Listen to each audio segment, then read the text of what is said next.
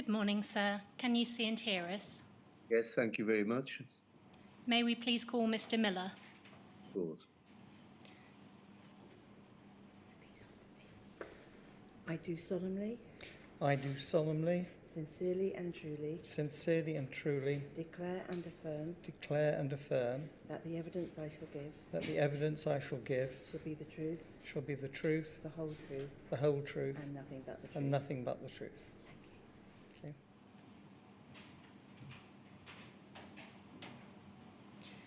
Could you confirm your full name, please, Mr. Miller? David William Miller. Mr. Miller, you have already given evidence in phase 2 of the inquiry and attended the inquiry for that purpose in October 2022. Thank you for coming back to the inquiry to assist it in its work in phases 5 and 6. As you know, I will be asking you questions on behalf of the inquiry. You should have a hard copy of the second witness statement provided by you to the inquiry in a bundle in front of you at the second tab. It is dated the 28th of February of this year. Do you have that? I do. If you could turn to page 16 of that, please. Do you have a copy with a visible signature? I do. Is that your signature? It is. I understand that you have a correction that you wish to make to this statement in light of recent disclosure. Would you like to tell us what that correction is? Yes, in paragraph 51, I make a statement about the impact programme, and disclosure this week has reminded me that I was in fact on that board. So I was on the impact board. With that correction made, are the contents of that statement true to the best of your knowledge and belief? Yes. For the purposes of the transcript, the reference for Mr. Miller's second statement is WITN 034-70200, and for completeness, the reference for Mr. Miller's first statement, provided for phase 2, which already appears on the inquiry's website, is WITN 034-70100. My questions today, Mr. Miller, will focus on the matters covered in your second statement relating to phases 5 and 6, although I may refer back to your phase 2 evidence where it is relevant to those phases 5 and 6 issues. Starting, please, with the roles you have held with the Post Office. You helped with this when you gave evidence in phase 2, but given that it was some time ago, I hope you'll forgive me for going over this ground again in brief. You joined the Post Office in 1970, is that right? Correct. You moved to Post Office Counters Limited in 1983. Correct. In 1995, you joined the Horizon Project. Correct. And that was as a deputy director at that stage. And you were appointed Horizon Programme Director in 1998, is that right? Correct. In phase 2, it was your evidence that you had delivered a nationwide project for the Post Office a few years before, but that you did not have a technical background, is that right? That is right. You say in your second statement at paragraph 3 that you left the Horizon Programme Director role at the turn of the year 1999. By that, do you mean 1999 into 2000? I do. Your oral evidence in phase 2 was that you left the role in early 2000, and it may be that a document we're going to look at later this morning will assist with the timings of that. You went from the Horizon Programme Director role into the role of Managing Director of Post Office Network, is that right? That's correct.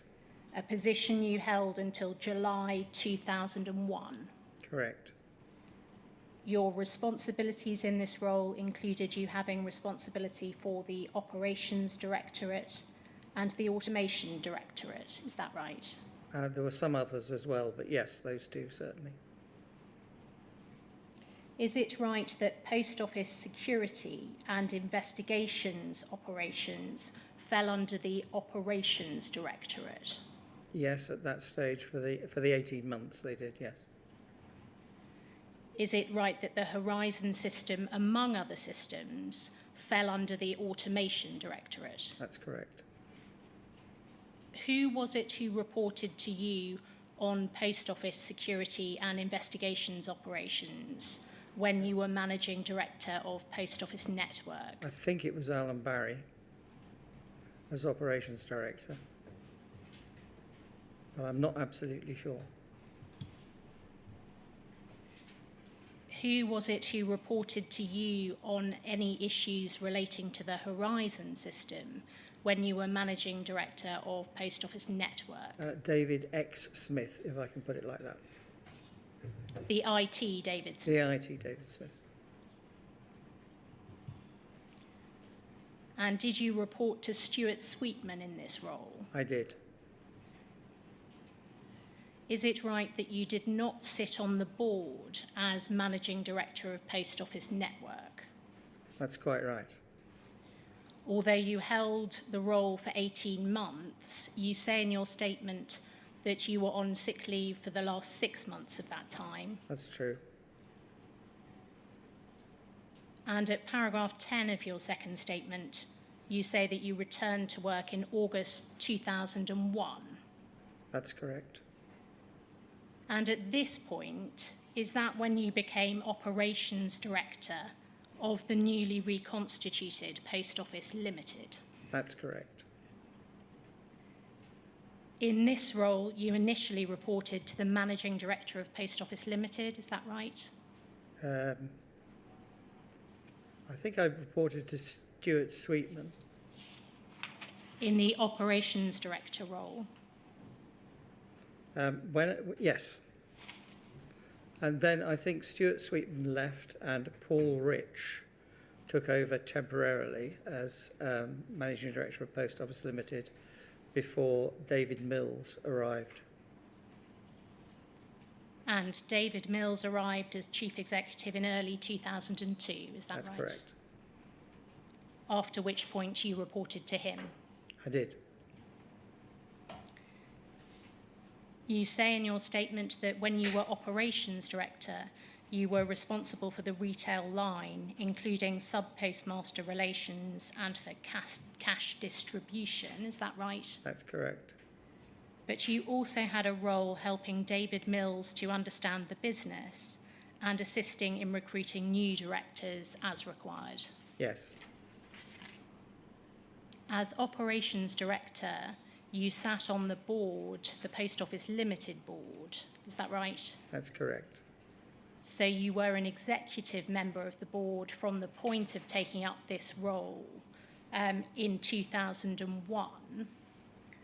Just to pin down the point at which you became a member of the board, you say in your second statement at paragraph 8 that you were a member of the board from November 2001. There appears to be a gap between you taking up the Operations Director role in August 2001 and that point. Is that right? Yes, there is. And why was that? I'm not sure, but it may be to do with the precise setting off of the date of Post Office Limited when it was reconstituted. You say in your second statement at paragraph 11 that as the scope of the changes needed became apparent, David Mills changed your job title to Chief Operating Officer. Are you referring here to changes needed to the business, to Post Office Limited? You say in that paragraph that you thought this happened in about 2004. I'd just like to look at some board minutes, please, from 2002, which was sent to you for the purposes of preparing your second statement, which might assist with dating this change in role to the Chief Operating Officer. Could we have on screen, please, POL 21479?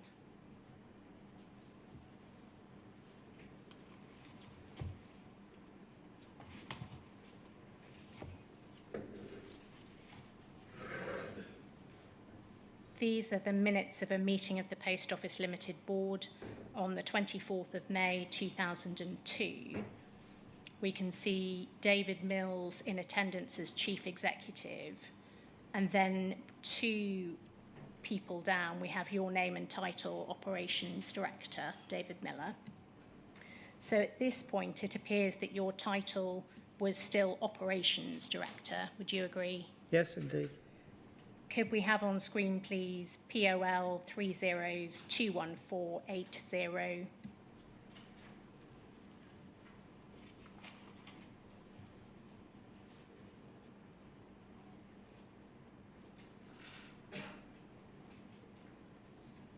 These are the minutes of the Post Office Limited Board meeting, which took place later the same year on the 26th of September 2002. Looking about halfway down the page, we see your name next to apologies. A little further down, please. David Miller, and your role described as Chief Operating Officer. It appears from this that you held the role of Chief Operating Officer by September 2002 rather than 2004. Yes, I would. I would go with the minutes, obviously. On the face of these minutes, there is no person listed as being Operations Director. Was someone else given the role of Operations Director when you became Chief Operating Officer, or was the role subsumed by the Chief Operating Officer? The role was subsumed. The board minutes the inquiry has seen suggest that by February 2005, Rick Francis had been appointed as Operations Director and was attending board meetings as well as you as Chief Operating Officer. Can you help with the circumstances of Rick Francis's appointment and the remit of his role? Yes, Rick Francis was recruited to run IT, so he was IT Director. But as David Mills reviewed responsibilities, he felt it would be beneficial if Rick took on some of my operations responsibilities, particularly cash. And therefore, my role was changed a little bit in order to accommodate that.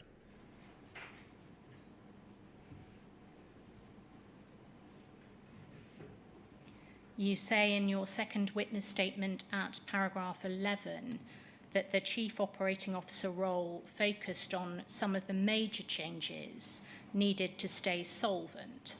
Is that for Post Office Limited to stay solvent? Yes, that's true. What was the financial position of Post Office Limited when you became Chief Operating Officer?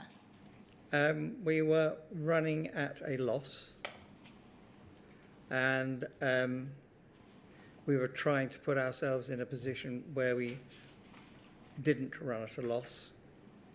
The complicating factor was that to run the rural network needed a subsidy from government, and there was a lot of work on what size of the rural network ought to be and how much money we would therefore require from the government to run it. What was your brief from David Mills as to the priority to be given to improving the financial position of Post Office Limited? My first priority was to do a project which was called Network Reinvention, which was in fact closing originally 3,000, I think in the end it was 2,500 of the non-rural post offices. The government had supplied a sum of money, 150 million, voted through Parliament to compensate sub-postmasters, and it was a question of working out where the people were who wanted to go, where we needed post offices, and trying to make a best match of the two. You say that the Chief Operating Officer role focused on these major changes in relation to staying solvent. Were you briefed by Mr. Mills on any other priorities for you as Chief Operating Officer when you took up the role? No, he focused very heavily on the need to get the company into a solvent position. So that was the overriding priority at that time? Yes, it was. You say in your statement that you reported to David Mills until he left the organisation in late 2005, is that right? That's correct. And when he left, you became temporary managing director of Post Office Limited for a 2 to 3 month period until Alan Cook arrived as David Mills' replacement. Yes, it was until Alan Cook arrived, whatever that period was. You then reported to Alan Cook until you retired on the 28th of July 2006, is that Correct. right? Presumably reporting to Alan Cook as Chief Operating Officer once again. Correct.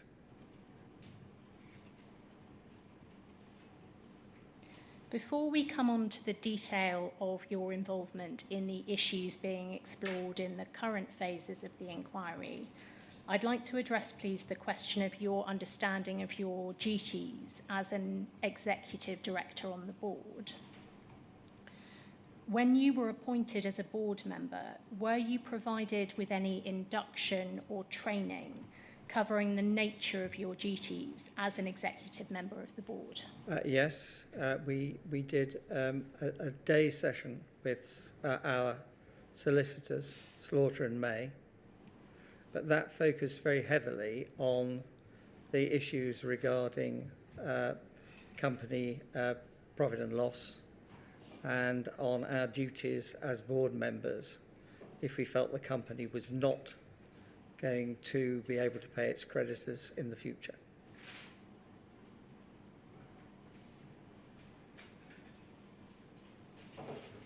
What was your understanding of the board's accountability for the oversight of operational performance? That we were responsible for that. What did you understand your accountabilities to the Chief Executive Officer to be when you were Operations Director and then Chief Operating Officer? I was responsible for the areas that I had been allocated for. I was responsible for whatever targets were agreed between me and the Chief Executive. And I was responsible for no, I think that's it. Sorry. Would you agree that the identification, analysis and management of risk is central to running a company? I would. Do you agree that it is a vital area of board oversight and of fundamental importance? Yes. Do you agree that identifying, analysing and managing risk was a fundamental part of your executive responsibilities? Yes. Would you accept that in order to discharge your responsibilities in relation to risk, both as an executive and a board member, you needed to be proactive and curious about possible risk areas? Yes. Where you identified a risk when carrying out your executive role, what were the mechanisms in place for you to raise that risk, first with the CEO and second with the board? I've had one-to-ones with the CEO, and I would expect risks that I identified to be raised there. But that the board had a risk register, and there was a process by which actually anybody in the company, certainly board members, could put items on the risk register. These would then be assessed by finance, and then they would appear on a regular basis on the risk register as a risk defined and what mitigation action was required. Do you consider that the culture at the Post Office was supportive of executives reporting concerns about risk to the CEO and the board? Yes. Why do you say that? Just that it wasn't just the CEO, it was Sir Mike, who the inquiry has seen, set up a risk committee, and he was keen that we should be looking across the areas and identifying risk, as well as David Mills. So it wasn't just at CEO level, it was at chairman level as well.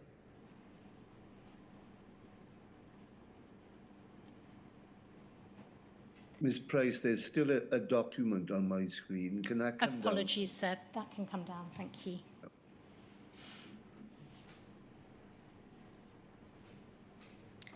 When you were in directorship roles, was your remuneration fixed or performance-based? Largely fixed, but there was a performance element in it. How was your performance measured? There would be targets agreed at the beginning of a financial year, and then those targets would be reviewed with the chief executive at one-to-ones throughout the year, and at the end of the year, conclusions would be made as to whether targets have been met or not. Targets for what? Costs of running the business, some targets for feedback from staff on what they felt about the business. I'm sorry, time is not helping me here, but there are a number, is all I will say. Oh, I'm sorry, things like quality of service in terms of, particularly at direct office counters, was an issue that was fairly big. Did you receive bonus payments whilst you were in any of your director roles? I did. How was the level of bonus payment determined? That was done, I think there was a remuneration committee, but that seemed to be taken, decisions on that seemed to be taken outside the main board.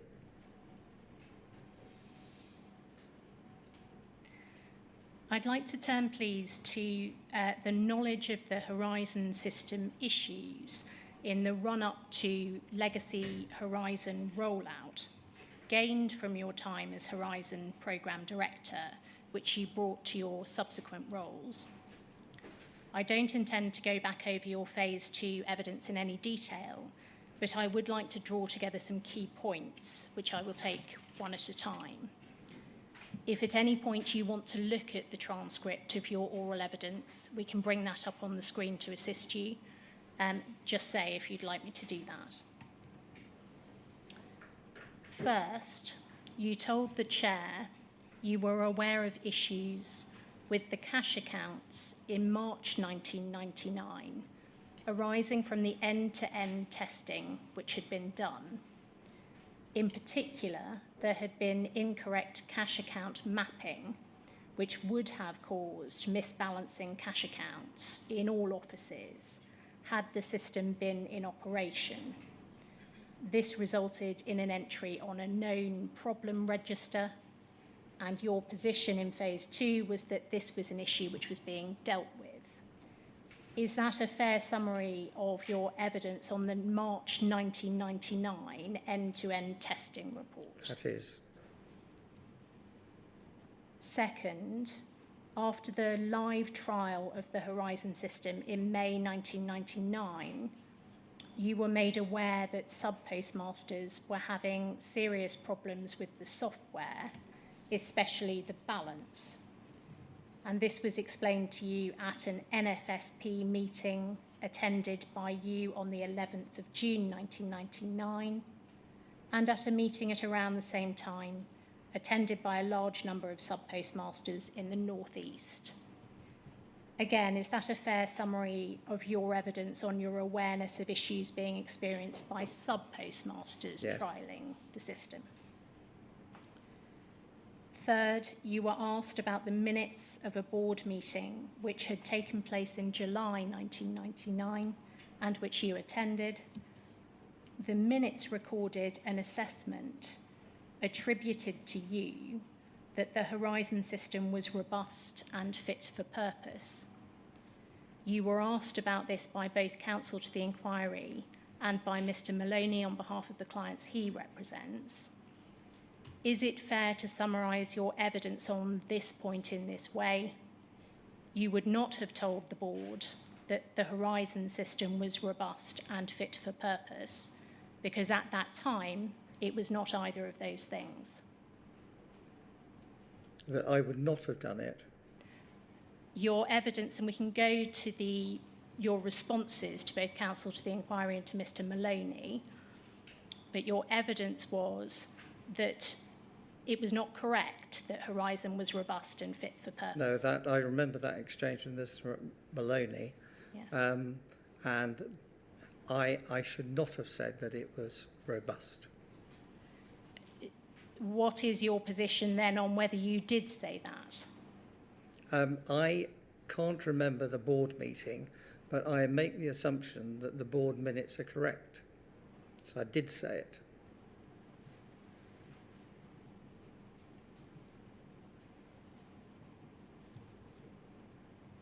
Sorry, Mr. Miller, I want to be clear about this. You don't actually remember what you said. You are prepared to assume that the board minutes are correct. And if they were correct, you should not have said what is recorded.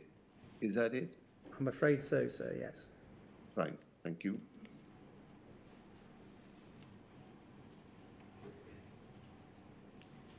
Fourth, in August 1999, there were ongoing concerns about transactions being completely and accurately recorded, in particular those raised by acceptance incident 376, which had not been resolved by the time you left the Horizon Programme Director role.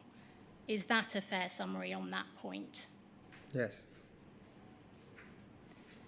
There are just two documents I would like to go to from the final months before you left the Horizon Programme Director role, given their importance. Could we have on screen, please, POL 30090839?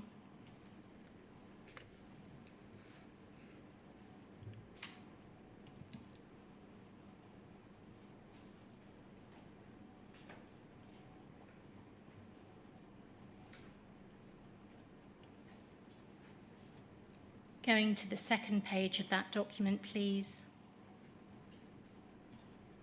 This is a letter to you dated the 23rd of August, 1999 from Ernst & Young. And scrolling down a little, please. You see here, dear Mr. Miller, Horizon acceptance testing. As auditors of the Post Office, we have been asked by Post Office Counters Limited to provide you with our views in respect of certain accounting integrity issues arising from tests performed by POCL on Horizon data in the live trial. We have not performed any validation of the issues or testing of the data. Our views expressed in this letter are based on information provided to us by Post Office Counters Limited resulting from their tests. This letter is not intended to provide any assurance over any data in the live trial or over any results arising from tests of such data. The live trial is limited to 323 outlets. And the next paragraph, the following issue, as described to us by Post Office Counters Limited, gives us concern as to the ability of Post Office Counters Limited to produce statutory accounts to a suitable degree of integrity. We understand that Post Office Counters Limited has a trip high to this matter. Incident 376, that's acceptance incidents 376, and a reference to data integrity. And the last sentence there, at present, this control test is showing discrepancies in that certain transactions do not record the full set of attributes, and this results in the whole transaction being lost from the daily polling. We are also informed, the paragraph below, that an incident has also occurred where transactional data committed at the counter has been lost by the pathway system during the creation of the outlet cash account and has not therefore been passed to TIP in the weekly cash account sub-files. Both types of incident result in a lack of integrity on each of the two data streams used by Post Office Counters Limited to populate its central accounting systems. We understand that the cash account data stream is the primary feed for Post Office Counters Limited main ledgers and client reconciliation processes. Just going over the page, please.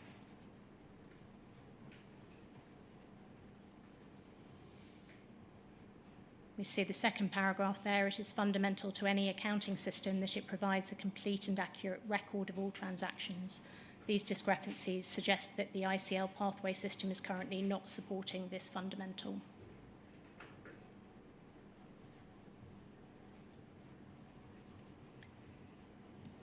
On the first page of this letter, please, going back to that first page and scrolling up, there are some handwritten annotations from someone with the initials DWN. Is that you? That is. And you say this: please ensure that these issues are fully addressed during the remaining acceptance process. Keep me in touch. And 1 and 2, 2 appears to be Keith Baines. And can you help with who the first recipient of your comments is? That's right. Who is the first recipient there? Bruce McNiven, I'm sorry, and he was a deputy director of the programme. You accepted in phase 2 that this assessment by Ernst & Young and the potential implications for the company accounts was very serious indeed. Yes, could I just say, though, that we, Stuart Sweetman and I, Stuart Sweetman was my boss and on the board of Post Office at the time. He was the sponsor of the project. We discussed what our relationship ought to be with the auditors, when we ought to start informing auditors about what we were doing. And this was part of the process to get Ernst & Young, who are our auditors, on side and understanding what we were doing. So when they came to audit things, they would have had forewarning.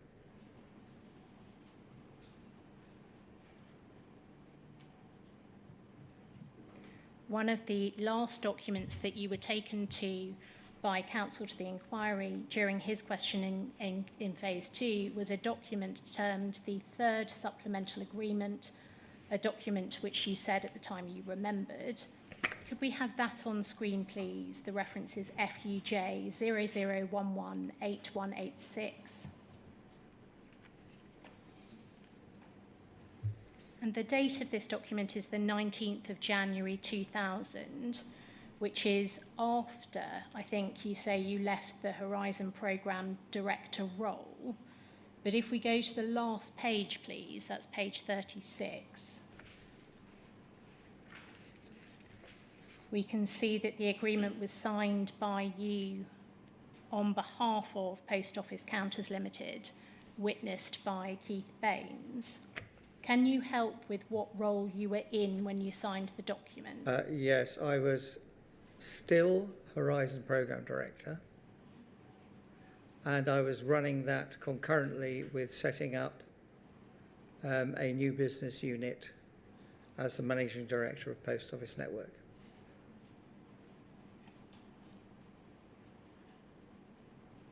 How long were you running those two roles concurrently? Until David Smith was appointed as the Automation Director.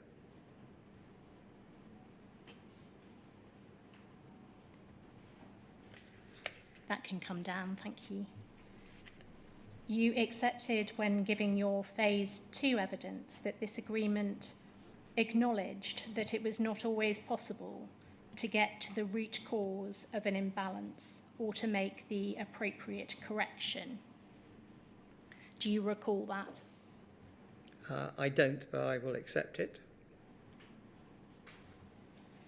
Could we have on screen, please, Mr. Miller's second statement again? The reference is WITN 034700200, and it's the second page of that, please.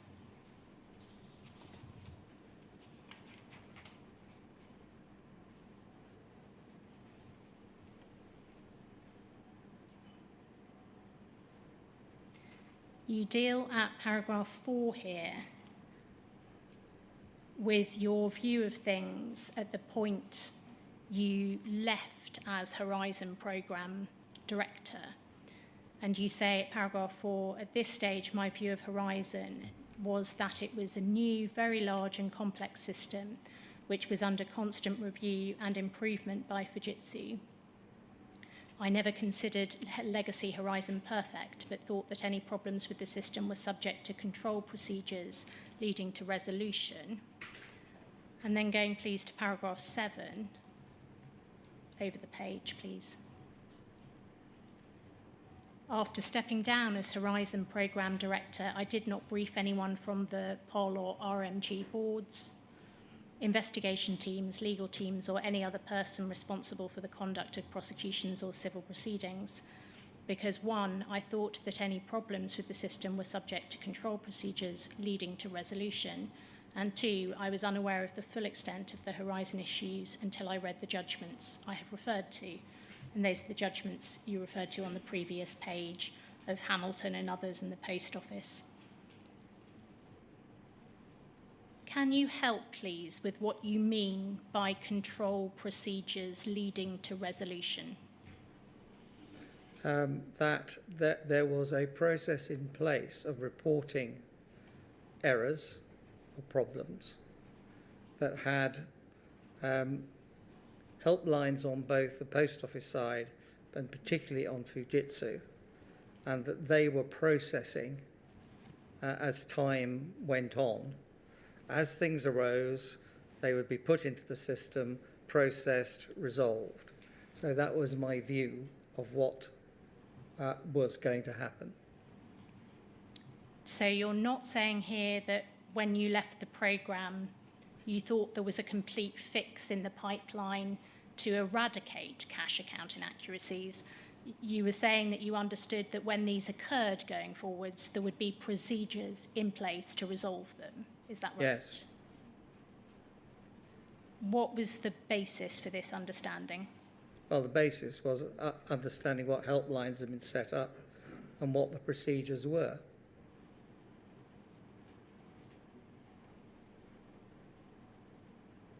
When you say at paragraph 20 of your second statement that you believed that issues were being addressed going forwards, is this another reference to your understanding there would be control procedures in place? It is, yes. That document can come down now, thank you.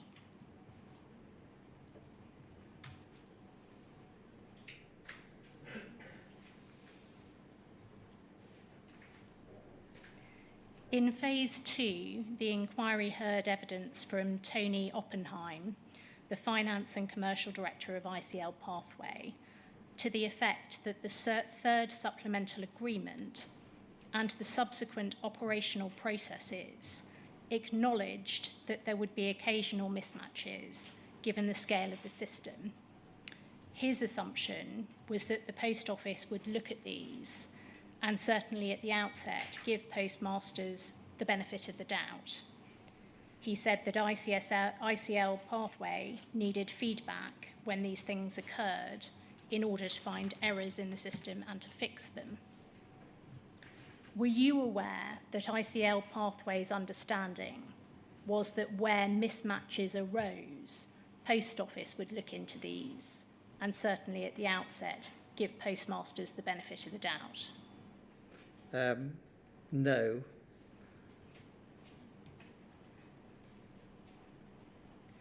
Could we have on screen, please, FUJ 3098040?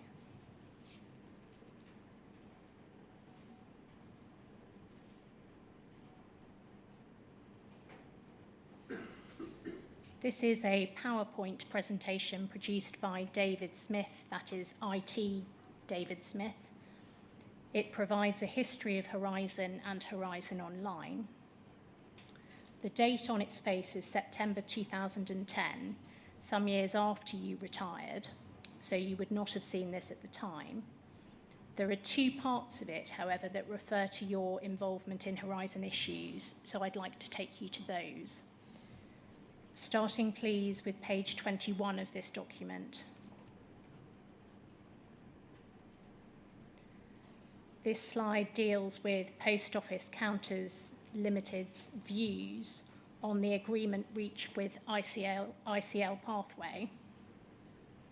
And it reads, the leaders at POCL felt they had been shafted by a government pathway stitch-up, whilst the group board signed up to the deal, brackets Sunday afternoon in the CEO's kitchen. Next point, they did so with a gun pointed at their head, sign this or all other things you want you can forget. POCL felt stuffed by Pathway with terms that were imposed.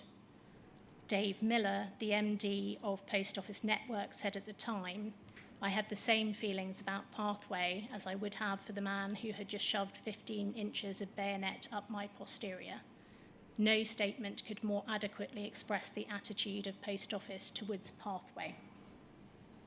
Do you recall making the comment, which is in quote marks there? Absolutely not. Are you saying that you didn't make that comment? I didn't make that comment.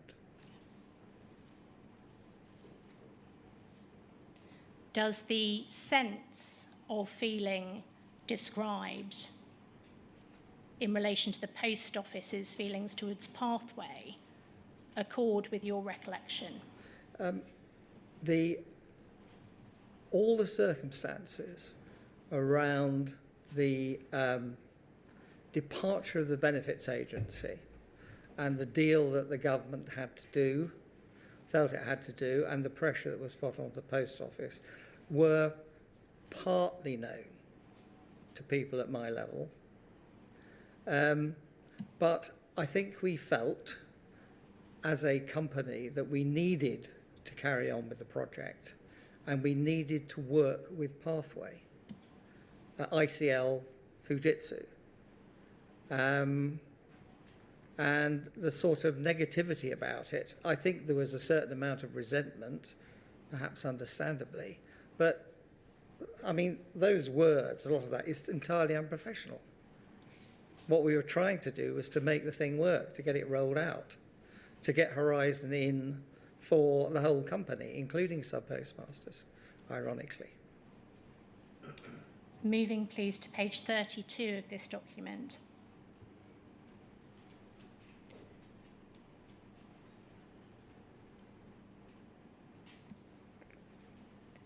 This slide covers the pilot and the rollout. Then over the page, please, we have this. In parallel, Dave Miller, PONMD, and Mike Stairs, who headed up Pathway at this time, resolved to improve the relationship. And there are a number of things listed there. Series of workshops with a facilitator to better build relationships between the parties. The success of the rollout and the development of CSR Plus helped create more trust between the parties. However, the relationship was still crusty. Post Office wanted its pound of flesh. Do you make Pathway hit SLAs for which there was no business impact if they were missed, but which gave Pole the right to terminate if they were not met within a given time frame? Just looking at the content of this slide, does this reflect you having some continuing involvement in the Horizon programme when you were managing director of Post Office Network? Yes, in the sense that I wanted us to work with Pathway in a constructive way to get things done. And so that would be true. But this document that I have been shown before, it had no official position with regard to anything that was done by Post Office Network. This was written by somebody in 2010. So there are some elements of truth in this document, but there's an awful lot of writing it up for the purpose of, if you like, the ego of the person who wrote the document. Could we have on screen, please, WITN 059700123?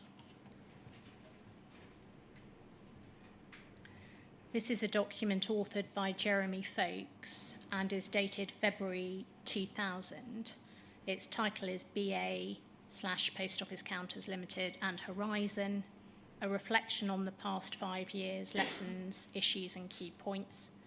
Going to page 2, please. The introduction explains the purpose of the document. During the last 5 years of the various incarnations of the BA, POCL and Horizon programmes, there has been a considerable turnover of staff within the POCL team, leading at times to a lack of continuity and certainly a loss of key knowledge and accumulated wisdom. This document in the next paragraph is intended to help mitigate the effect of the loss of a further batch of staff. It evolved from the concept of producing a general brain dump document in addition to more usual formal handover for work in progress and the like. This document has been produced for Dave Miller, the Managing Director of Post Office Network Unit, the business unit which owns Horizon on behalf of the Post Office. Do you recall receiving this document at the time it was produced for you? I recall asking him to do it. Section C of this document covers future risk areas. Going to page 21, please.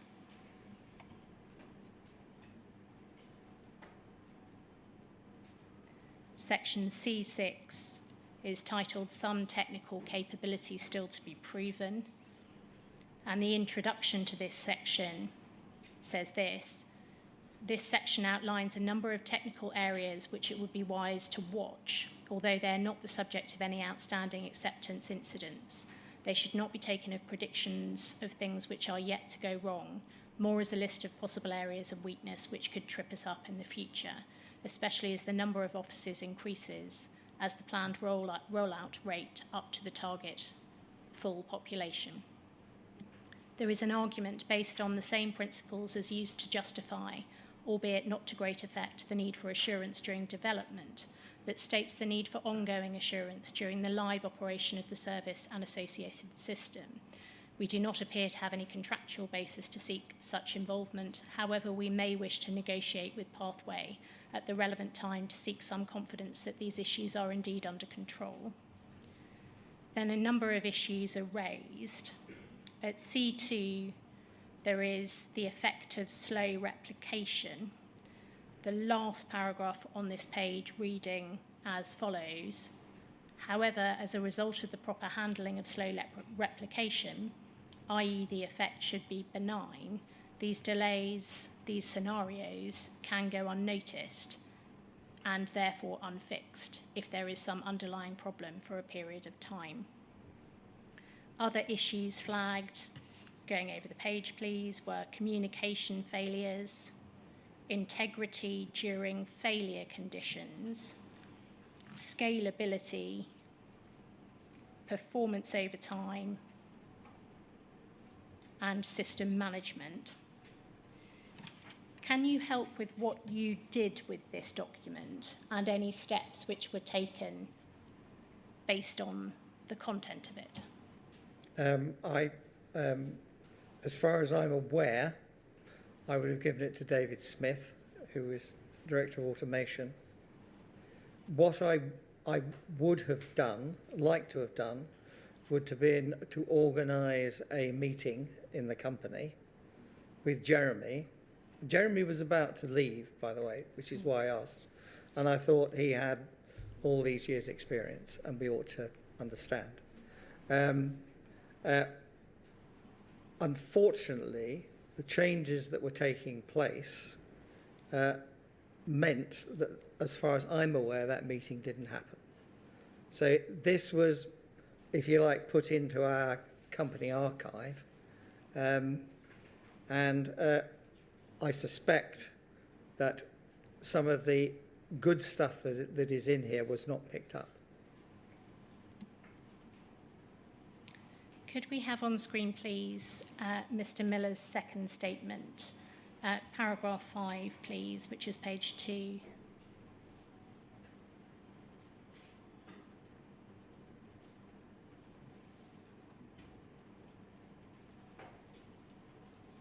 You say here, I did not have any involvement with oversight of such issues.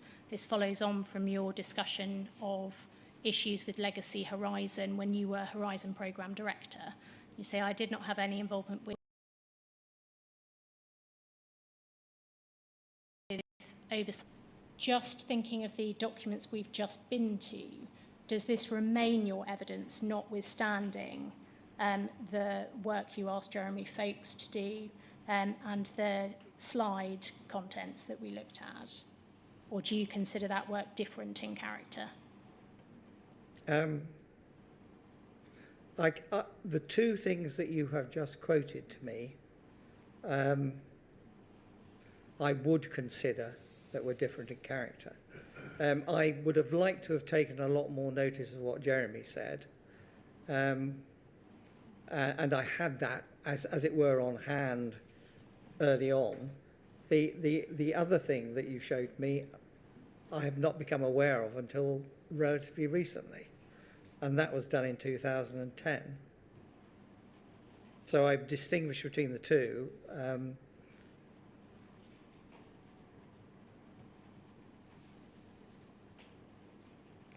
Turning them, please, that can come down, thank you. Turning them, please, to criminal investigations and prosecutions. When did you first become aware that the Post Office criminally investigated and prosecuted postmasters for criminal offences arising from alleged shortfalls in branch accounts? I became aware of what the Post Office did in terms of prosecutions in 1970 when I joined the company, and we had a session with the security part of the company, the Post Office Investigation Division, for management trainees, and they made it very clear that that was something the company did. They were talking primarily then, because I was in Royal Mail, about Royal Mail, but they did say that this applied to sub-postmasters.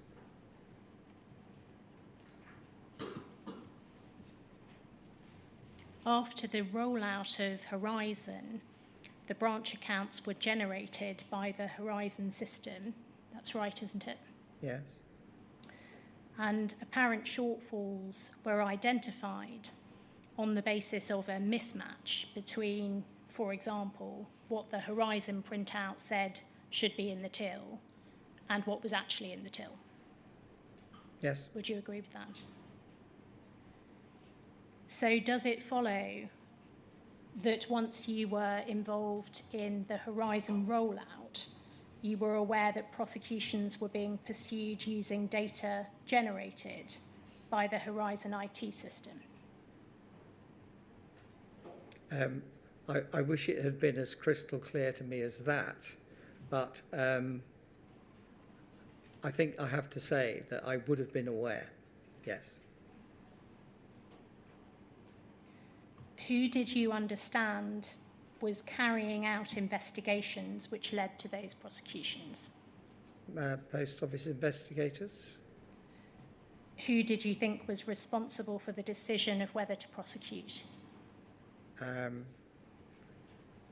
Some of this is what I have learnt through my attention to this inquiry, but there was a mix between our lawyers and the Post Office Investigation Division in terms of who would decide about prosecutions. Did you know that at the time, that it was a mix between the lawyers and the investigations? Well, I think when I say a mix, I think this varied over time. From what I've heard, I think this varied over time. with sometimes the lawyers being in charge, sometimes the investigators being in charge, and I probably wasn't as aware of that position at the point in time you are talking about. What did you understand the role of Royal Mail Group's criminal law team to be in relation to prosecutions? They were, as far as I was concerned, they were the criminal law team of the company. Post Office Limited did not have a lawyers. It used group lawyers, and they were the people who actually made the decisions, gave the advice, and so on.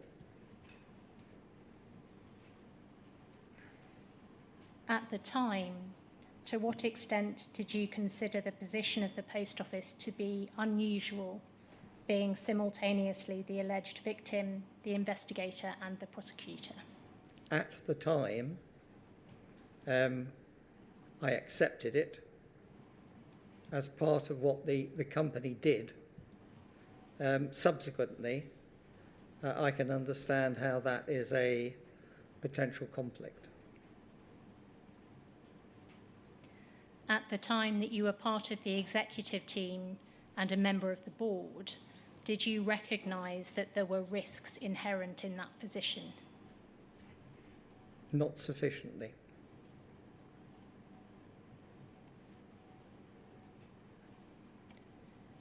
Do you accept now that these were foreseeable risks?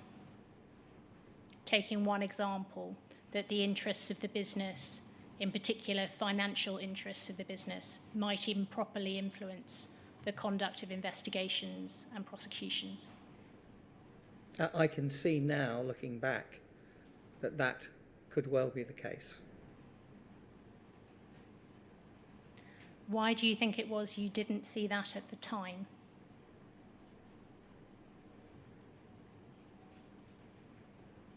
I think, and you know, this is hard. I think, having come through a system where the investigation division and the legal division had always acted in an autonomous way, I think it was very difficult to see through that at the time.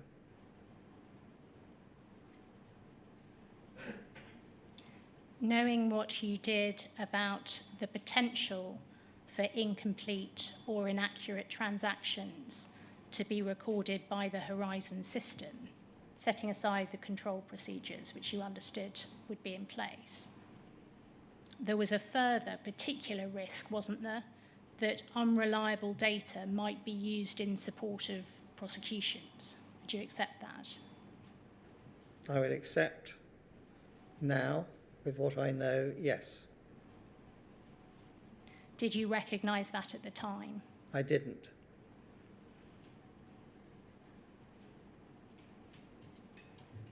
Do you think that is a risk that you should have recognised at the time? Looking back from here, yes. Was this a risk that the board as a whole identified at any point before you retired? Not as far as I'm aware. You referred twice in your statement to your working relationship with Tony Marsh, who was the Post Office Limited Head of Security, at paragraph 14 and at paragraph 55. Could we have paragraph 14 of Mr. Miller's second statement on screen, please? It is page 5.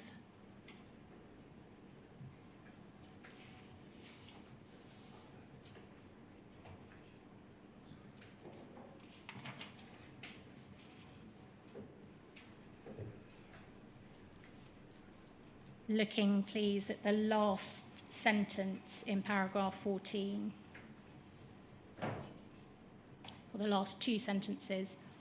I have no memory of a POL RMG problem management team. I think that refers to the part above. Apologies.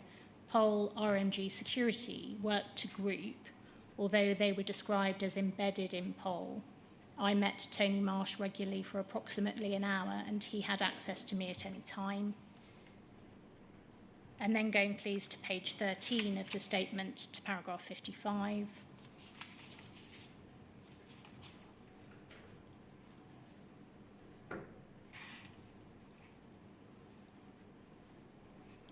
You refer to a document there, and we'll come on to that. Tony Marsh worked for the Group Security Director with a dotted line to me. He was designated Head of Security in Pole. I met him regularly, and he had access to me at any time if I was available. I had a good working relationship with him, and I trusted him. The document you refer to here are the minutes from the Post Office Limited Board meeting on the 20th of August 2003. The regular meetings you had with Tony Marsh, the ones you refer to in those paragraphs we've just looked at, did these start when you took up the role of Operations Director in 2001, or was it later? I honestly can't remember. But there is still some confusion in my mind, because Tony Utting, who was he was familiar to this inquiry, he had a line of reporting in the finance function. So he worked, according to his testimony, through to Rod Ismay, who worked for Peter Corbett. During the time when Tony and I worked together, he actually worked for the Group Security Director with what was known as a dotted line to me. So it was a confused situation looking back on it.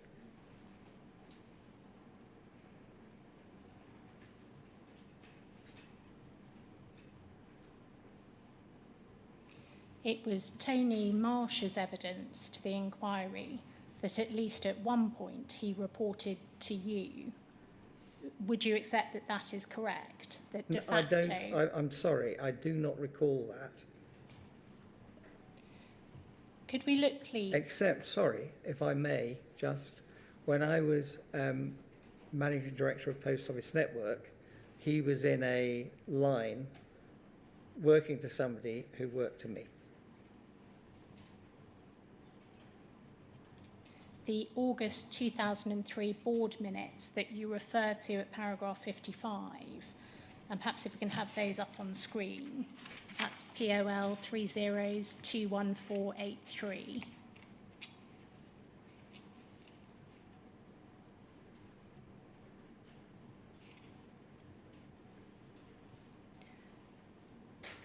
Looking at page 8, please.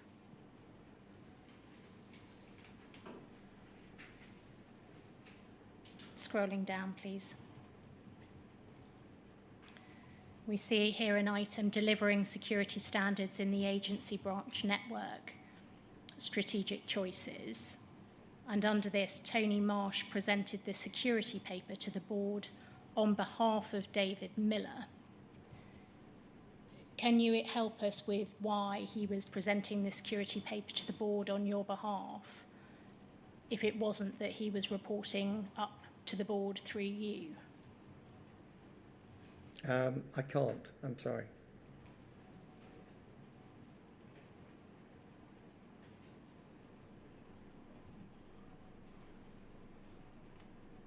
Ms. Price, am I right in thinking that Mr. Miller was present himself? Yes, sir. If we can go to the first page of that document. So does that jog your memory, Mr. Miller? For some reason, Mr. Marsh is making a presentation on your behalf.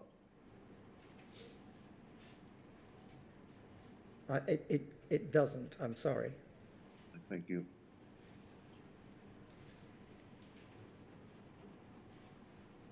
Setting aside the strict reporting lines, the activities that were conducted under the remit of Post Office Head of Security would have fallen under operations, would they not? Yes. And those activities included criminal investigations and to the extent that the security team had involvement in prosecutions, their involvement in prosecutions brought by the Post Office. So can I just question that? Because Tony Utting's evidence, and he was head of investigations, was that, as I said, he worked through the finance line. Well, it may be that we can't bottom that out through your evidence, and the chair has the evidence from Mr. Utting and others who were involved in prosecutions over the years. But taking a step back, the activities under Tony Marsh, which certainly included criminal investigations, we've already agreed that those fell under operations. So was that why you had regular meetings with Tony Marsh?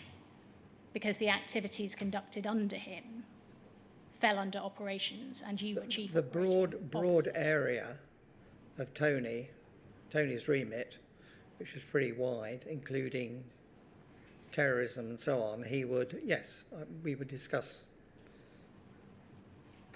on a regular basis. Can you help with, I think you weren't sure when your meetings with Tony Marsh started, but did they continue until your retirement, accepting? Yes, they did. Accepting the period you were temporary managing director? Yes. And how regular were your meetings with Tony Marsh? I either monthly or 3-monthly. And those meetings lasted around an hour? Yes. How soon after you started meeting with Tony Marsh did you first discuss Post Office criminal investigations and prosecutions? Can you recall? I can't recall. Do you remember discussing those activities with him? I don't remember discussing any detail of those with him. Did you discuss with him your knowledge of the history of Legacy Horizon, including the issues relating to inaccurate cash accounts, which were still being addressed when you left the programme director role? I don't recall doing that. You don't recall doing so, or you didn't? I don't recall doing so.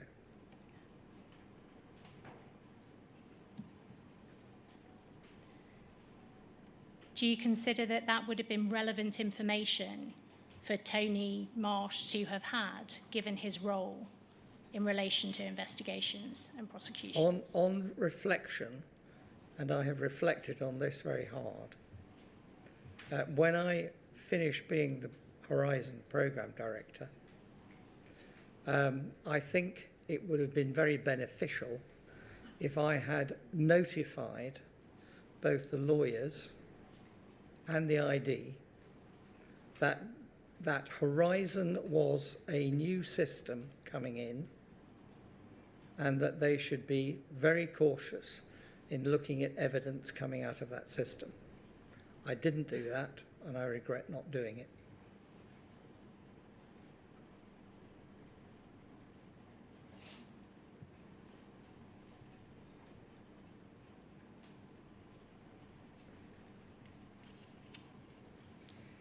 It was Tony Marsh's evidence to the inquiry in July of last year that no one ever suggested to him that there were system faults and that investigators like him had absorbed a very strong belief from the business that the Horizon system was robust. Where do you think he and his investigators gained this very strong belief from? I think there was, it depends on what time frame you're talking about. If we cover just the time frame between you starting as operations director until your retirement. Yes. I was unaware of ever putting out any messages that Horizon was infallible. So I'm in the early days, I'm not clear where those messages were coming from.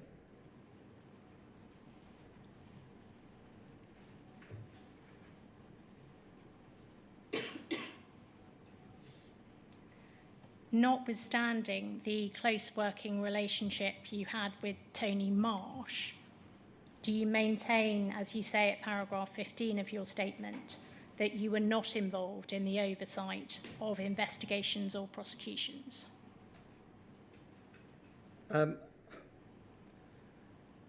I do, and I go back to the evidence about Tony Atting and where he worked for, and he was head of investigations.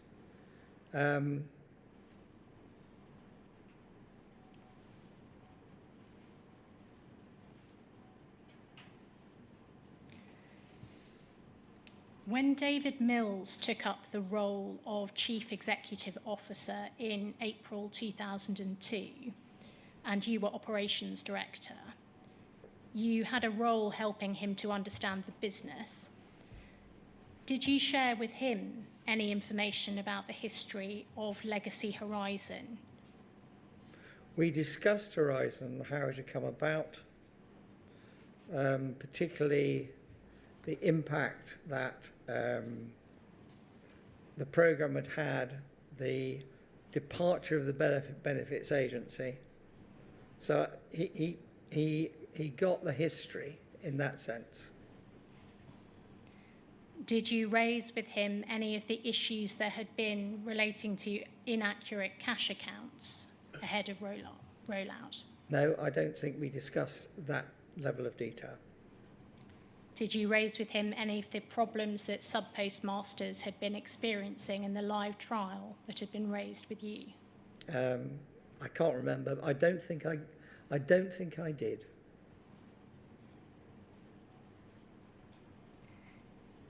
You covered in your phase 2 evidence another acceptance incident relating to training. Did you raise any training issues that had arisen? Yes, we had discussed that, and I think he picked that up in talking to sub-postmasters when he was out in the field anyway, and probably took some action on that.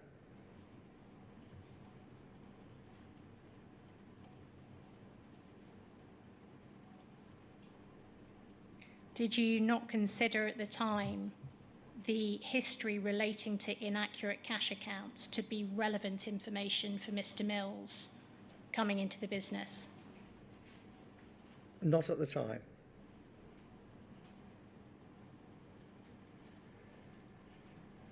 Do you recognise that to be important information he should have had now?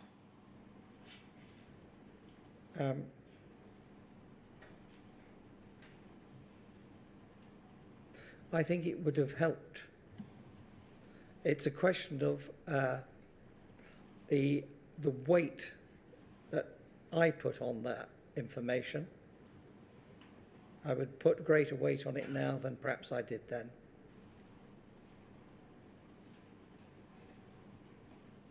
And why is it that you would put greater weight on it now than you did then? Because of everything that we've learned over the past 2 or 3 years. Could we have on screen, please, POL 3021482?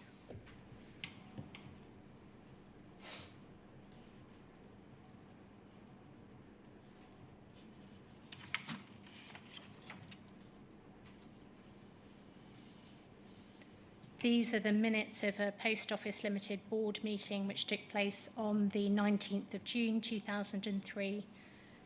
You were present in your role as Chief Operating Officer.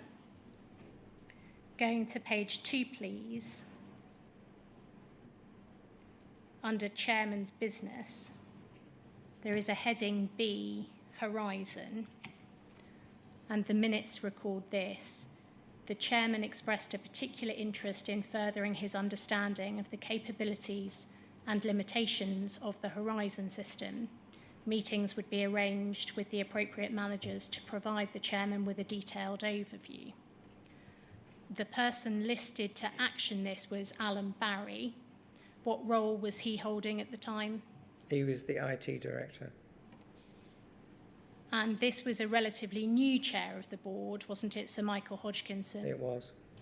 And he was expressing an interest in the capabilities and limitations of the Horizon system. Did you offer any information on the history of the introduction of Legacy Horizon at this meeting? Not at this meeting, no.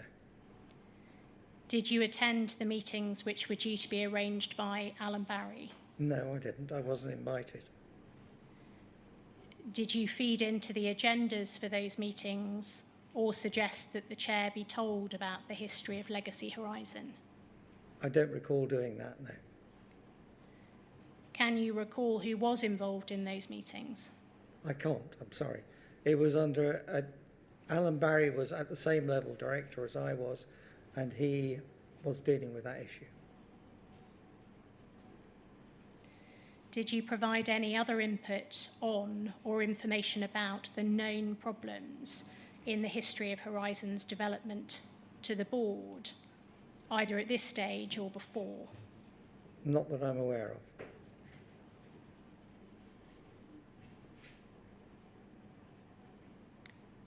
Was it not relevant information for the chair and the board to know that there had been weaknesses and faults identified in the process of getting Horizon to roll out? Yes, that was known within the IT directorate.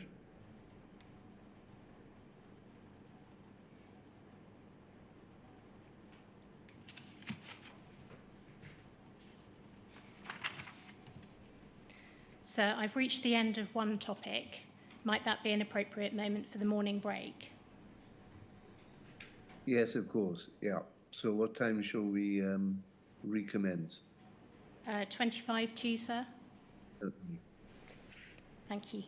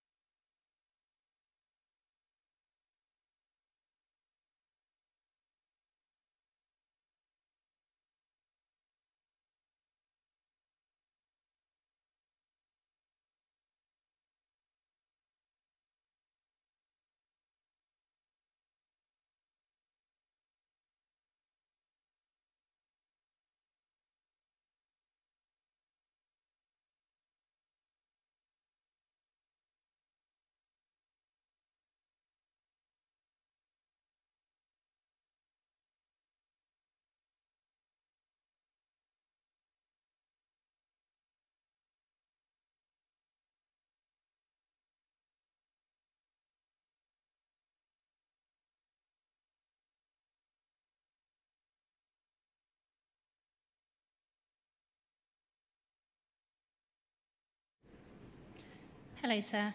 Can you see and hear us still? Yes, I can. Mr. Miller, I'd like to turn, please, to reports you received when you held director roles of sub-postmasters experiencing problems with Horizon, including unexplained shortfalls and attributing shortfalls to the Horizon system. Starting, please, with POL 93084.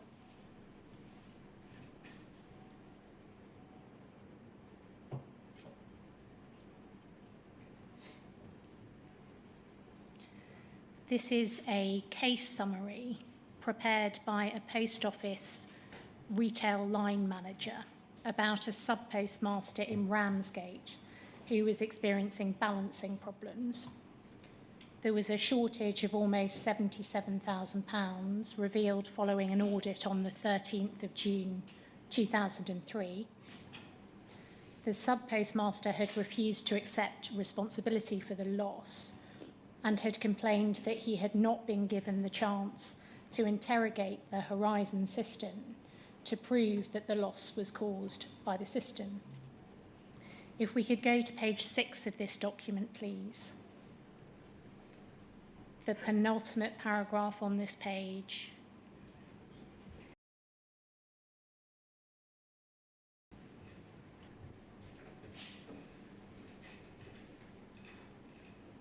So at paragraph 7, just above that paragraph, we can see some explanation by the retail line manager of a process that had been adhered to. And then underneath those points, further to this, the paperwork has been reviewed by Rhea McQueen and then by Dave Miller, Chief Operating Officer, following a flag case complaint from Mr. Andrews' constituency MP, and all was found to be in order. Indeed, Mr. Miller emailed a response to this effect to Mr. Andrews on the 10th of July 2004, in which he stated, "The agreed processes have been followed in this case, and I can find no evidence to support your allegations of unfairness." Do you have any recollection of this case now? I have read and reread this since I got it last week. And I cannot recall this case. Sorry, genuinely, I can't recall. And I know I'm referred to in here as being part of this. How regularly were you involved in responding to complaints, whether addressed directly to you or reaching you via an MP? Not a lot, because there would be some sort of flag case office where those would be dealt with. I don't know why I was involved in this particularly. I'm really sorry, but I just don't know. Does it follow that you can't help with whether you had any concerns about the nature of this complaint at the time? Well, I have to say, having read it, I have serious concerns, because I think somewhere in here there's the line, which is that system was wrong, and I think that's featured here, and that's unfortunate. Do you think that you had concerns at the time? I know you can't remember this particular case, but if you'd seen it at the time, would you have had the same concerns you have now? No. Why not? Because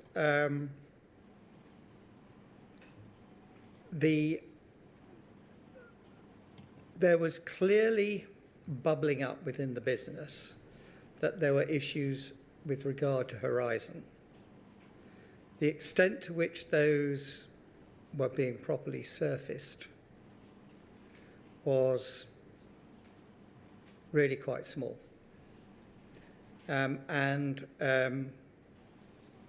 I mean, it says I have reviewed this, I have reviewed the particular thing that says he couldn't prove that Horizon was wrong and accepted that. And, you know, that is clearly an error. Before you go any further, the expression "a flag case complaint" in that paragraph that Ms. Price took you to, it may be my fault, but I don't think I recall that precise phraseology previously. Can you explain what a... Yeah, normally, sir, it's from an MP or somebody, but normally an MP, and there is a process for dealing with those. There would be a person whose responsibility it was within the business to deal with those, to deal with the process, to make sure the paperwork was done. It would get priority. So in other words, a complaint which is taken pretty seriously? Yes. Or should be? Yes. Right. Sorry, Ms. Price. Not at all, sir. Could we have on screen, please, NFSP 50298?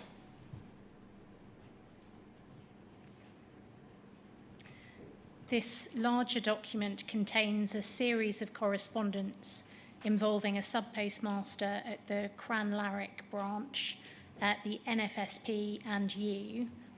The sub-postmaster's letter appears on page 8 of this document. Could we go to that, please?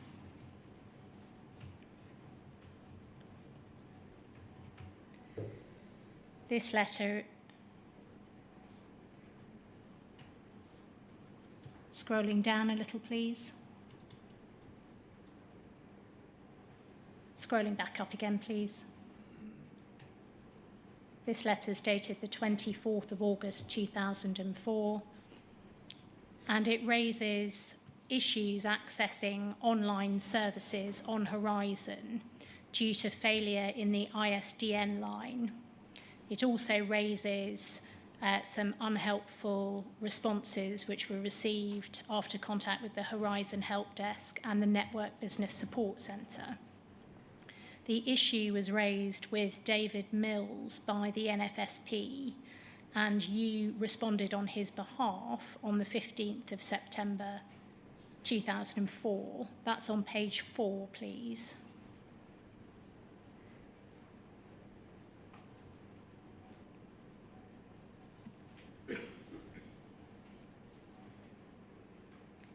And we can see here, thank you for your letter of 2nd of September addressed to David Mills. Overall, Horizon Systems availability is good. There are nevertheless issues which we have under active review, and I will update you on these as we make progress. Our online systems continue to perform within expected parameters, and these parameters have been set in line with industry standards. For example, the service availability that we have planned and deliver for banking and e-top-ups is in line with that provided by the banks and other retail outlets. Understandably, there is a perception that the problems are on the increase. This is because over time, the number of branches that have experienced a problem has, as you would expect, increased. And as the volume of online business has increased, the impact of failures has increased.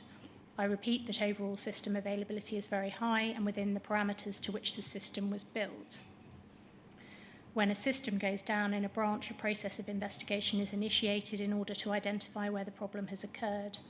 The problem could be with the equipment within the branch, within the telecommunications network, within Horizon, or within a number of back-end systems provided by banks, mobile phone operators, and our debit card service provider. Once the point of failure is identified, the appropriate supplier can investigate the problem and, having diagnosed it, provide an appropriate fix. It is not possible when an incident occurs to give precise information about time to fix ahead of understanding where the problem lies. Of course, in some instances, the source of the problem is obvious and it's possible quite quickly to indicate time to fix, but in other instances, diagnosis can be protracted. Going back to the first paragraph, can you help with what the issues which were under active review were at this time? I think the issues, this is, as I recall, about the ISDN lines, which were the basis of the network at that time. And there was variable performance. If people were at the outer reaches of the ISDN network or in a particular difficult location, problems could occur, and fixing those problems could take longer than it ought to. And sub-postmasters rightly got very fed up when they couldn't connect, they couldn't do online business, and there was a queue out the door of people who were customers who were very unhappy. So I think that would be my view of what primarily this was about.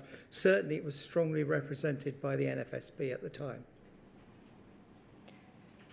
You will recall from the document which Jeremy Folks authored in February 2000, the section relating to unproven technology when it came to integrity during failure conditions. Did you recognise at the time any risk that there might be an impact of system failures on SPMs in terms of the integrity of accounts data when these issues were raised? I don't think that was front of my mind at all. Would you have expected a root cause analysis to have been done by Fujitsu in these circumstances? I think that would have been very helpful. As far as you're aware, was there any investigation, whether by the Post Office or Fujitsu, as to any impact on the integrity of the data, the accounts data? I'm not aware.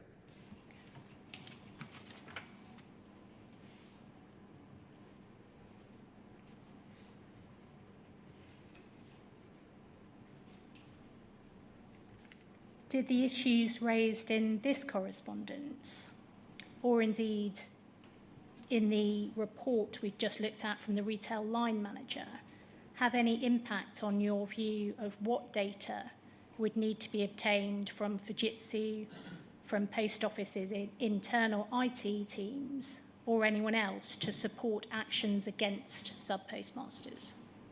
No. That can come down, thank you. Turning, please, to the civil proceedings brought by the Post Office against Julie Wolstenholme and the settlement of those proceedings. You deal with this at paragraphs 57 to 61 of your second statement. Is it right that this case first came to your attention when Ms. Wolstenholme was challenging her employment status in 2001? That's correct. But at that stage, you say you were not made aware that Ms. Wolstenholme was challenging the Horizon system. Is that right? That is right. Just what she was doing would be considered by me and others to be a threat to the whole. If she was wanting to change the sub-postmaster's contract and challenge that, that would be a significant challenge to the business model. So that would have been, when I say that, I mean that it would have changed the economics of how we ran the business if she had won her case. Could we have, please, page 14 of Mr. Miller's second statement on screen? Paragraph 59.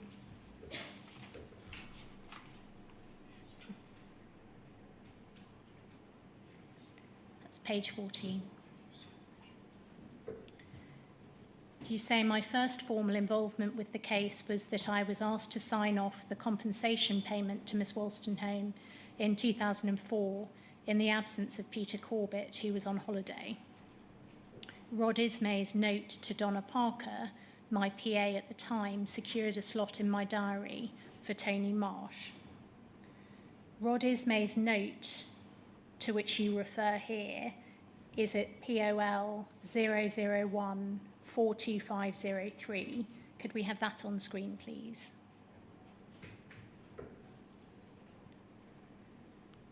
This is the email from Rod Ismay dated the 26th of July 2004. What role did Rod Ismay hold at this time?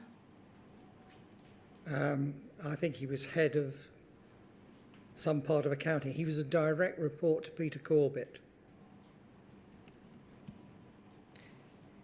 So he's one step below the board. And the Donna Parker here, that's your PA, is that right? That was my PA, yeah. She was my PA, I'm sorry. Presumably she would have forwarded on to you the email she received, along with any attachment. Is that right? Yes, I think she would. We can see the email was also sent to Mandy Talbot, Tony Marsh and Carol King. Do you remember Mandy Talbot? I am aware of Mandy Talbot from this inquiry, not previously. Does it follow that you did not have much contact with Mandy Talbot? I didn't, no.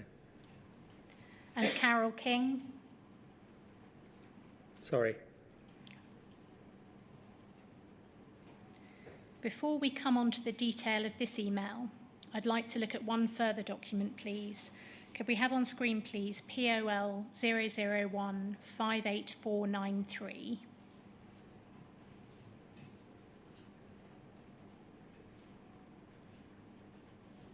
This is an email dated 19th of May 2004 from Keith Baines to David Mills, the Chief Executive Officer, copied to Claire Wardle, Carol King and Ian O'Driscoll. Can you recall Claire Wardle or Ian O'Driscoll at all? I don't recall Claire Wardle. I recall Ian O'Driscoll's name, but that's about as far as it goes. The title of the email is Action from Your Visit to the IT Commercial Team Meeting. And the email reads as follows. David, you asked who in Post Office was instructing the lawyers in the case referred to in the following risk on the IT register. Damage to reputation of Post Office and potential future financial losses if PO loses court case relating to reliability of Horizon accounting data at Cleveley's branch office. The instructions have been provided by Carol King in transaction processing. The case was being handled by Jim Cruz in legal services.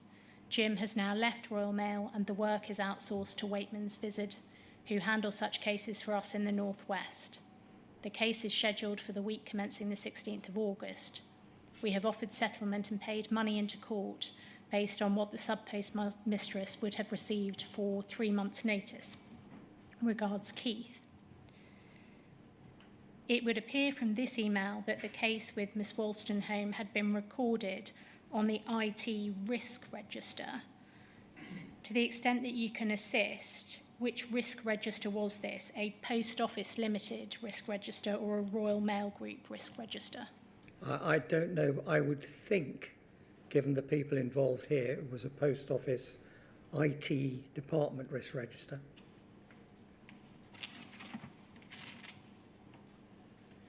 Were you aware that the case was on the IT risk register when you became involved? No. Did you have access to the IT risk register? No. How was the board kept updated about what was on the IT risk register? The IT risk register should have fed upwards to the board risk register as felt appropriate by the IT director.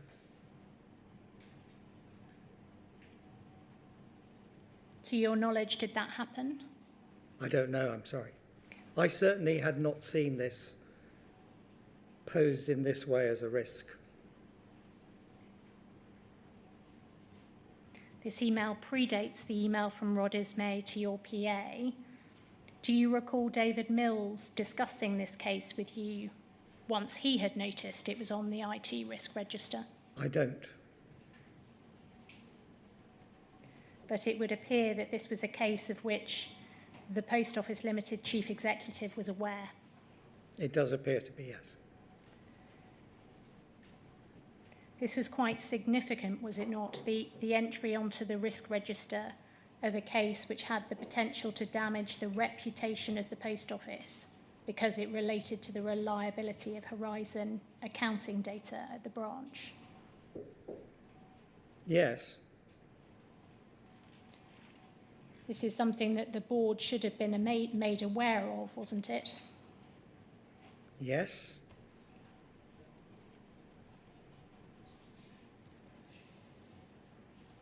It appears that the instructions were being given to the lawyers on behalf of the Post Office by Carol King in transaction processing.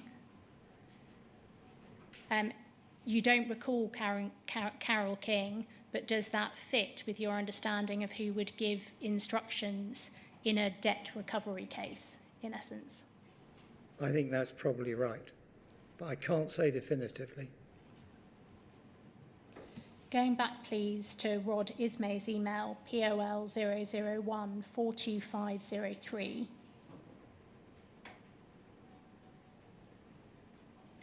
The email to your PA reads as follows. Donna, as discussed, here is the correspondence re the legal case. The first arrow below contains a note from Group Legal Today, brackets, Mandy Talbot is acting on this case. This is counsel's opinion. The other arrow sections below contain some more background from Carol King in Chesterfield Debt Recovery Team. In summary, we suspended Mrs. Wolstenholme in 2001 after apparent discrepancies in her cash accounts. We claimed for the value of these losses and she counterclaimed for loss of earnings. Within her claim was an expert's opinion, which was unfavourable concerning Horizon and Fujitsu. We have lodged £25,000 in court, but Mrs. W has no legal representation and is pursuing the full amount of her claim, £188,000. It goes to court next month. Mandy, Peter Corbett is on holiday now. I'm therefore escalating this to Dave Miller. Presumably he was doing that by sending this email to your PA, is that right? Can I just make a point? Yes. Peter Corbett and I are on the same level. We were both directors of Post Office Limited. So in my mind, escalation would have been to the level above, but it wasn't. And at the time, I should have asked that question. So you think it should have been escalated to the level above? Well, as far as I'm concerned, yes. Why didn't you escalate it to the layer above? Because I was dealing with it at speed and I signed it off. In this email, the part to Mandy then goes on, do you have a copy of the IT expert's opinion? Then there's a question for Tony Marsh. Tony, please, can you advise who in your team is leading in this case? Carol, thanks for your correspondence this afternoon. And then at the bottom, all, please do not circulate this any further than is necessary to support Dave and Group Legal with this case.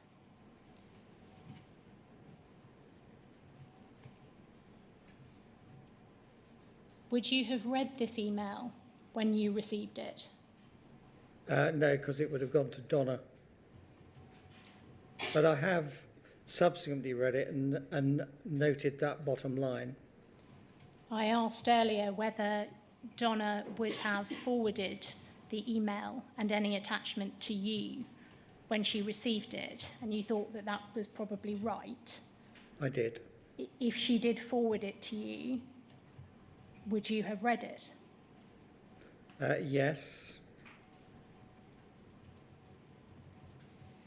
The summary given in the top of the email was that the case arose out of apparent cash account discrepancies, and that within her claim was an expert's opinion which was unfavourable concerning Horizon and Fujitsu. And your attention was being directed through your PA to two things. First, counsel's opinion on the case, which was attached, we can see, to the email. And second, the background to the case from Carol King in the email chain below. Starting, please, with the background to the case. This, in fact, appears to have been sent by Jim Cruz. If we can scroll down to page 3, in his email dated the 17th of March 2004. The background is quite lengthy, but it contains this in relation to the expert's report. Going over the page, please, to page 4. The third paragraph on this page. Pol then agreed to offer her up to £5,000 to settle. This sum was paid into court in July 2003, but has not been accepted. Since then, the report of the computer expert Best Practice PLC, based on the available call logs, has been received, and as you are aware, is unfavourable and unflattering to Fujitsu, if not actually hostile.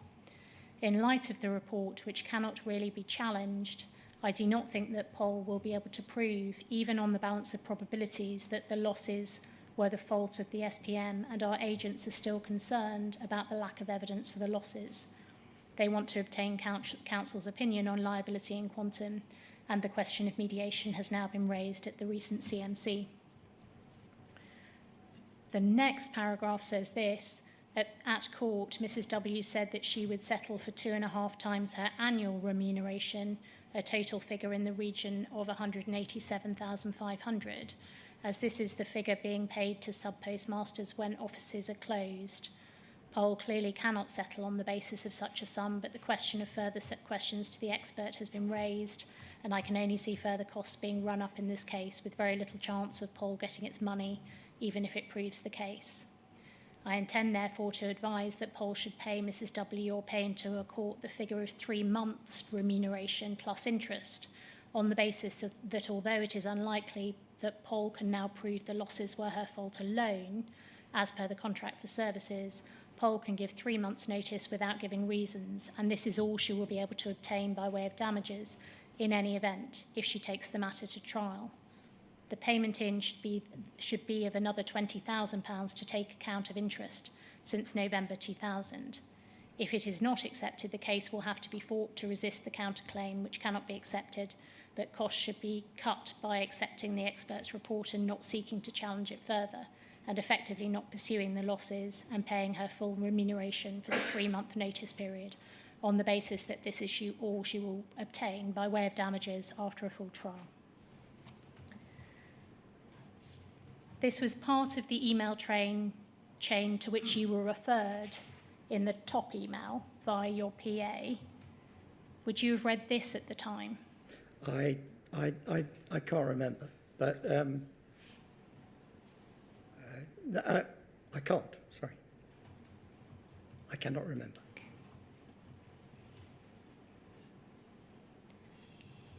Do you remember having concerns at the time that there was a computer expert report which was unfavourable and unflattering to Fujitsu?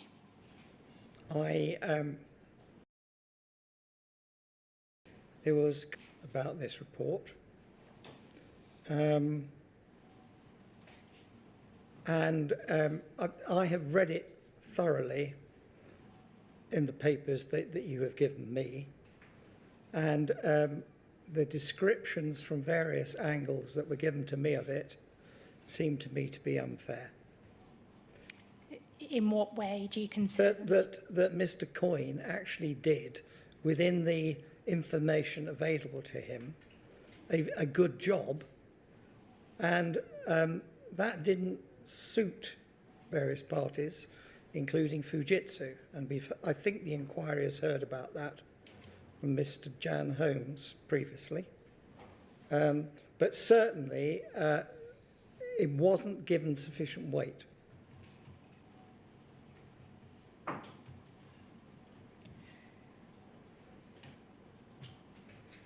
Going back to the last line of Rod Ismay's email, there's no need to turn it up, but Rod Ismay was asking recipients not to circulate this any further than necessary to support you and Group Legal with the case. Can you help with why he would have asked recipients not to do that? No. Coming then to counsel's advice, could we have paragraph 60 of Mr. Miller's second statement up on screen, please? That is page 14.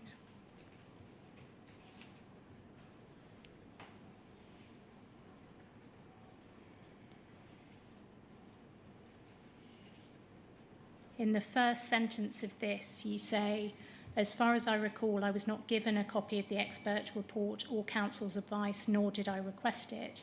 I definitely did not read it at the relevant time. We've seen from the email we've just looked at that counsel's advice was attached to the email sent to your PA. Does it remain your position that you didn't open it and read it at the time? It does, I'm afraid, yes. Why would you not have read it, given the summary of the case given to you and the background set out in the email chain? Because the way this was channeled through to me was such that it came from a very senior finance officer and the head of security. And I have drawn this case to your attention because I should have said, stop, let's review this properly and let's understand what this actually says.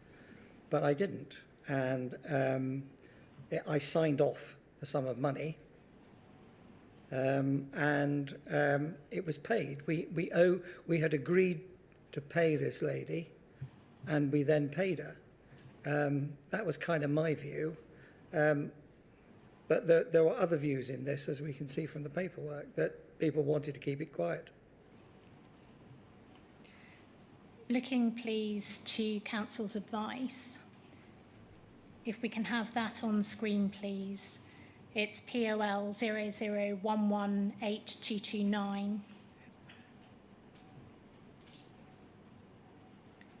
Going first, please, to page 18, towards the bottom of the page. We can see this is dated towards the bottom, please, the 26th of July 2004, and it's been provided by a barrister from 9 St John Street. Going straight to the key paragraphs, starting please with paragraph 10 on page 3.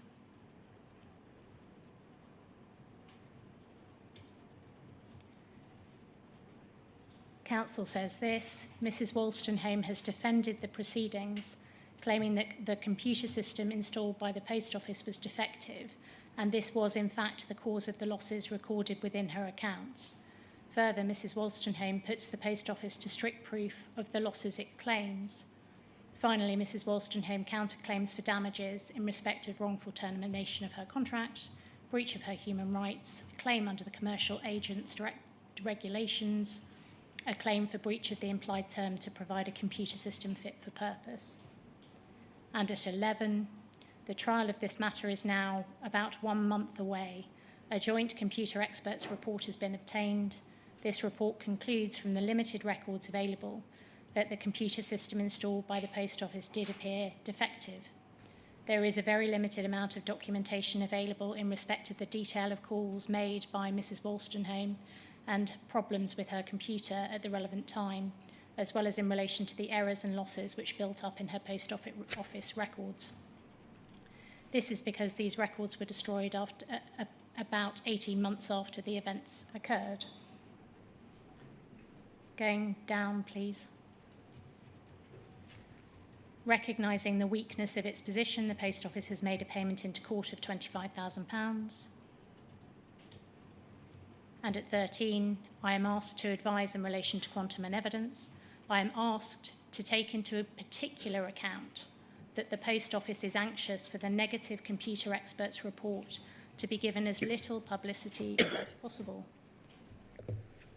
Pausing there, can you help at all with where the message that the Post Office was anxious for the negative computer experts report to be given as little publicity as possible came from? No, I can't. Well, sorry, just to say it didn't come from me.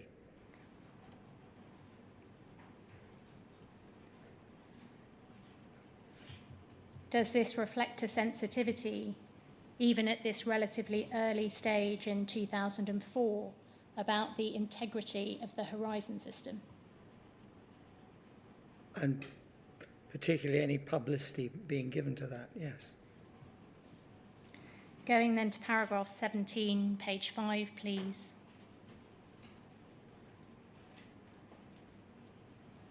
In view of the negative experts' report in this case regarding the computer system in place, Mrs. Wolstenholme's suggestion that the errors that arose were the result of defects in the computer system must be taken seriously. It is sufficient to place genuine and significant doubt on the evidence relied upon by the Post Office. In my opinion, to dispel that doubt and to persuade a court that its claim was justified, the Post Office would need to be able to produce to the court sufficient original evidence in support of its claim. It is unable to do so. I therefore conclude that the Post Office's claim against Mrs. Wolstenholme in respect of losses on her account would be likely to fail. This opinion is extremely significant, isn't it? That because of the negative experts' report, Mrs. Wolstenholme's suggestion that the errors that arose were as the result of defects in the computer system must be taken seriously. Yes.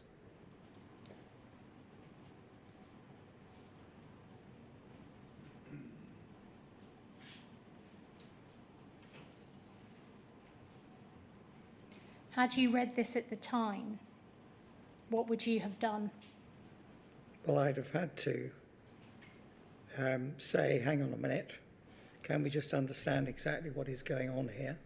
So I'd have had to have a meeting of senior people to review everything that was down here. There was a lot of knocking of the computer experts' opinion at the time by both Fujitsu and Post Office. And subsequently I've read what Justice Fraser had to say about it, and that was entirely wrong. Justice Fraser said he was right. And if you read the report, which I've done now, it's believable.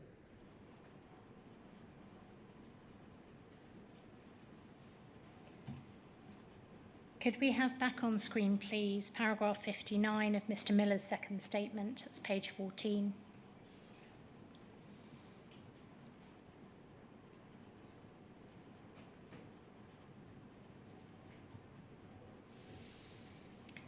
Starting at the second sentence, you refer to the email securing a slot in your diary for Tony Marsh.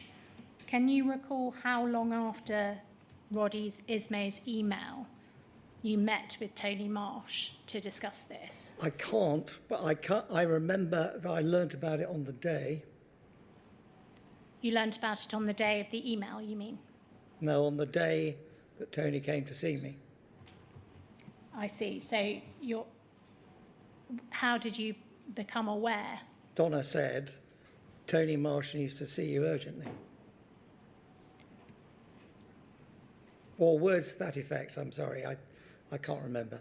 But I do remember, the whole thing I remember about this is that it kind of just happened. It wasn't there's a process here to review something. It was, need to get this done, and Tony Marsh wants to get into your diary. It won't be for long.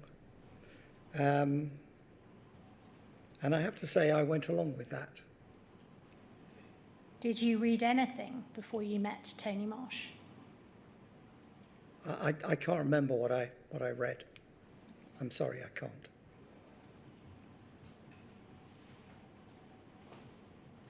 You say we met for approximately 10 to 15 minutes.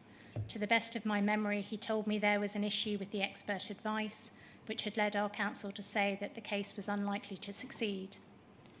It was clear that he did not think much of the expert. the view was that we should cut our losses and pay up. He said something about Horizon. I cannot recall specifically what he said, but I remember checking with him whether there were issues with Horizon.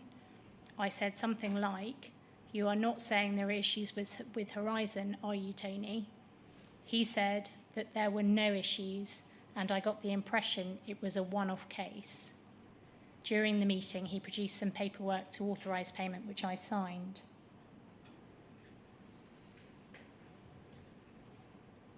So your recollection is that you signed off the authorisation of settlement at the meeting, is that right?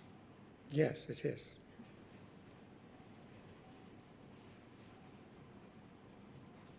And you did so without having read counsel's advice or requesting the expert's opinion? I did.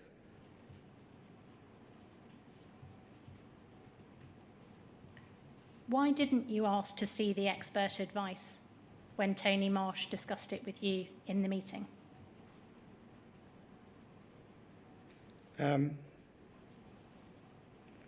This came to me, as I say, as a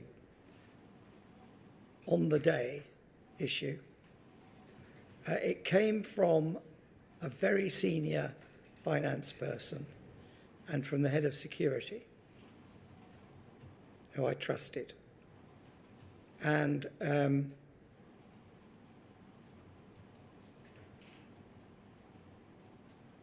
I regret, obviously, very much not having said, stop, let's review what's actually going on here. But I didn't.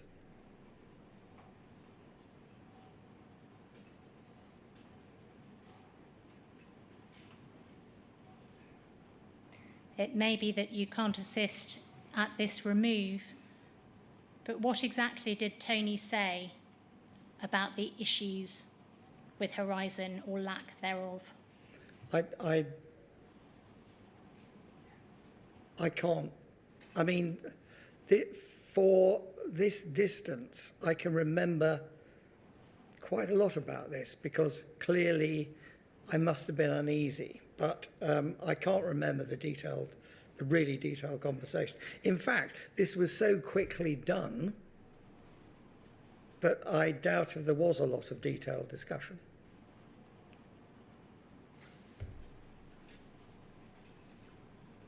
You do say, Mr. Miller, that you asked him, in effect, a direct question, whether there were issues with Horizon.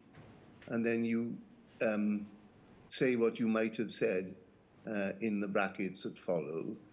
And you appear to be saying that he confirmed to you that there were no issues with Horizon. Yeah? So I'm a little bit mystified how that could sit with the terms of the email which Mr. Ismay had sent.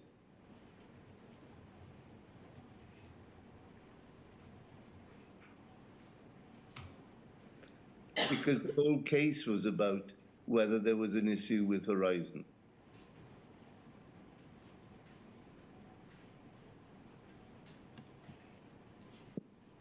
Yeah, I'm sorry, sir, I'm not going to be able to help you. Well, one interpretation, and I'm simply putting forward possibilities, not expressing conclusions.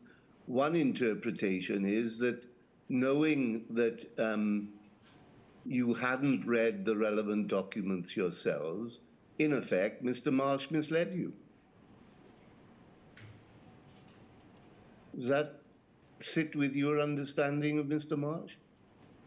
The way I'm looking back now and seeing how this was done does not sit with my opinion or previous opinion of Mr. Marsh, which is that I trusted him implicitly. The other alternative, which perhaps does sit with what you're trying to articulate, is that despite Mr. Coyne being a jointly instructed expert approved by the court, there were those in Fujitsu and the post office who just weren't prepared to accept his opinion and therefore decided that what they do was to get rid of this case for as cheaply as they could and then pretended it never happened. Is that more likely? I think there was clearly a desire within the business to get rid of this case. Yeah. Whereas in fact, if responsible people within the business had treated Mr. Coyne's opinion seriously and carried out some investigations of their own, it might have prevented many of the things which followed. Is that fair? I'm afraid that is correct, sir. Yeah, all right.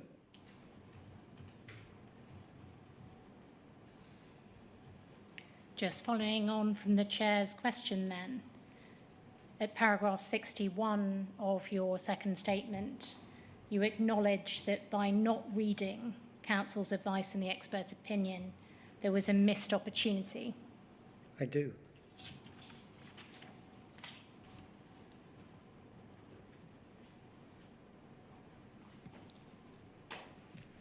Can you recall at all the level of settlement which you approved? I couldn't, but I think it was about £180,000. But do you have an independent recollection of that now? No. We've seen reference to a number of figures in the paperwork, so that's why I asked, just to be clear. Can you recall at all? If I'd been asked, I would have said it was under 150. But you know, I've now seen quite a few numbers.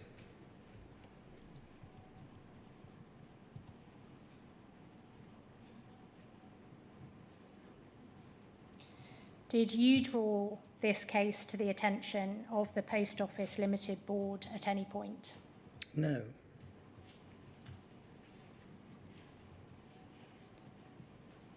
Could I just say why? Go on. Of course. Because this was in Peter Corbett's line of command, and the only reason he hadn't been dealing with it was that he was on holiday. And I would have expected Peter to discuss this at board level.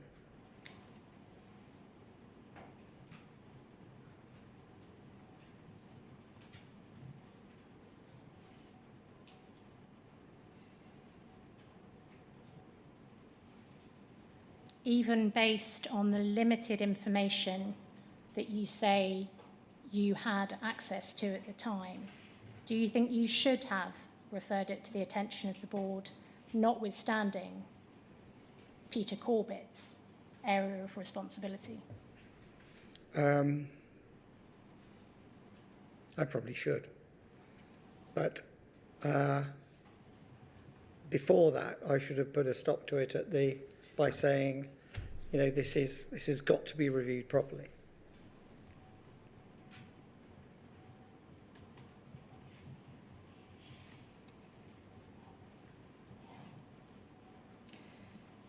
Could we have on screen, please, POL 30095506?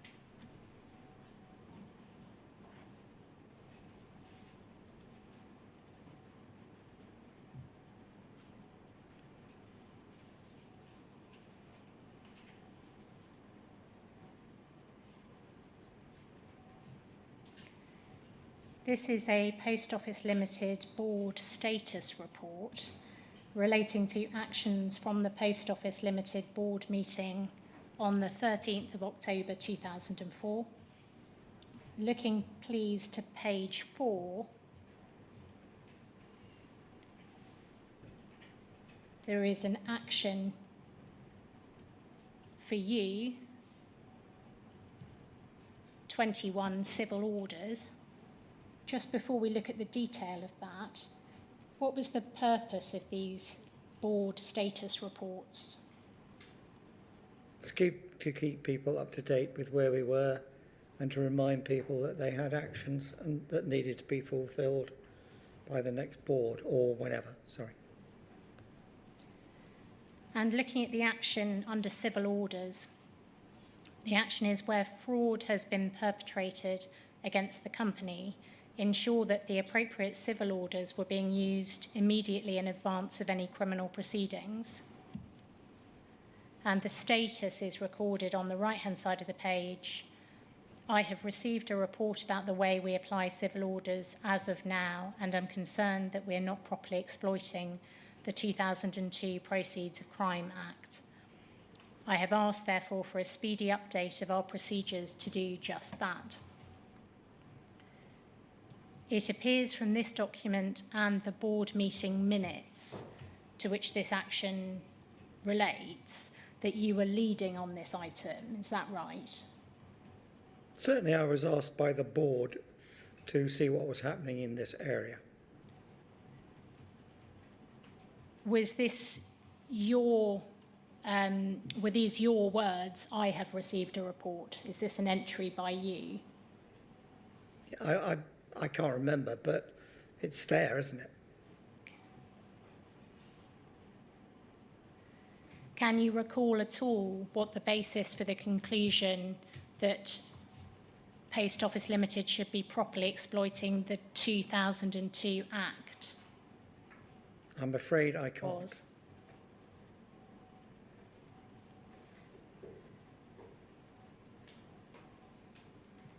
Could we have on screen, please, POL 30-21486?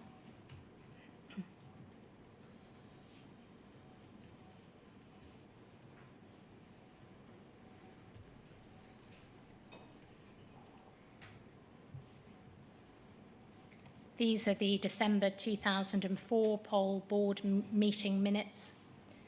You are present in the list and going to page 2, please. We can see the issue of civil orders here. Action David Miller under F. And the minutes say this: in the event of fraud against the company, David Miller would ensure that the pensions of fraudsters were targeted to help ensure the company was reimbursed. Was this a proposal that you made to the board, this particular reference to the to targeting the pensions of fraudsters, or was this something that was proposed by someone else? It was something that was proposed by somebody else. I mean, I don't recall this in any detail at all, but I certainly didn't propose that. What was your view on that? Well, seeing it here, it sounds horrendous.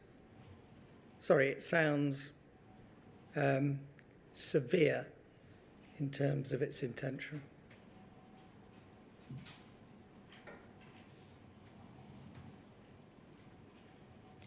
At the time, did you associate fraud and the commission of it with shortfall cases involving sub-postmasters? I don't know. Sorry.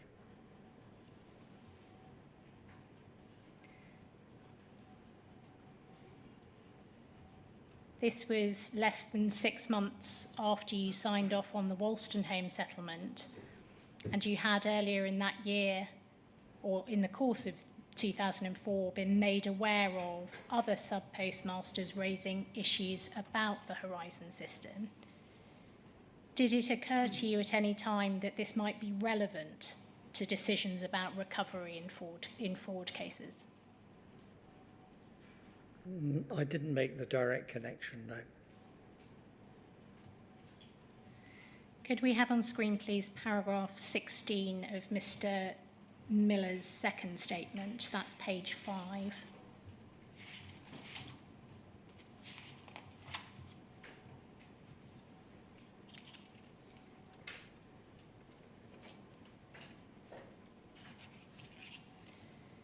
You say here, I was aware that Post Office Limited would, from time to time, pursue postmasters for the recovery of alleged shortfalls, branch accounts, including through civil proceedings, But again, I did not know any of the detail and was not involved in the oversight of such action.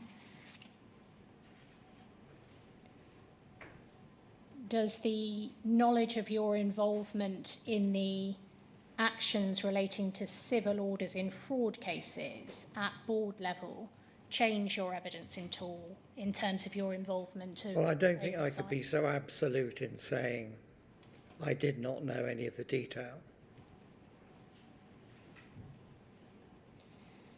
Could we have on screen, please, POL 001 07426?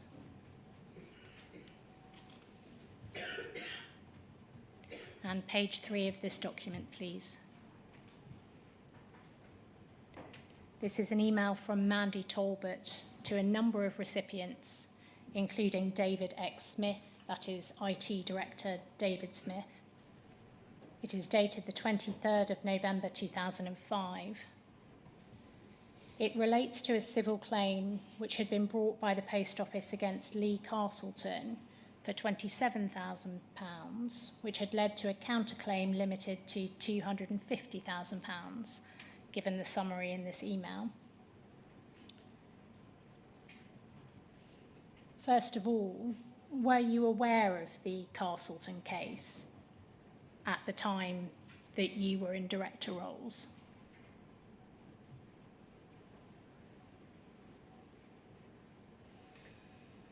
I'm sorry, I'm having to think, because clearly I've read and seen an awful lot about it.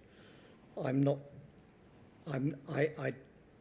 do not recall it in any detail at the time. I may have heard the name, but the details of the case I don't think I was involved in.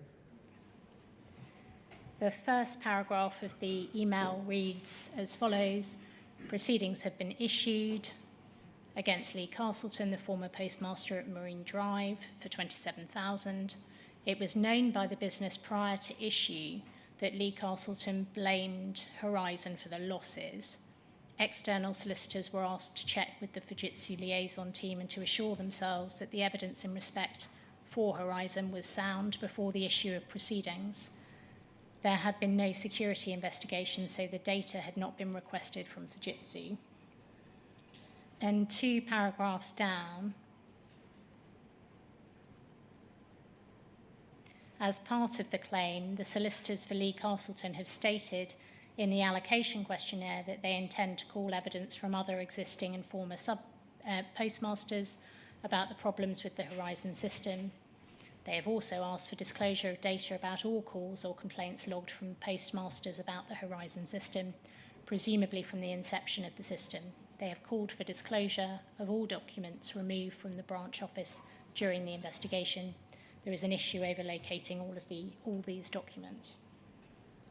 This email also covers Mr. Bajaj's case towards the bottom of the page, and it explains that he was of Torquay branch office, postmaster who is challenging the validity of data supplied by the Horizon system on which errors have been raised against his branch office. He has not been able to explain the losses and has been required to make good the losses by way of deduction from remuneration. No proceedings have been issued, but the matter is in the hands of external solicitors. He has taken the step of writing an article in the sub-postmaster November 2005 edition seeking, over another page, that's blank, please, information from other postmasters in a similar situation. His solicitors say that they have been contacted by other postmasters and that a class action is possible unless the deductions from remuneration are refunded. They also make a reference to what we assume is the Castleton case. Under that, there are some issues which are set out. In each case, the postmasters are challenging the validity of data provided by the Horizon system. If the challenge is not met, the ability of POL to rely on Horizon for data will be compromised and the future prosperity of the network compromised. Fujitsu's reputation will be affected. And there are a number of suggestions set out beneath that, which I don't intend to take you to in detail. You were not a recipient of this email, but David Smith was. This email and the suggestions underneath appear to have led to a meeting about Horizon integrity in December 2005. Could we have on screen, please, POL 00119895?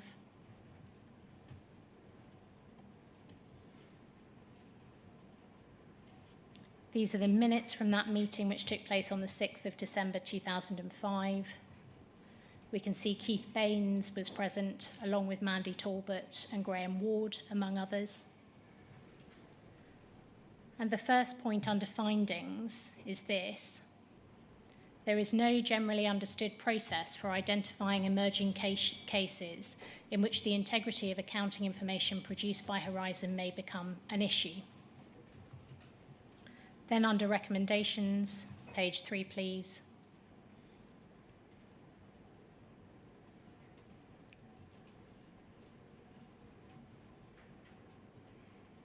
Recommendation number 1 is that a coordination role should be established to maintain a list of all current civil cases and potential civil cases where accuracy of Horizon accounting information may be an issue, and ensure that all relevant business functions are made aware of these cases. Under specific action points, that's page 5, please. This is the 6th of those specific actions. KB, Keith Baines, to brief Dave Smith on the meeting's recommendations.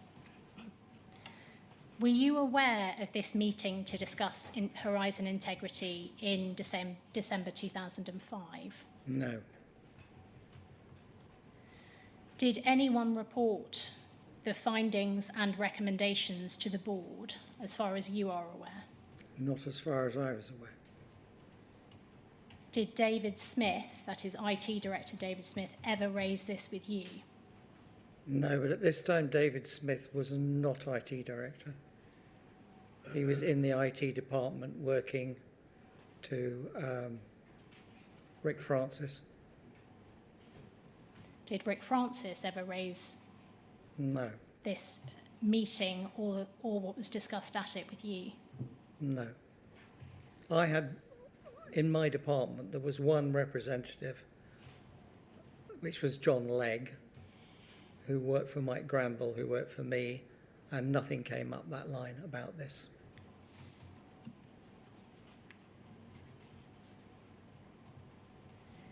Going, please, to January 2006 and your involvement in the development of Horizon Online. You address this, that can come down now, thank you. You address this at paragraph 64 of your second statement. Could we have that on screen, please? It's page 15.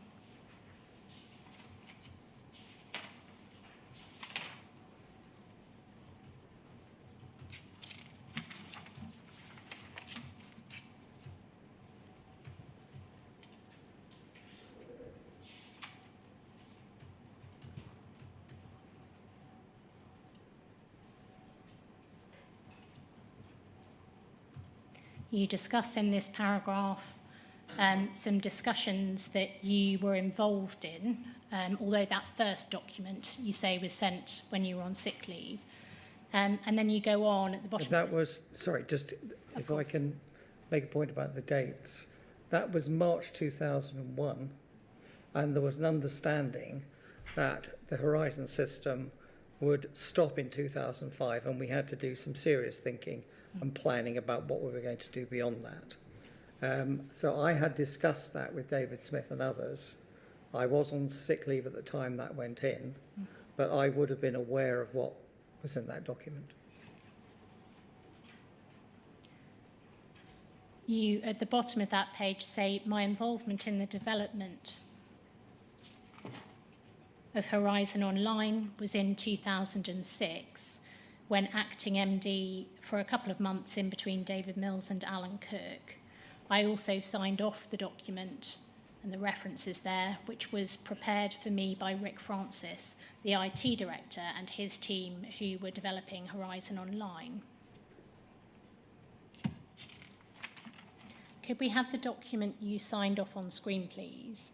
It is RMG 6041.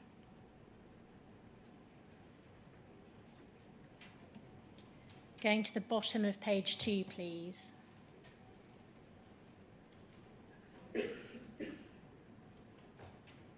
We can see your name and January 2006 as the date.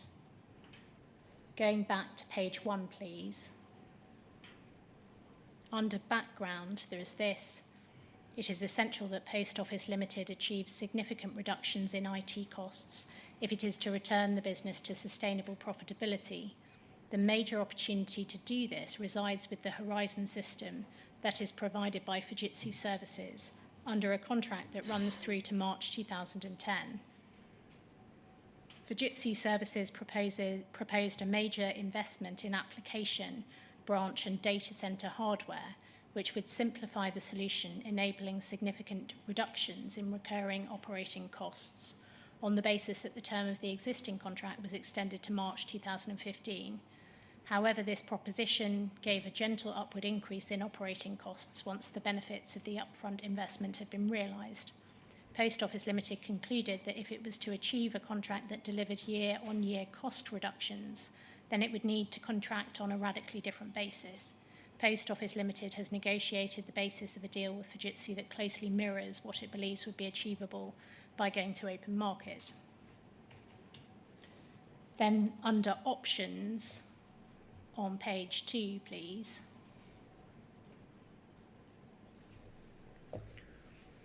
There are a number of options which include do nothing and wait to complete the contract at the end of the current term. None of these options generate the savings required within the necessary timescale. Termination of the existing contract at a cost of circa £80 million would enable disaggregation of the services in order to procure from best of breed. Can you help with what is meant by best of breed?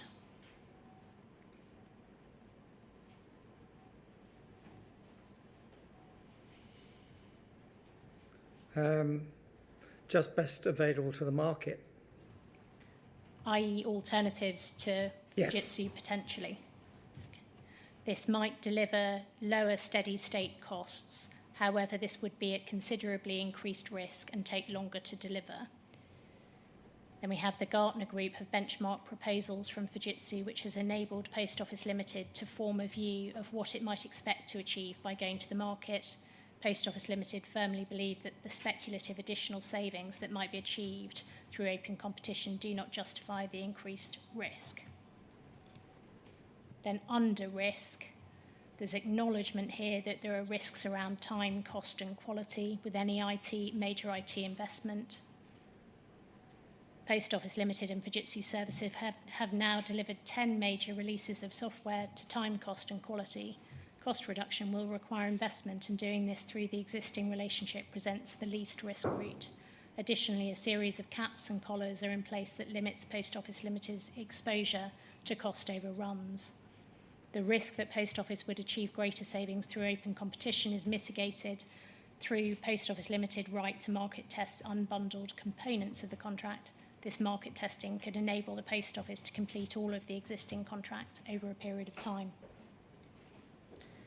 And the recommendation at the board, the current position, all the major principal areas necessary for a deal have been agreed with Fujitsu, and these have been endorsed at chief executive level. Detailed terms will be in place by March. The intention was to go to the February Post Office Limited board and the March Royal Mail Holdings board to seek formal approval for a new contract and associated investments. The recommendation is for the board to note the progress. At the time that you signed off this paper, were you aware of any review or audit conducted by the Post Office or any independent contractor of the effectiveness and reliability of legacy Horizon? No. This was relevant, wasn't it, to whether further investment in the Fujitsu platform would be a good business decision for the Post Office? Yes, except that the aim, I think, of this was to move on beyond legacy, seeking improvements on many fronts.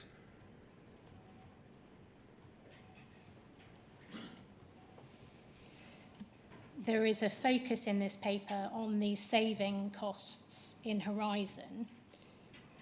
How were you satisfied that Fujitsu could be made to produce the same or similar service more cheaply? I wasn't at that stage. I mean, I think work had been done by Rick Francis particularly, and there are comparisons by a company called Gartner who compare IT systems systematically. So a lot of work had been done in that area. Reports to you of problems experienced by sub-postmasters with Horizon that we've been through this morning, as well as your experience of problems with the rollout of legacy Horizon. Did you have any concerns about the proposal to stay with Fujitsu? I think it was discussed, not at length, but discussed briefly. I think the view was that going elsewhere could cause significant dislocation problems. And I think Rick and his team looked pretty closely at what we could and couldn't do, and the view was we needed to put Fujitsu under pressure, I think, to come forward with a better deal based on improved technology. That can come down now, thank you. Could we have on screen, please, POL 30s81928?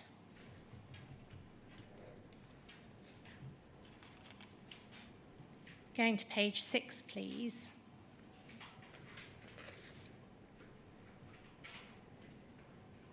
Scrolling down a little. This is an email from Anne Chambers dated the 23rd of February 2006. The subject is Calendar Square. And the second paragraph of this email, I should clarify, this is to Mike Stewart. You're not on this email this is chain. Fujitsu. Yes. But it's just a question as to whether or not you were aware of something in this email.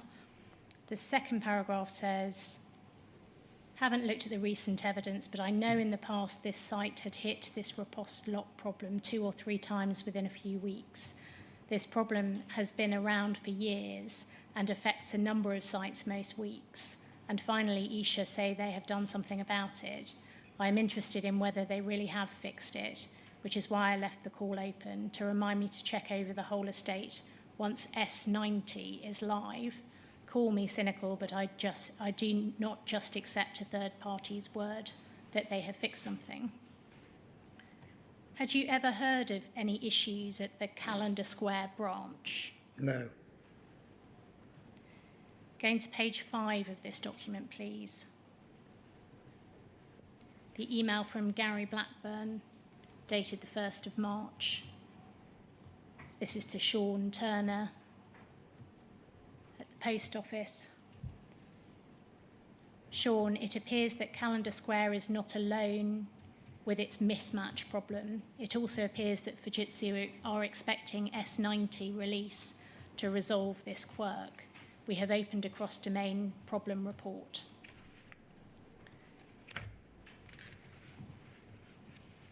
It appears from these emails that release S90 was expected to resolve the Calendar Square problem.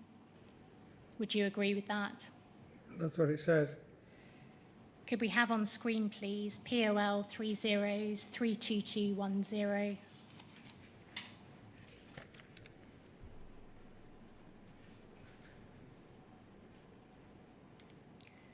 These are the Post Office Board minutes from the 20th of April 2006. Can we go to page 10, please? And apologies, before we go to page 10, just going back to page 1, please. We can see that you were present at that meeting. Going to page 10, please.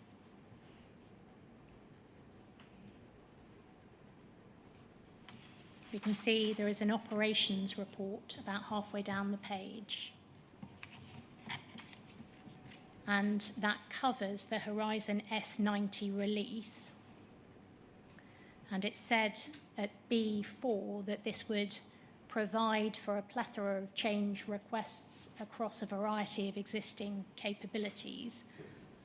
What do you understand that to be saying? Did that mean anything to you at the time?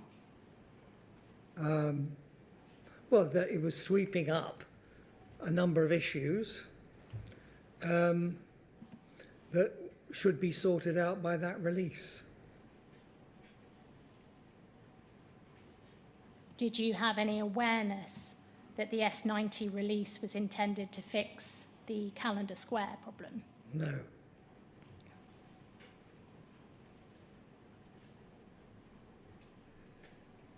That can come down, thank you. I'd like to turn, please, briefly to the relationship between the reliability of Horizon and the accuracy of the company accounts. The Horizon system recorded transactions for the business, and the accounts for the business were compiled based on the transactions recorded by the Horizon system. We've seen already the Ernst & Young letter to you way back in August of 1999. Would you agree that the board had to satisfy itself that the Horizon data could be relied upon? Otherwise, it couldn't be satisfied that the accounts were correct. It had to satisfy itself that all data. But I suspect that the Horizon data produced. Yeah, including Horizon. But I suspect, in terms of the accounts, there was some materiality here. Could we have on screen, please, POL 001 78249?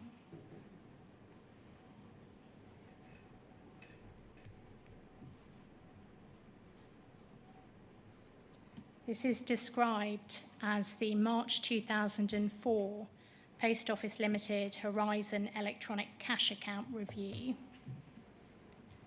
And scrolling down a little, please, it's from Ernst & Young, the external auditors, and it's sent for information to David Mills, Peter Corbett, you, Vicky Noble, Sue Harding, Alan Barry, Sue Lothar, Rod Ismay and Derek Foster.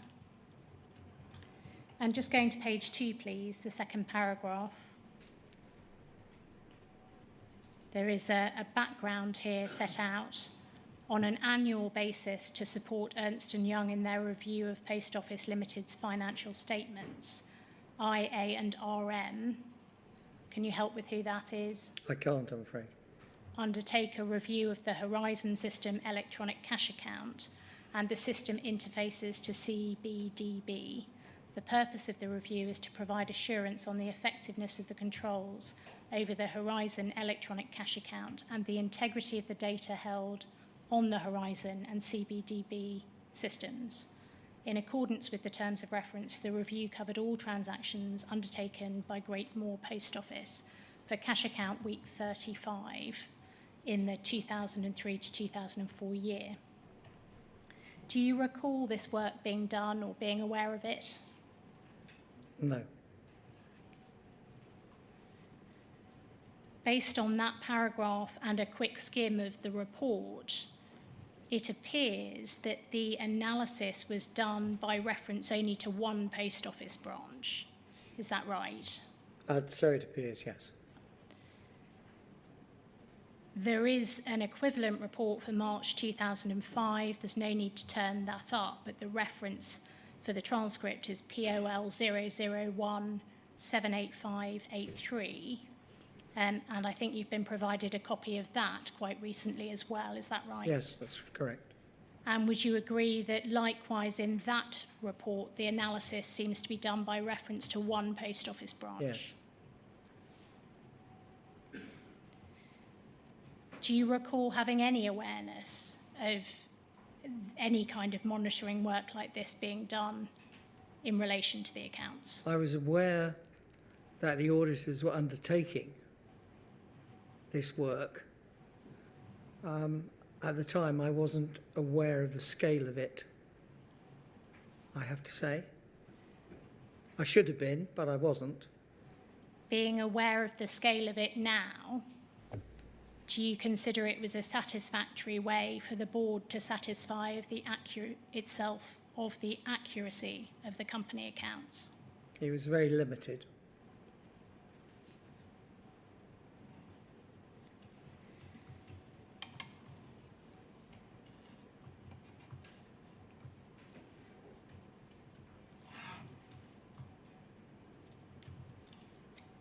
That can come down, thank you.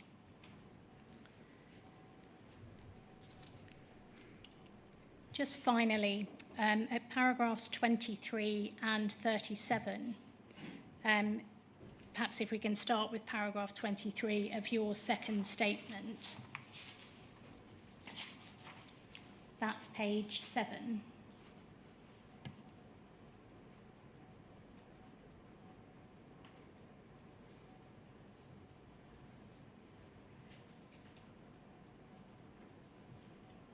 You say, I do not recall the poll board having oversight of criminal prosecutions.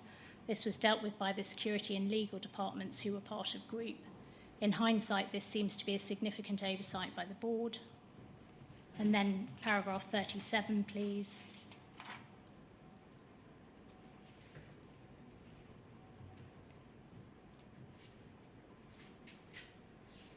You say Pol's corporate structure seemed to me to be adequate at the time. However, in retrospect, I have concerns about the degree of autonomy enjoyed by security and legal and the lack of poll oversight. What do you consider was the cause or the omission or lack in the governance structure that led to this lack of oversight? Well, subsequently, Post Office Limited has its own legal department, its own security department, as I understand it. And I think there was, during the years we are talking about, some reorganisation and then very fast reorganisation after that. And I think there were some organisation issues that led to problems. And I think the group control of legal and parts of security meant that Post Office Limited didn't have sufficient oversight of matters that should have been within its remit.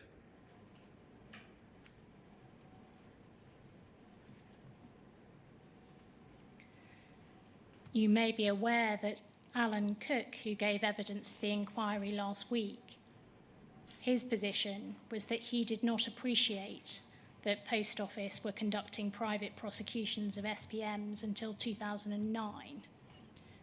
What do you make of that?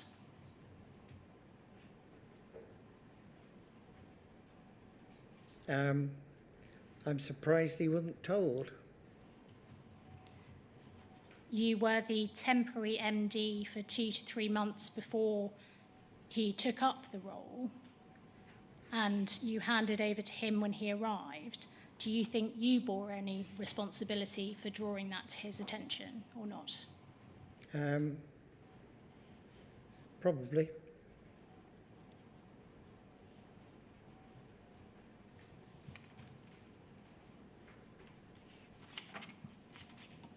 So those are my questions. It is now 1 o'clock. I'm not sure whether core participants have questions or not. I think there are at least 2, possibly 3 sets of core participants who have some questions. Is now a convenient time to break for lunch? Yes, it is. I think not least because the transcriber should have a break. So we'll break until 2 o'clock. Thank you, sir.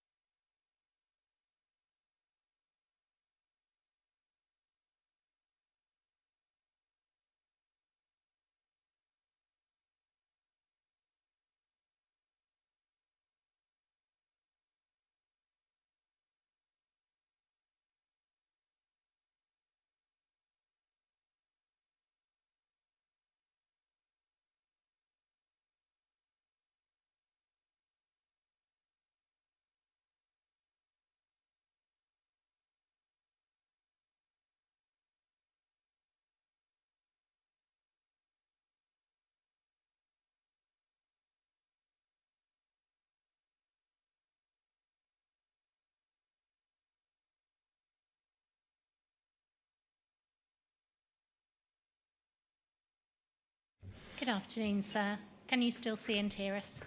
Yes, I can. Mr. Steen, Mr. Maloney and Ms. Page have some questions.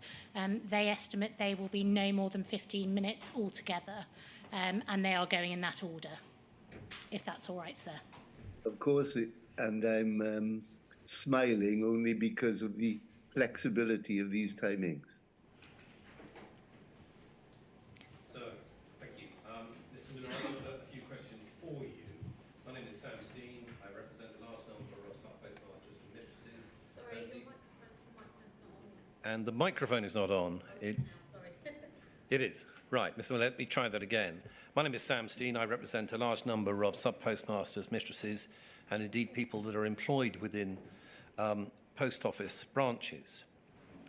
Now, you said at the beginning of your evidence today, Mr. Miller, that you wanted to correct your statement, and you wanted to correct your statement regarding paragraph 51. Paragraph 51 of your statement, page 12, says you had no involvement with the design and implementation of the impact programme. And your correction was to say that you've seen documents that tell you that you are and were involved, as part of the impact programme. Is that correct? Yes. All right. Now, the impact programme was running in terms of design from 2003, and implementation came along in 2006, okay? All right. Now, do you recall that as part of the impact programme, the ability for sub-postmasters to put monies in suspense, in other words, into dispute, was removed? Yes, I do, sorry. Right. Now, did you understand at the time that the reason why sub-postmasters would be wanting to put money into suspense, in other words, into dispute, was because they were suggesting that they were not at fault for the shortfall? Did you understand that at the time? I understood that in some cases, Mr. Steen. Right. Yes. So why was it removed, Mr. Miller?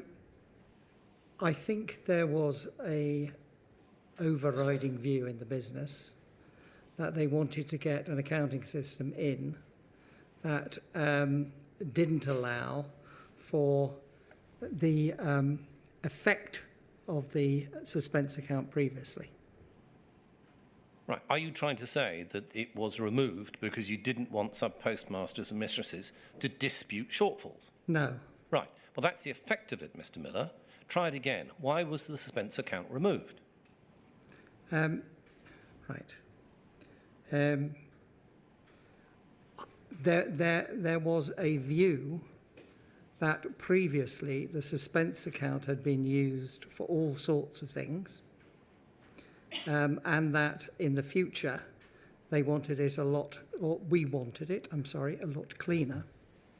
But I'm not sure that the precise impact of what you are asking me about was fully comprehended. Right. Was one of the all sorts of things that the suspense account was used for was to where the sub-postmaster was disputing their fault? Was that one of the things? Yes. Right. If you remove the suspense account, does that take away from the ability of a sub-postmaster to dispute the shortfall?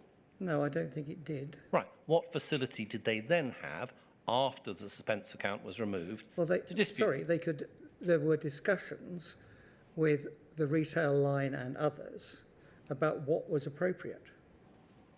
Right. If you accept that one of the reasons for putting money into suspense is because a sub-postmaster is disputing that shortfall, yes? Yeah. You accept that, which you do, and then you remove that ability, does that help the sub-postmaster dispute the shortfalls? No, it doesn't. Right. Now, think about this slightly further, and I'll move on. If a sub-postmaster is stopped from disputing shortfalls, what does that do to the reporting of system problems? Does it help it? I'm not sure how it affects it. I'm sorry. Well, as an example, does it stop the person saying, look, there's a problem with your system, maybe do something about it? Do you think that helps it? No, I would dispute that it stopped it there. All right, let's move on. You say at paragraph 55 of your statement that Tony Marsh worked for the Group Security Director with a dotted line to me, okay? Was there a dotted line from Tony Marsh, the Group Security Director, to anyone else on the board? No. Right. So Tony Marsh reported to you. Is that correct? Technically, he reported to the Group Security Director, who did his appraisement every year, and within Post Office Limited, he had a dotted line to me. Right. So did the Group's Security Director report to you? No. Right. So why do you say there was a dotted line to me? What's the dotted line about? It was an organisational effect that said, actually, Tony may work for Group, but he has to have some anchorage in Post Office Limited, and we'll anchor him here. Right. You've spoken about the coin report. Do you remember the questions being asked earlier on today by Miss Price? Yeah? Yes. And you've said about the coin report, this is in your evidence today, was that in relation to the expert's opinion, at the time, there was a lot of knocking of that report, both Fujitsu and Post Office. Okay? So your evidence seems to be that regarding the coin report, there was knocking of it by Fujitsu and Post Office. So let's take that in turn. What knocking of the coin report was there by Fujitsu? I saw the inquiry question Jan Holmes, who is a senior auditor. There was a considerable discussion about his view of this report, and the discussion went to some lengths about what his view of it was and whether that was correct. At the time, when you were dealing with the coin report and discussing it with Mr. Marsh, was there knocking from Post Office via Mr. Marsh about the coin report? There was a background noise from my company, Post Office Limited, that was basically saying, this is not a good report. This is not a sound report. Who did that background noise come from? Came from a variety of places. Well, name one. Well, certainly when Tony spoke to me on the day that we have talked about earlier today, he was dismissive of that report. But there were, I suspect, back in the bowels, as it were, of the organisation, there was significant people saying, this is no good. You suspect. Now, Mr. Miller, some part of your evidence, it appears as though you're speaking from a kind of a distance, like an out-of-body experience. What do you mean you suspect that there was some talk within Post Office about it? Was there or was there not? Yes. Right. From who? I know, I heard from Tony Marsh. I really don't know who else was saying these things. I'm afraid I don't. I'm sorry. Okay. You've also said this, both in your statement and in your evidence. You definitely did not read the report at the time. That's your evidence about it. It is. So are we to understand that you can think back to the time when you've got Mr. Marsh in front of you and he's referring to this report? Are you saying that you can say in your own mind, from your recollection, no, thanks, Mr. Marsh, I won't read it. It's okay, no problem. No, I didn't say Right. that. Why are you saying you definitely didn't read it? Do you remember not reading it? When I read it, when it was made available to me for the second time via this inquiry, I had not read that. So Mr. Marsh comes to you with a report that he's knocking, that you're hearing something going on in the background about from the Post Office knocking this report, and you decide not to read it. Is that what you're saying, Mr. Miller? I didn't read it. I've made that very clear to this inquiry, that I didn't read it, and it's a matter of some regret to me. Right. Mr. Miller, one of two things arise out of that. You're either lying through your teeth or you're a complete incompetent. Which? I'm not lying through my teeth. Right, so incompetence. If you wish to say that, yes. Or do you agree it's incompetence not to have read a report I am in not, these circumstances? I am not happy that I didn't read that report. Paragraph 16 of your statement, you referred to the fact, similar to paragraph 15, you refer to the fact that Pol would from time to time pursue postmasters for the recovery of alleged shortfall branch accounts, including through civil proceedings, yes? Regarding the coin report, you agree, I believe, that you signed off the settlement in relation to the matter that was under discussion. Is that right? I did. Yeah, okay. So, do you agree that you were the person in charge of the final decisions in relation to such matters as civil actions being taken against sub-postmasters at that time? No. Who else was Mr. Marsh going to then when discussing the coin report? If Peter Corbett, the finance director, had not been on holiday, he would have gone to him. I mean, Peter, that was in Peter's line, and Peter was due to sign that off. He was on holiday. Right. And Peter reported to? The managing director. Right. So on this particular occasion, on the only one occasion, when Mr. Marsh is coming to you because Mr. Corbett's away, you decide not to read a report that Mr. Marsh is referring to in disparaging terms, and you just sign it off. Is that correct? I did. Oh, Mr. Miller, how much did you earn during your period of time? What was your annual wage? That can be made available. What was it, Mr. I don't know. Bonuses? Did you get bonuses? I got bonuses. Were they significant sums? Somewhere. That it, Mr. Steen? Yes. Mr. Maloney. So I'm grateful for your observation on fluidity of time estimates. It's now 12 minutes past 2, and I anticipated that Mr. Steen was only going to be 5 minutes, but I'll try and be short and not keep too long. Mr. Miller, I've in fact been referred to during the course of your evidence this morning as somebody who asked you questions on the last time you attended. My name's Maloney. And it's agreed with Miss Price that it might be useful just to clear up any uncertainty about the evidence you gave when you first appeared before the inquiry, when I asked you questions. And so I'll just take just a minute on that, if I may, just to set the scene. When you gave evidence to the board in July 1999, you'd been aware of the cash account problems. Yes? Yes. You'd also been aware from the NFSP meeting in June 1999 of the postmaster's serious problems with Horizon, especially around balancing, that was affecting their physical and mental well-being. I'm aware. Yeah. But at the board, despite those difficulties, you were aware, of which you were aware, the minutes suggest that you said that Horizon was robust and fit for purpose. I said that also, subsequently, Yeah. there was discussion, and that this didn't come out this morning, there was discussion of other issues related, and that is minuted in those board minutes.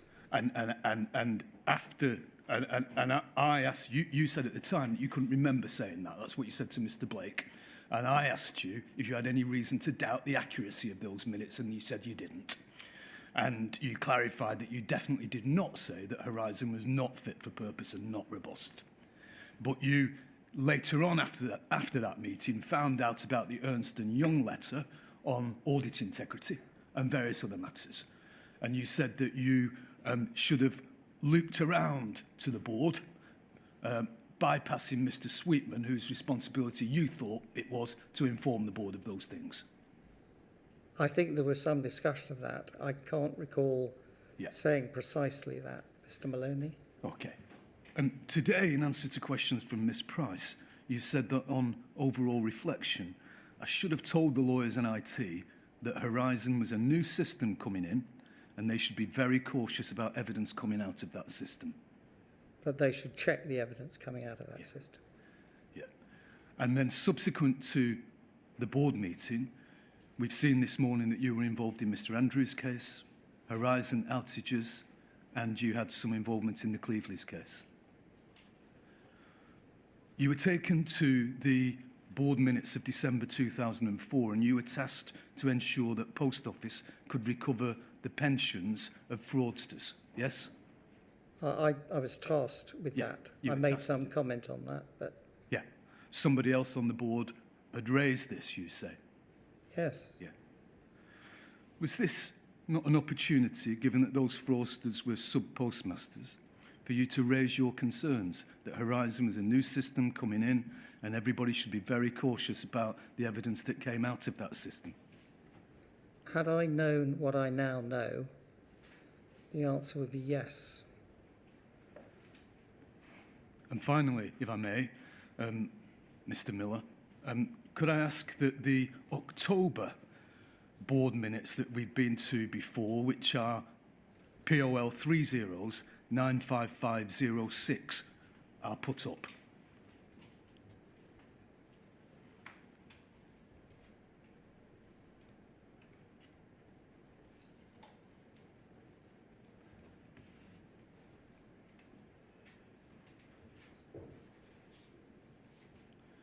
And could we go to page 4, please?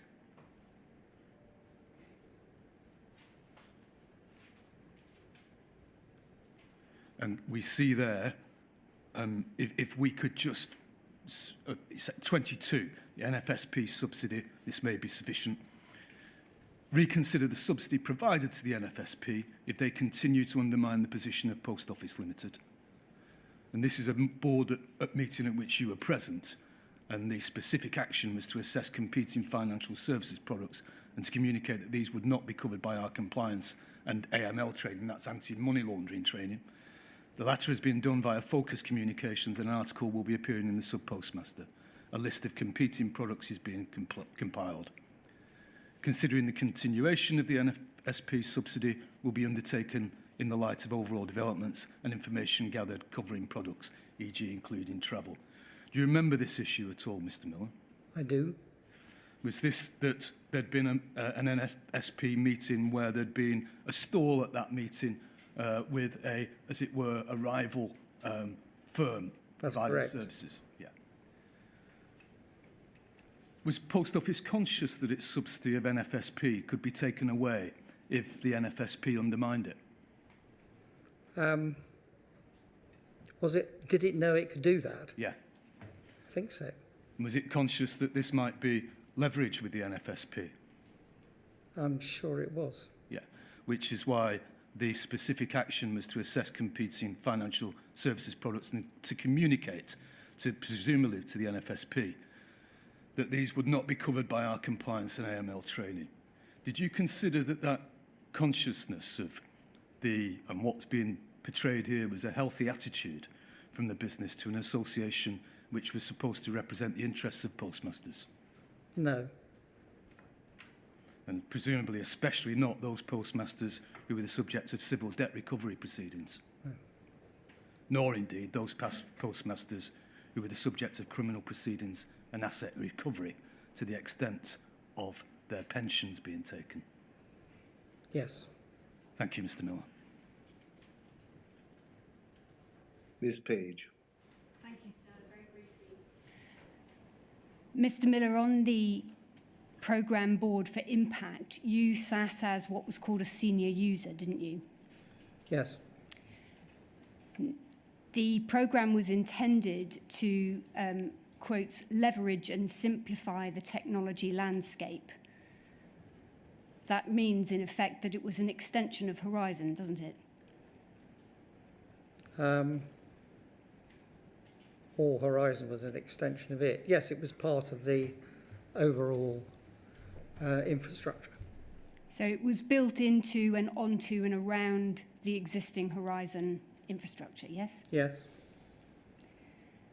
Did you ever think to make sure that the people involved with it had read Jeremy Folks's document to you about the problems with Horizon and the things to look out for? I didn't. And why not? I just didn't. Is the I'm real not saying I shouldn't have done, but I didn't. Is the real issue here with some of the points that you have very fairly recognised you should have done or that you might have done differently. Is the real issue here that you and Post Office Board were keen to forget or deny the problems with Horizon as soon as you could? No. Thank you, sir. Those are my questions. Thank you, Ms. Page. Is that it, Ms. Price? Yes, it is, sir. If Right. you're content, sir, the plan would be to move directly to Mr. Mills' evidence once Mr. Miller is completed, subject to Yeah. any questions from you. No, I've asked a few questions that I have as we've been going along. So thank you, Mr. Miller, for making yourself available, both by writing a second witness statement and by coming today for the second time. I'm grateful to you for participating in this way in the inquiry. Thank you, sir. Right, I'll just disappear from the screen momentarily, Ms. Price, while I get my hard copy of the next witness's evidence, all right? Thank you, sir.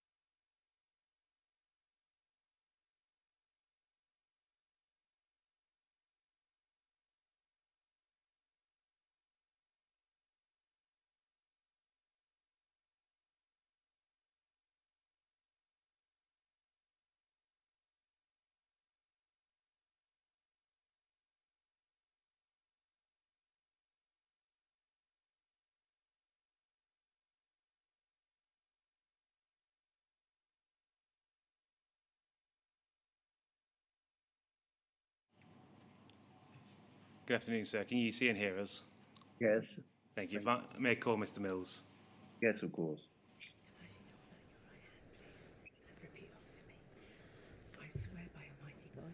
I swear by Almighty God that the evidence I shall give that the evidence I shall give shall be the truth, shall be the truth, the whole truth, the whole truth, and nothing but the truth. and nothing but the truth. Thank you. You may sit. Thank you.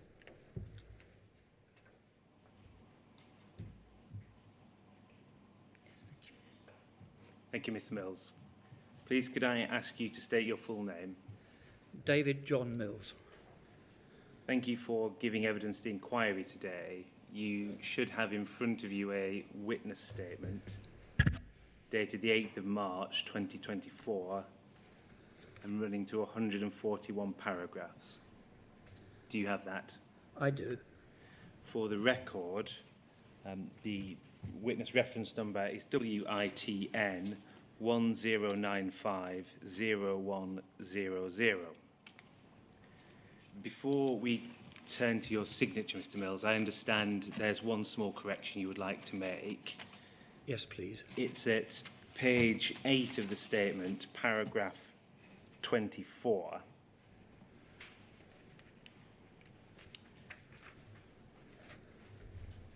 And it's in respect of the second sentence. Thereafter, the meetings occurred on a monthly basis until I left Poll Post Office Limited in 2006. Correct. And what change would you like to make? I would like it to read in 2005, please. Thank you. As it says at paragraph 2 of your witness statement, you held the position at Post Office Limited until 31st of December 2005. That's correct, Mr. Stevens. Could I ask you, please, to turn to page 38 of the statement? I have it. Thank you. Is that your signature? Yes, it is. And subject to that one change, can you confirm that the statement is true to the best of your knowledge and belief? It is. Thank you, Mr. Mills. That now stands as your evidence in the inquiry. It will be published on the website shortly. I'm going to ask you a few questions about it. Thank you. You, as you just said, you were the Chief Executive of Post Office Limited from 15th of April 2002 until the 31st of December 2005. Correct. And before then, you had a career in banking. I did. And am I right that your last role before Post Office Limited was as General Manager of Personal Banking for HSBC UK? Correct. Was that a board role? No. Had you held any board roles before Post Office Limited? Many. Had you held a managing director or CEO role? Not in those words, no. But a role akin to? But in practice, yes. Thank you. We don't need to turn it up. I want to look at the board you came to. In paragraph 52 of your witness statement, which is page 15, you say, as I note above, when I joined Post Office Limited, there were irregular board meetings. On arrival at Post Office Limited, the board was therefore not exercising proper or effective oversight of any function. Could you explain why the board wasn't exercising oversight when you arrived at Post Office Limited? The board wasn't functionally organised. It only had 4 directors. They met infrequently and not on a regular basis, and they dealt with matters that were of importance to Royal Mail Group. They were not into the detail of running the company. You mentioned that there were 4 directors. Yes. The first was a chief executive, is that right? Or should I say, when you joined, you were appointed as chief executive?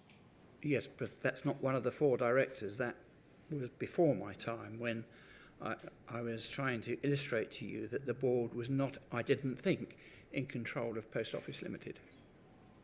So what were the 4 directors' roles when you joined? They didn't have specific roles in the sense that I created in the board that I subsequently made and managed. There was the Chief Executive of Royal Mail Group, there was the chief executive of Royal Mail, there was David Miller, the chief operating officer, and there was the finance director, Peter Corbett, and that was it. If you do need some water, please. Thank you, I'm grateful to you.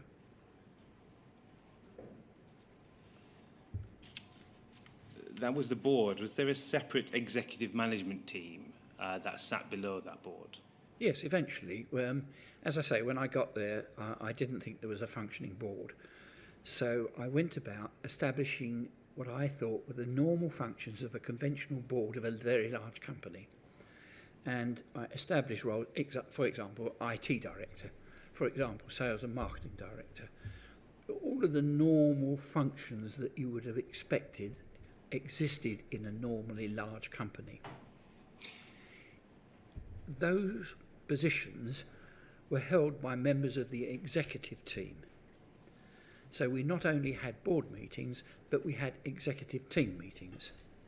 And for example, we had board meetings that met bi-monthly, we had executive team meetings that met monthly, and then all of the executives met every morning at 9 o'clock on a Monday. Sorry, not every morning. Met every Monday at 9 o'clock. So you say in your statement that you saw building a proper board structure as an important matter. Critical. Was that something you took on yourself, or was it a direction given to you by someone else? No, it was something that I felt was essential to running an extremely large company. You referred to, in your evidence, making roles on the board for IT. Yes. Was that Alan Barry who fulfilled that role at the start? It was, yes. For sales and marketing, that was the other role you referred Gordon to. Steele. And in your evidence, you also refer to HR. Correct. And who fulfilled that? John Main. And they were not appointed immediately as directors because Post Office Limited was insolvent. It was a crisis. Yes, and is it fair to say that you saw your priority, your key priority, as bringing Post Office Limited back to solvency? Well, I didn't realise that when I was appointed, but it didn't take me very long to realise that we had a burning ship. It was losing £1 million every single day it operated. Can I ask, so we've looked at IT, sales, marketing, HR. You referred to finance and operations already, operations being David Miller. Did you give consideration as to whether there should be other roles represented at the board? Yes, we had, eventually we had a banking director, and we also had, gosh, now what else is it? I'm sorry, I can't recall what else it was, but there were 2 more roles. We'll come to this in more detail in future, but when we're dealing at the start, or when you arrived, did you ever consider appointing something akin to a general counsel or head of legal for Post Office Limited? Definitely not. Why? Well, those roles on the legal front were undertaken by the legal function of Royal Mail Group. We had really quite a strange arrangement in as much as a number of central functions of the Royal Mail Group were undertaken for and on behalf of Royal Mail and Post Office Limited. So in a sense, there was no need for a general counsel role for Post Office Limited because there was already one in existence at group level that one could draw upon. Did you have any oversight of the Royal Mail legal department in your position as a director on the Royal Mail board? No, none at all.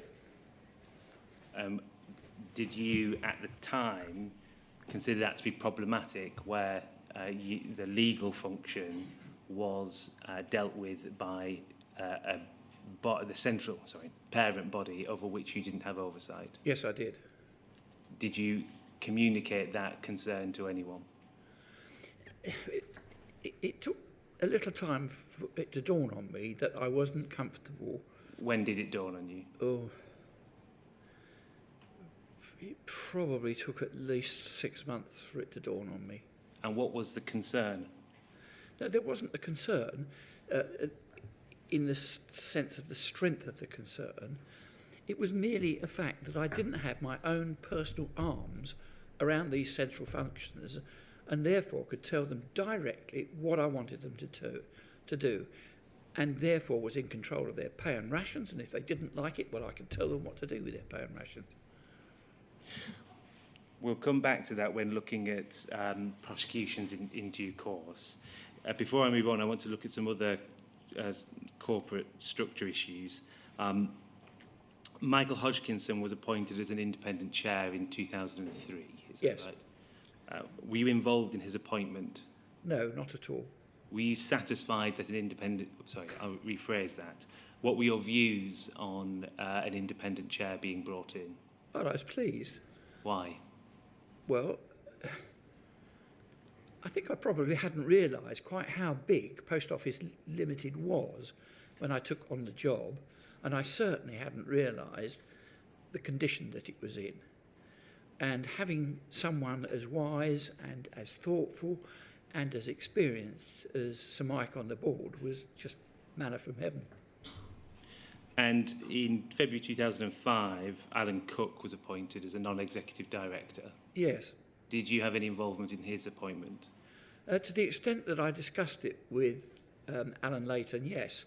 I'd known Cook from NS&I days because I used to deal with him when I was with HSBC or Midland Bank. So I knew the man. What were your views of his appointment? I was pleased. Why? Well,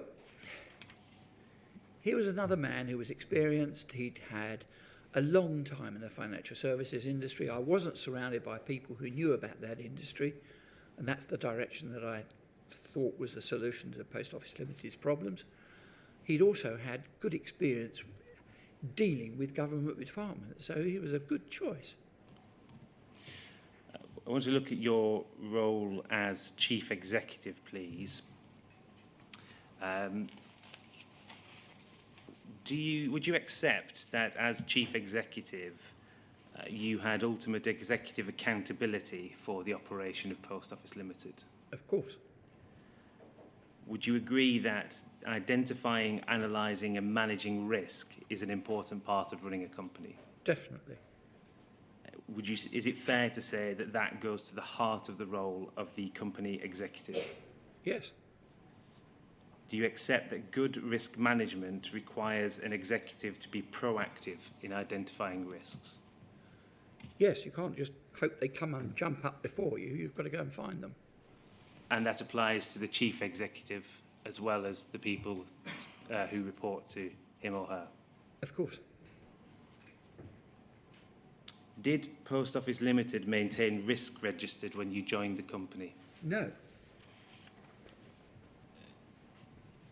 When did Post Office Limited start to maintain risk registers? I'm not exactly sure. But the first thing that Sir Michael Hodgkinson did was to decide we needed a risk committee, and he established it and chaired it. And I thought to myself, well, that's jolly good, because we've got somebody now with good professional experience chairing the committee that needed to look at these things, and that's something that I can leave to Mike. I was very happy to do that whilst I got on with other things. I remember, I really would like to remind you that I was trying to deal with the biggest risk of all that this company faced. This company, without a question of doubt, faced going under. Now, that wasn't just a risk that affected all of the people within it, or with all the suppliers, or anything like that at all. Post offices were everywhere. There wasn't a village that they weren't in. So if Post Office had gone under, that would have been seriously deleterious for this country. Yes, Mr. Mills, it's in your witness statement, as you say, the serious risk that insolvency, the risk that faced Post Office Limited. Can I just clarify on the risk register point, please? Do you think that was introduced after Sir Michael Hodgkinson was appointed? I think it would have been, but I'm sorry, I don't know. How was risk and the risk management handled prior to a risk register being implemented? I don't know. When you joined as chief executive, what steps did you take to identify the risks that faced the business? I'm sorry, I thought I'd made it clear. I didn't identify the risks on a one-by-one basis as you're discussing. My first priority was to try and set a course that stopped the company from going bankrupt. It took me at least 6 months to really understand what was going on. This was a very non-trivial company. I didn't have any briefing whatsoever about it. I had no papers, no people telling me what was going on. I had to try and discover all of these things myself. So I'm sorry, but I didn't go around trying to build a number of what are the risks. Do you, in effect, then, in terms of the resources you had, that was fully occupied with looking at the solvency, and you didn't have the resources to deal with for example, a risk register? Is that your evidence? It's sort of my answer. I mean, you're putting words into my mouth. I didn't have the brain power to cope with any more than I was coping with during those first 6 months. I'm very sorry, but I didn't. Before I move on, can I ask if your remuneration was fixed or performance-based? First of all, it was fixed, and then I recall that the Secretary of State made it extremely clear to Alan Layton that she expected the senior executive of the entire group to have remuneration that was performance-based, and that the targets for that performance should be stretching, and that the rewards for that stretching success were not to be miserly, they should be generous. Do you recall? Sorry. I eventually joined a thing called the LTIP, the Long-Term Improvement Plan, or something like that. Do you recall how your performance was measured? I do, yes. I had quite serious meetings with Alan Layton, who wanted to know what I'd done and when I'd done it. And what specifically did he want to know you had done? Turn the company into profit. So it's profit-based targets? No, I didn't say that. You asked me what specifically did he want to know, and I told you. He wanted to know whether I was going to get this company into profit. Sorry, let me rephrase the question. In terms of how your performance was measured, was it measured by reference to how successful you were, or your plan was to bring the company back to profit? Well, one of the measurements was, did I create a strategic plan that held for the next 3 years and was approved by government? That would have been one of the things. But I really want to try and emphasise to you that the whole thing was about, can we save this place? Mr. Mills, in your evidence, you refer to that. You also say, we can bring this up actually, it's in the witness statement, page 4, paragraph 12, please.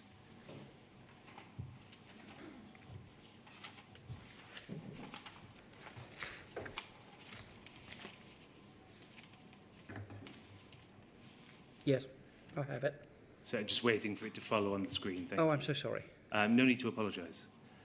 You refer to, as well as the overriding objective to make the company profitable, I was also conscious of my other obligations as chief executive and as a director of Post Office Limited. You go on to say, I was throughout conscious of my duty as a director to ensure that the company was run in an honest, effective and ethical manner. And finally, you say, further, I understood that my duties were not only owed to existing shareholders, but also to the wider organisation, including Post Office Limited's employees, and to ensure it had a viable future. And that can come down, thank you. Postmasters aren't employees, are they? Not in the conventional sense, but for the purpose of this inquiry, you could regard them as so. Did you see your duty as a director to include considering how changes in management affected sub-postmasters? Definitely. Yes, definitely.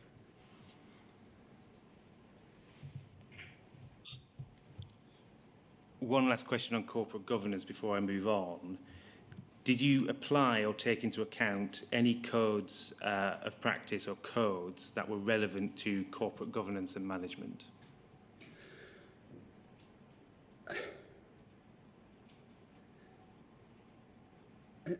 No, not in the sense that you mean. In the sense that you meant, was I following the normal corporate codes, for example, of the Companies Act 2006? What I was trying to do was follow the general ethical codes that I'd learned through 40 years being in one of the UK's biggest banks. And the ethical codes that were employed there were very, very strict indeed, and worked. And I was doing my best to employ many of the lessons that I'd learnt over that period in Post Office Limited. To have tried to cover them with regulatory work at the time that I was trying to do it would not have been possible. You would not have been able to change the organisation at the pace that needed. Please, can I just clarify that? When you refer in your evidence a moment ago to ethical code that you learned or gained experience of over years, are you referring to a specific written ethical code or general experience that you picked up in running various companies? Well, not just that. I was on a number of regulatory bodies, including the Personal Investment Authority. I was also on their arbitrary counts and so forth. So I was very familiar with the way in which regulatory bodies handled large companies, admittedly all in the banking sector. Yes, but when you use a specific word, ethical code, are you referring to a particular written document? No, I'm not. No, thank you. We'll turn then to looking at some issues relating to Horizon. Please, could we bring up page 5 of the witness statement, paragraph 14.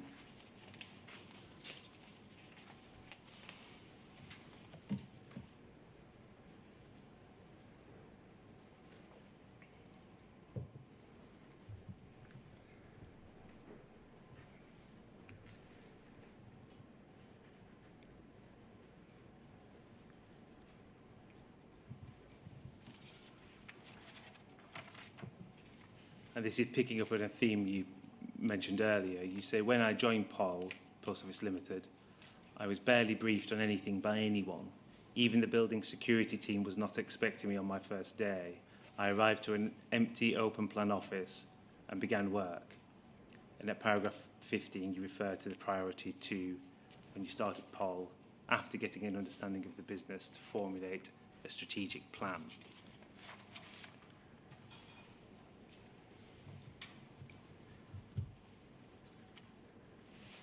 You say also in your statement that you knew about the Horizon system, and you say that it was delivered quite some time before my arrival. Who gave you any information? I'll rephrase that, sorry. The information you had on Horizon, who gave that to you? Miller. David Miller? Yes, David Miller. And when did he give you that information? Probably on my first day.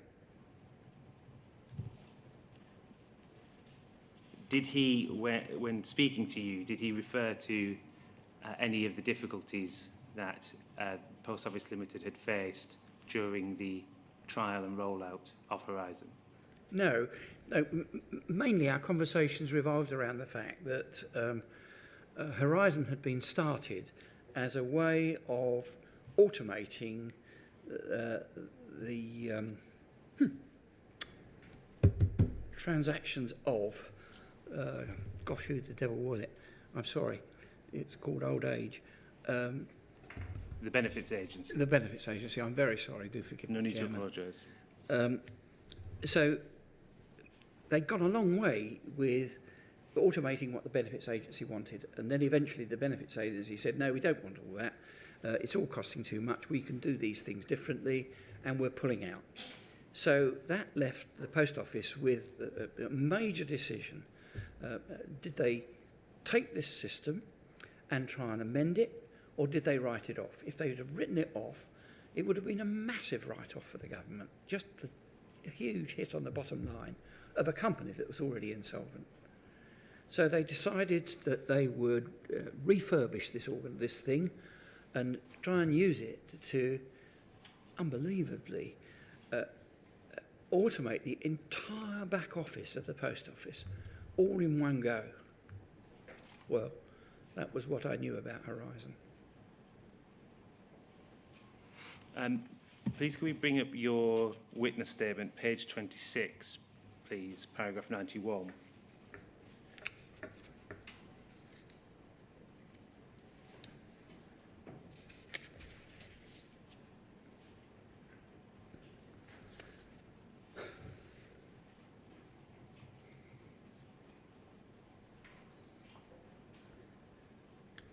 Actually, that's great, thank you. If we can have 90 and 91 together, please. Thank you. Similar to what you said, you refer at the end of 90 to the system being repurposed in a way to automate the entire back office of the branch network. And you say, with hindsight, Horizon should not have been repurposed in that way. It's become evident that it was not fit for purpose. At the time, were you given any impression or any understanding that the repurposing of the system had a negative effect on the actual end product? No one had specifically mentioned it, but I would easily have expected it. I had been the IT director of Midland Bank, and we had rewritten the entire retail banking systems for the bank. And there was only one way to do that. It was not to try and remake the elephant all in one go. It was to bite it in tiny pieces. Were you sceptical then of the as you describe it, the repurposing of? Definitely. Did you do anything did you do anything because of your scepticism? Yes. What did you do? Well, it was pretty obvious that Horizon was not going to be written off, nor was it going to be closed down. No one would have accepted that in government or indeed in the wider surroundings. So I made it very clear very early on that we had to do a number of things with Horizon. The first thing was to reduce its cost, because remember, my primary activity was to try and keep this thing afloat. So we needed to reduce its cost to something like you would normally expect a company to be paying for its IT.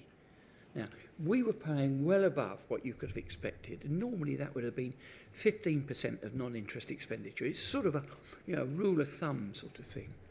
So I basically said we must reduce the costs of Horizon, and at the same time we must begin to think now about how are we going to replace it within the contractual term, which was basically 5 years hence.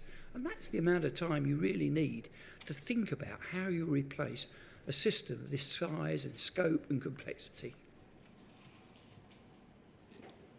Did you, at any point, think that you needed to investigate how robust or how adequate the system was in recording transaction data? No, not at the transaction data level. I thought very early on that I needed to understand what was happening to this system in the hands of the user. So it was not at all unusual for me to go out and directly visit sub-postmasters who were using the system, to ask them how they were getting on with it, what were the problems with it, what were the good things about it, how were things happening in their branch. And that was I did that regularly. And we also set up a model office, because very often, even with a very well-performing IT system, you can create a model environment and examine it forensically to see how it's working, what we can do to improve it. If the glass of water is over there, that's too far to reach. We want the glass of water here. So many, many tiny things can be done to make a performing system perform much better. Why did your scepticism not include how it recorded transaction data? Sorry, how the Horizon IT system recorded transaction data? I don't know.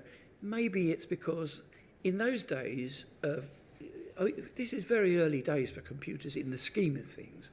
And in those days, most people thought that computers did work and that they produced an answer that was logical and reasonable and would do the finished job. Also, don't forget that this thing had been run, it had been piloted, it had been acceptance tested, so it had gone through many stages before I was there. It had been live for 2 years before I arrived. Did you ask anyone about how the rollout, the testing, the pilot went, and how Post Office Limited, how satisfied it was with the rollout, testing and pilot? Yes, of course I did. I just said I was talking to sub-postmasters on a regular basis, a very regular basis. So that was with sub-postmasters? Yes. What about anyone in the Post Office IT department? No, I didn't actually, because in a sense we didn't have an IT department. We had Fujitsu. That was the IT department in reality. What about Alan Barry? Yes, he was the IT director, but he didn't have a load of code writers behind him. And of course I did ask him, obviously, how things were going and what was happening. Did you feel that you had sufficient IT expertise within Post Office Limited to properly understand whether Horizon was adequate? No. Why did you not try to address that? I did. How? Recruiting Rick Francis, for example, who was the IT director who succeeded Alan Barry. And in all of this, when you're talking about asking questions about the pilot and the testing, etc., you may have covered this in your evidence already, but just to be sure, did you discuss that with David Miller?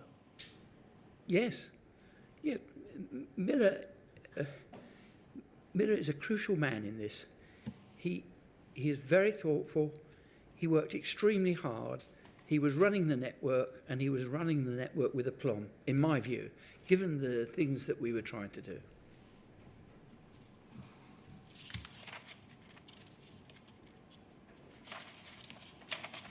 Please could we bring up your witness statement, page 34, paragraph 124.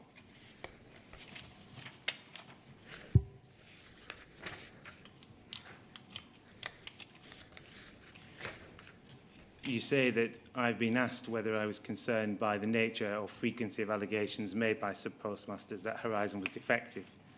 To be clear, whilst at Post Office Limited, I was not aware of complaints to the effect that Horizon was compromised. That can come down, thank you. Can we also now bring up POL 20328-107?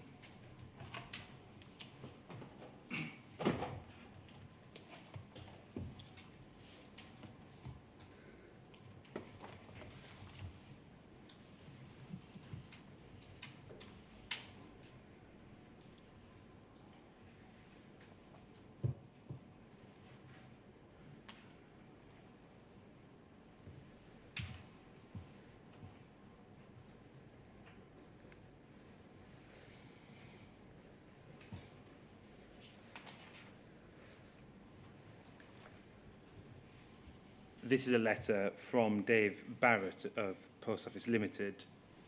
It's dated the 29th of October 2003. Dave Barrett's job title was Head of Commercial Urban Area Wales, the Marshes and Merseyside. Did you know who Dave Barrett was? No. As you'll see, it refers to a letter about Alan Bates sent by Betty Williams MP. And in the second paragraph, it refers to Post Office terminating Mr. Bates' contract because of a loss of confidence in his willingness to conduct the job in the manner expected. Were you aware of Alan Bates at around this time? No, not at all. If you turn to page 4, please.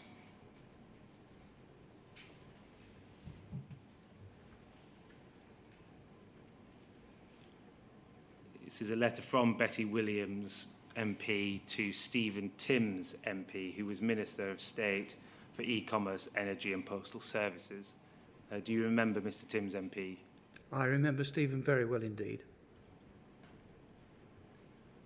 And he was the Minister at the Department for Trade and Industry when you were managing director. Yes, an excellent man. You will see in that letter, Betty Williams MP, if we go down, I think there, thank you,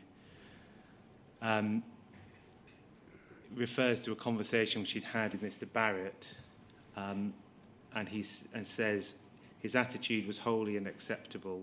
Sorry, his arrogant attitude was wholly unacceptable. And her complaint, well, she asked Mr. Timms to make a complaint to Alan Layton regarding the matter. If we turn to page 7, please.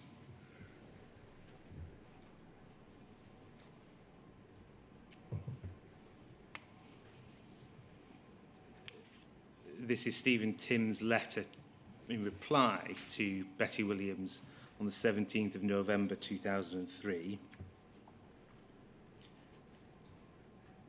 At the bottom, it says, however, in view of your concerns, I have passed your correspondence to David Mills, the Chief Executive of Post Office Limited, and have asked him to investigate the matter and respond to you direct. And over the page, we see Mr. Timms' letter to you. Do you recall receiving this letter? I don't, but I'm not at all surprised that Stephen sent it to me. I like Stephen a lot. We got on very well. He worked extremely hard to do his job, and I would have done anything I could to have helped him. Would you have expected a letter from the minister responsible for the post office to be put onto your desk? No, I'm not saying that. What I'm saying is that I'm not at all surprised that Stephen wrote to me. Well, I'll ask you, so would you expect a letter sent by the minister responsible for the post office? Yeah, yes, I would have done, yes. Do you think, you say you can't recall it, do you think on balance it's likely you would have received this? I probably did, yes. And probably I'd have taken the wrong thing out of it. I would have been probably incensed that one of our area managers, Barrett, or whatever his name was, had been rude and arrogant and so forth to Betty Williams. And if you look at her note, she's got a handwritten note, you can see that it does seem that this chap was not good with her. And so I'd have probably progressed that rather than Mr. Bates, which I'm not saying is right at all. I'm saying that's what I think I might have done. But it's apparent you can't actually remember what you did. No, I'm sorry, I can't. No. Please, could we turn to page 9 of the same document?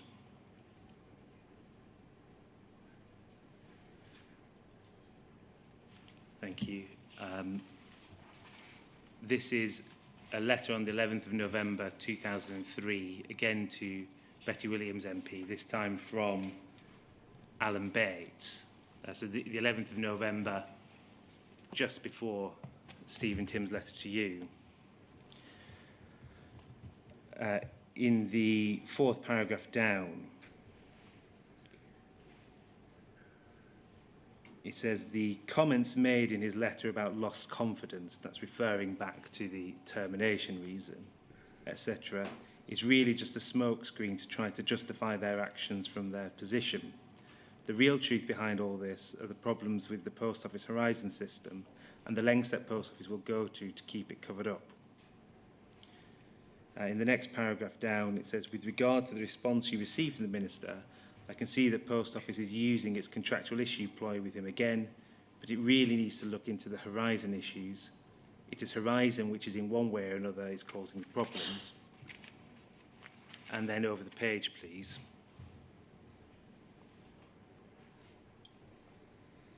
The second paragraph down says, Post Office Limited are terrified about the real facts with Horizon being known, and it seems they will stop at nothing to keep them hidden. If we move on to page 11, please. It's a letter from Betty Williams to Stephen Timms on the 19th of November, enclosing the letter we've just referred to by Mr. Bates. And then finally, please, if we can go to page 12.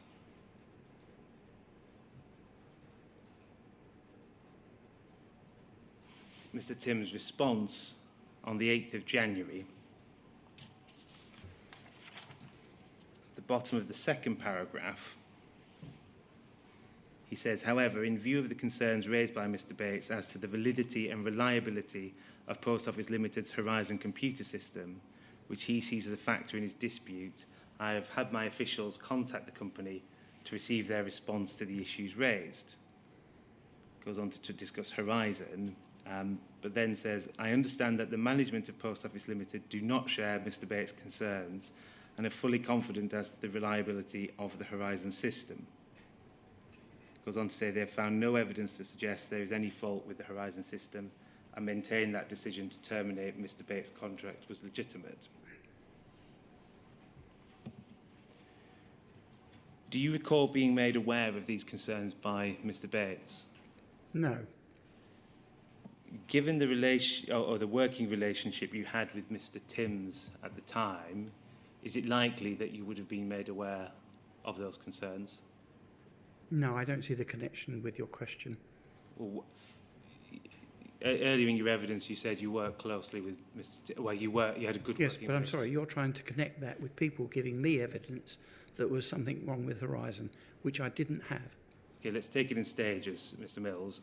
Firstly, based on your working relationship with Mr. Timms, do you think you would have discussed the concerns raised by Alan Bates with him? No, because I wasn't aware of those concerns. So, is your evidence, or what you think happened, Mr. Timms raised it with the company, but raised it with someone else? I think so, looking at this correspondence. Who else in the company would be responsible for dealing with requests such as this from Department of Trade and Industry? I'm not sure. It depends to where it was addressed, but if it was something of an IT type, it would have been Alan Barry. So is your evidence that Alan Barry would have had a direct line of report to the Department of Trade and Industry? No, I didn't say that. So who then, other I than... don't know is the answer to your question. How often did you meet with Mr. Timms around this time? No, I didn't meet with him regularly. I spoke on the telephone. How often did you speak with him on the telephone? Oh, infrequently. When you say infrequently? 3 or 4. 3 or 4, what? Is that times a month or...? No, in total. In total? Yes. 3 or 4 times. Over how long of a period? The length of the time that I was with the post office.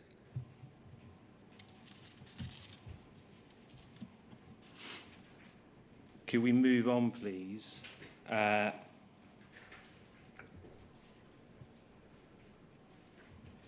Actually, sir, this is probably a good time to take a short break because it's moving to a different topic. Certainly. Do you want a 10-minute break, a 15? I think 10 minutes will be fine, sir. Thank you. If we could say 20 past. All right. Fine. Thank you. Thank you, sir.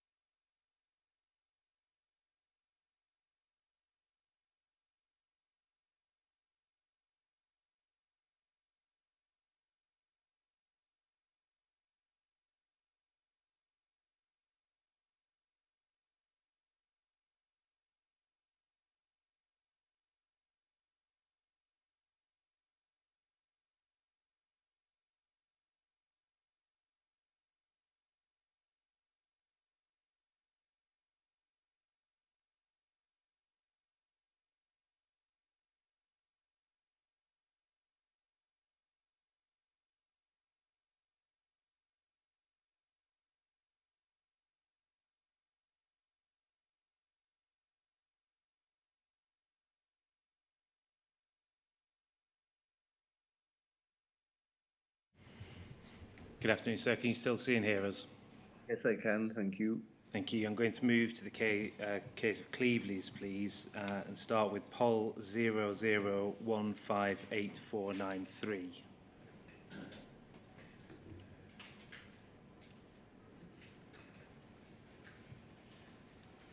This is an email from Keith Baines.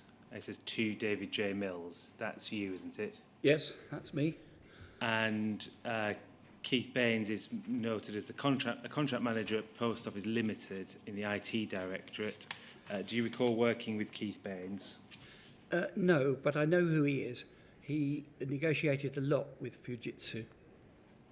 The subject is action from your visit to the IT commercial team meeting. Yes. What was the IT commercial team meeting? Well, it was just a visit to the IT, so I knew, or get a feel for the people working there and ask them probably inane questions, but helped me to learn more about the business. And it says, David, you asked who in Post Office was instructing the lawyers in the case referred to in the following risk on the IT risk register.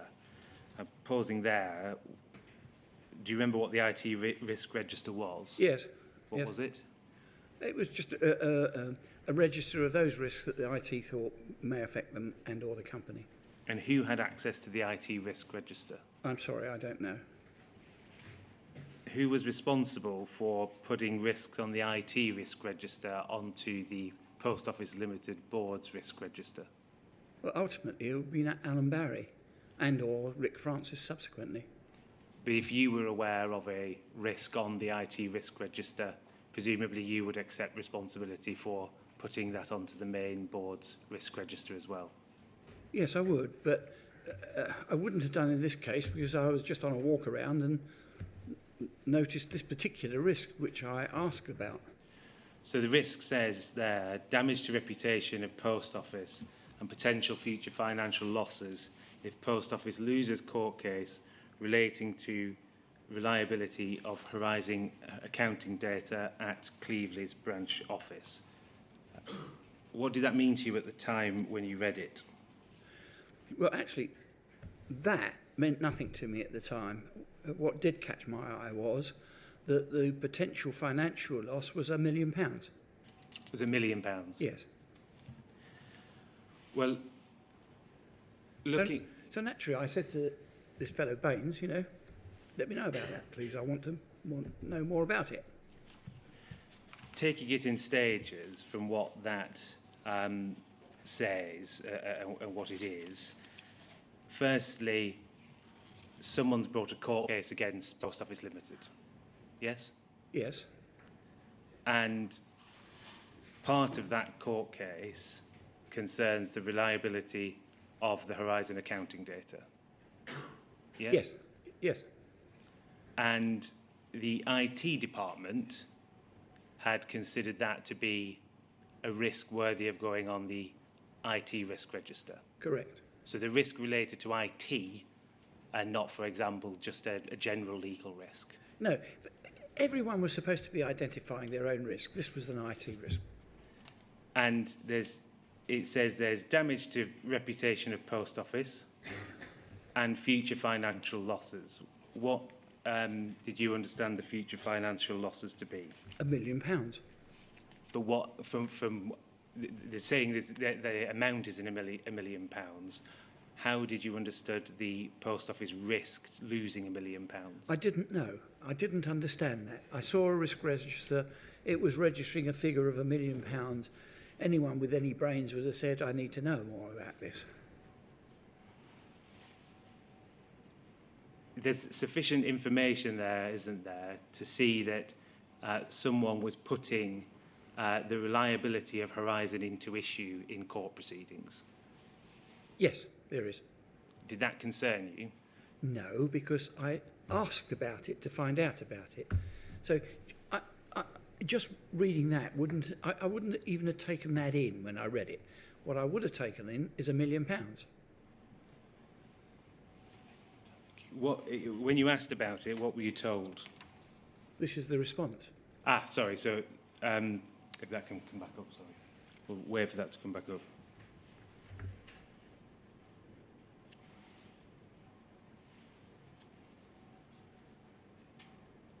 While Mr. Stevens is waiting for that to be put back up, the £1 million that you've mentioned, Mr. Mills, actually it's the first time I think I've heard that figure. Was that something written on the risk register, or was that something you learnt from another source?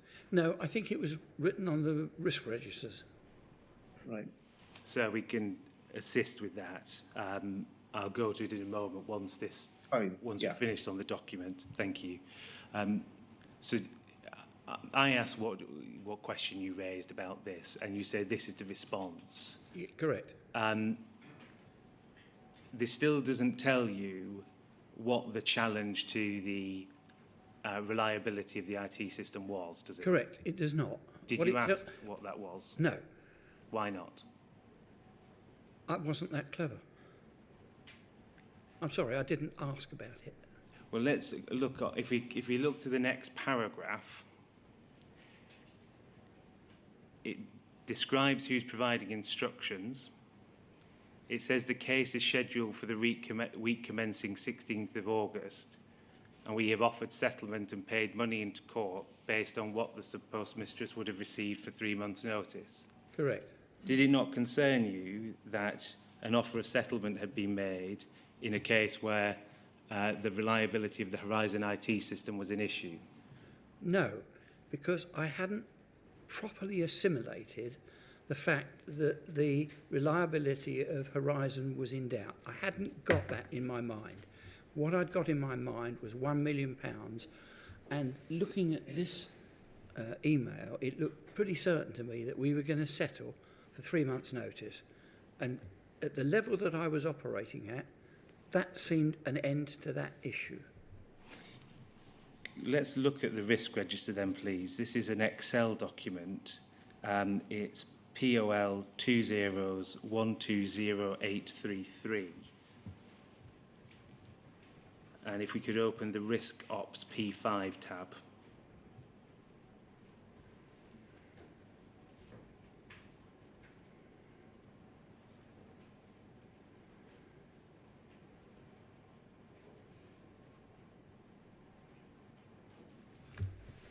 Thank you. So we see at the top, Director at IT, Commercial, and then Alan Barry, so that's the IT Director who reported to you. The same risk is in the first line, it's in the description, and the risk is set at £1 million. Action, Royal Mail Legal Services have made an offer for out-of-court settlement of the case, review with Fujitsu of their processes to protect against similar future cases. Did you not want to know what this review with Fujitsu entailed? No, because I haven't read this risk register. This is the first time I've seen this, other than this may have been what I saw on my walk around. Yes, I was going to say... But I don't know that it was, because this isn't in my mind. And looking at it, you can see why it probably wouldn't have been. If I'd have been going around looking at desks and looking at risk registers and looking at this, and I'd have looked at the first line and it said risk £1 million, well, I'd have probably put that in my little notebook and said, tell me about that. When it says risk £1 million for potential future financial losses in the description, were you not concerned that the future financial losses may be connected to the criticisms of the Horizon IT system and how it stored data? No, because I hadn't spotted the criticisms of the Horizon IT system. What I'd spotted was £1 million. Do you think you should have spotted the criticism? No, I don't. Why not? If I'd have concentrated on any issue at that level, I'd have never, ever got anywhere near to turning the post office round. This was for Alan Barry to deal with, not me. Alan Barry, as you say, is the IT director, but you accepted earlier that ultimate executive accountability for the Post Office Limited lay with you. Of course. The Horizon IT system was a system that put together, recorded transaction data held by branches, yes? Yes. And from that data, Post Office Limited used that data, to put together its management and statutory accounts, correct? Yes. It was important that the data was reliable, correct? Yes. And you knew all of that at the time. Of course. I ask again, do you think when you saw a risk register that referred to a challenge to the integrity of Horizon, that you should have asked more questions as to what that challenge, the challenge to the integrity was? I think I've said this already, but I think I said to you that I hadn't assimilated that point. The point that I had assimilated is £1 million. Now, whether I should have followed up on things that I hadn't assimilated, I think is really hypothetical. I'll move on from that risk register to something related. Could we go to WITN 00? Actually, no, sorry, before we go there.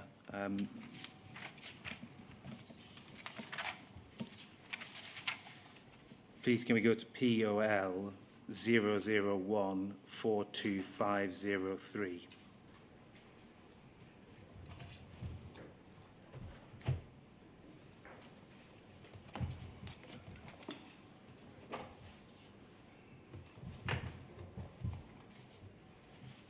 This is an email from Rod Ismay. Do you remember working with him? No. I know the name, I know the man to look at, especially because I've been reminded on the occasions that he's reported here. And we've heard evidence this morning that Donna Parker was David Miller's personal assistant. Correct. Do you recognise the other names, Mandy Talbot, Carol King or Tony Marsh? Yes, I recognise all the names. I don't know the people. Obviously, I know Marsh. I don't know Mandy Talbot. I don't know Carol King, but I've seen a lot of their work in this inquiry.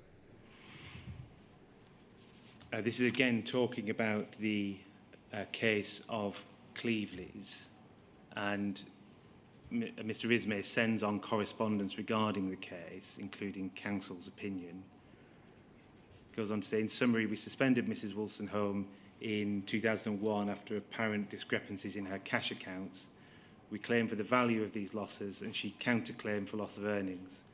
Within her claim was an expert's opinion which was unfavourable concerning Horizon and Fujitsu.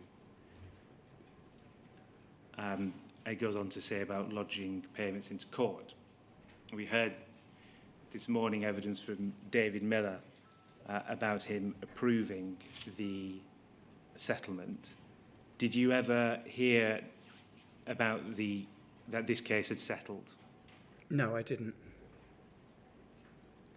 Can you explain why a settlement of this case wasn't discussed at the board or executive team level? Yes, Miller had delegated authority. Was this not, the email here in Mr. Miller's evidence was that this would have been dealt with by Peter Corbett usually? Correct. And it went to Mr. Miller in his absence? Correct. So is it your evidence that if either of them had any concerns, it was for them to raise at the board? Probably at risk committee, first of all, pre-board. Could we please turn to WITN 00210101? Before you go there, sorry. Mr.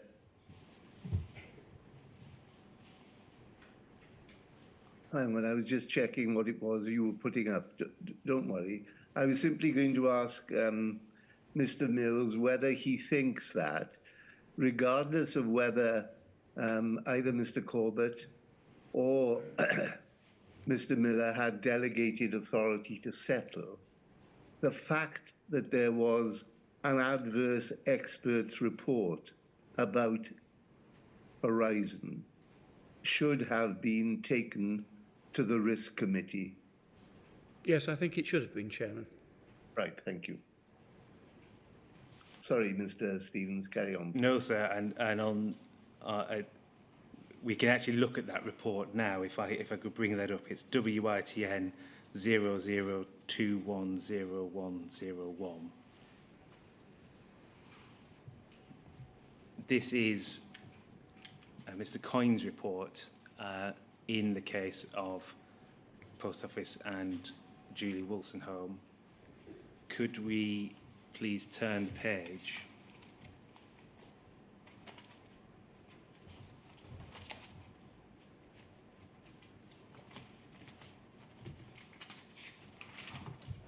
I'm not going to read it all out, but if we can go down to the bottom half of the page, please.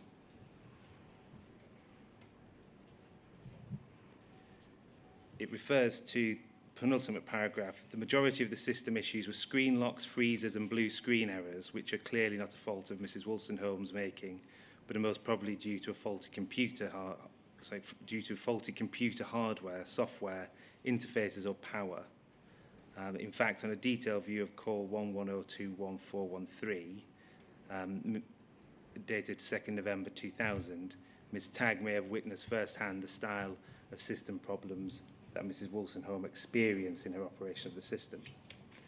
And if we could turn to page 4, please. It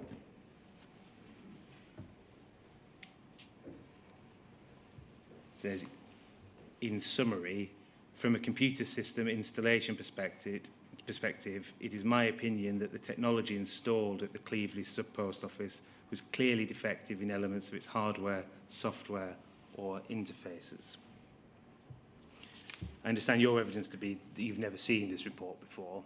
Oh, well, sorry, I'll rephrase. Until the inquiry sent at you, you've never seen it. No, I haven't seen this report at all. If this report had been put before the board or on the risk register, what would you have done? I'm not entirely sure because I've only seen 3 paragraphs of summary and 1 paragraph that you highlighted. So I'd need to read the whole thing in detail and with some time to assimilate it in my mind before deciding what I would have done with it. Mr. Mills, this document was sent to you in advance of this hearing. Have you not had a chance to read it? I'm sorry, if it was, I would have read it. I can assure you of that. And I might well have forgotten the fact that I've read it. Let me ask you this. If you received, as a hypothetical, if you received a report from a joint expert that raised a concern that there was a reliability issue in Horizon, what would you have done?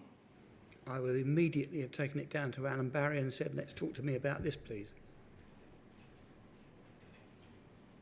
So you would have gone to your IT director and taken his advice, effectively? No, not necessarily taken his advice. This is occurring in Peter Corbett's area, and Miller knows something about it, so I would have started off with Barry. What would you have done then?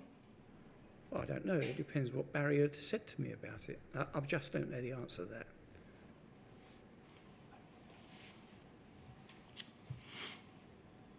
There's one element of this I want to explore, and it's we saw it earlier. There's Post Office Limited, or someone from Post Office Limited giving instructions with legal advice coming from Royal Mail. In your witness statement, we don't need to have it on the screen, but it's page 15, paragraph 48. You say, with hindsight, the legal function should have been reporting to me on matters related to POL, so that I could, matters related to Post Office Limited, so that I could exercise oversight of it. When you say with hindsight, is this an area where you feel you would have been better served by having legal in-house or in Post Office Limited? Definitely. And why do you say that with hindsight? Look, because I'm now looking back at what's occurred during the many years, even when I was there, let alone when I left, you can see that things were dropping through the slats. And I'd have hoped that I'd have helped not let that happen. To what extent do you think it was a failing for Post Office Limited not to have a legal function on its board? I don't think it was a failing at all. Why? Well, perhaps I should remind you that I didn't retire from Royal Mail, I resigned. And I resigned on matters of importance. And what were those matters of importance? I disagreed with some of the policies that were going to be adopted by Royal Mail Group. Was one of those policies relating to where the legal function sat? No, it wasn't. So, going back to what we were discussing, the issue of whether it was a failing for Post Office Limited not to have a legal function on it, why do you say it wasn't a failing? Well, because you have to be in the moment. It's very easy to look back and say, well, it's obvious that you should have had a legal function. We did have a legal function. It was operated centrally by Royal Mail Group.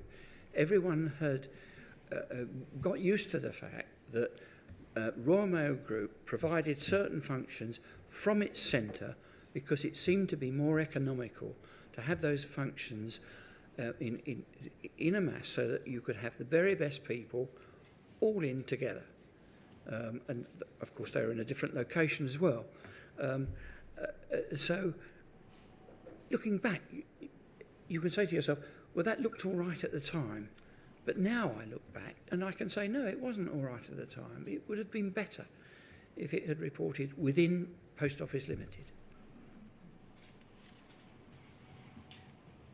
Please can we bring up Poll 3072892.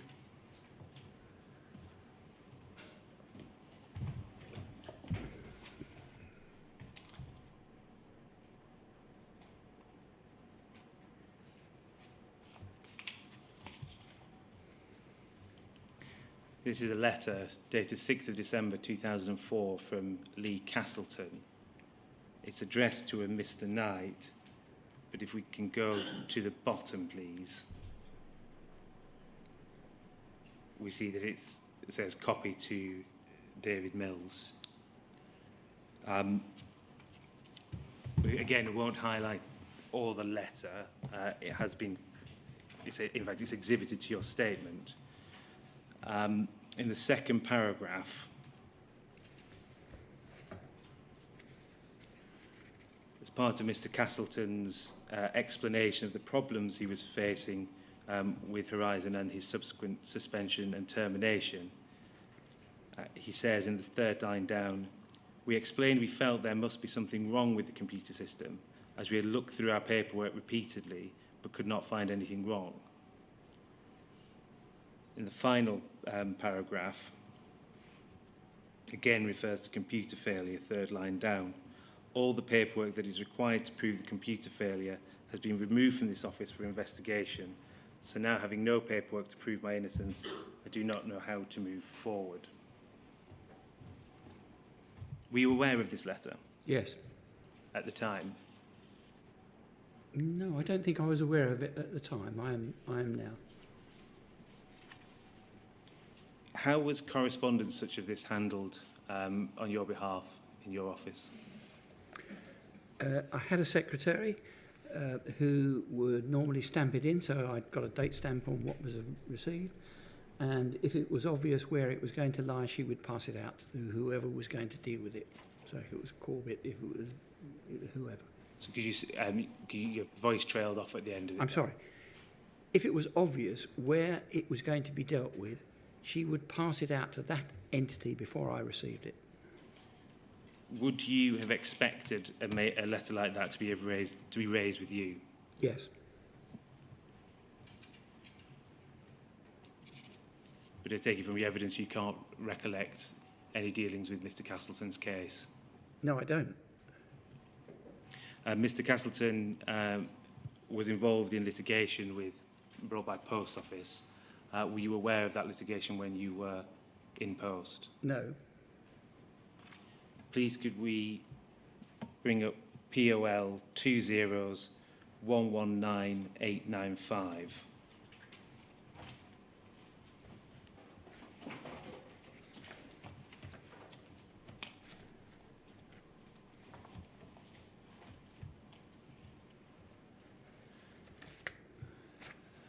This is a draft note of a meeting titled Horizon Integrity on 6th of December 2005. We've referred to Keith Baines already, and Mandy Talbot, who I think you said you recognise the name, but not necessarily what she did. Do you recognise anyone else in that list? No, no one.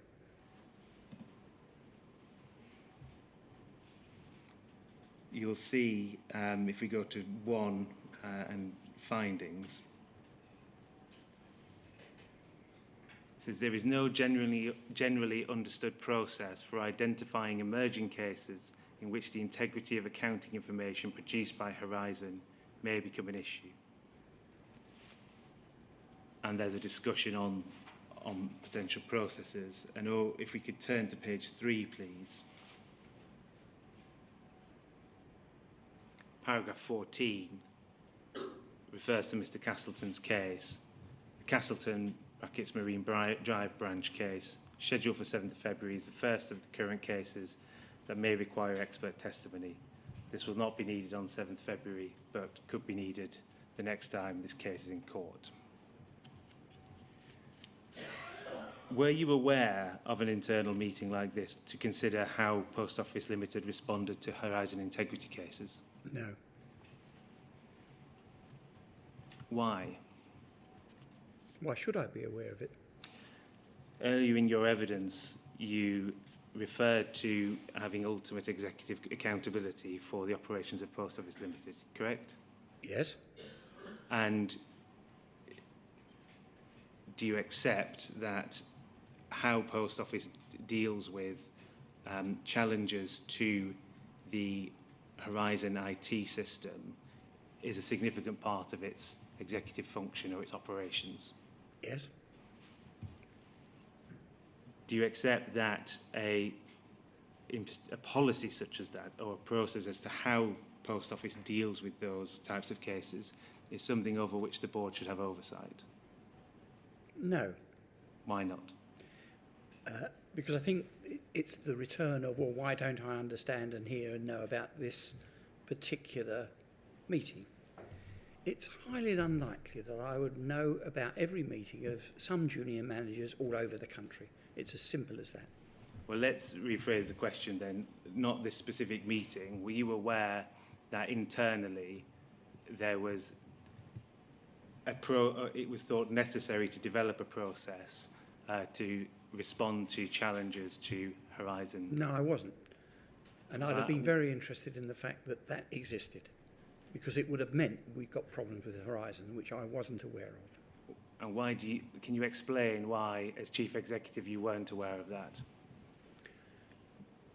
Yes, I think I can.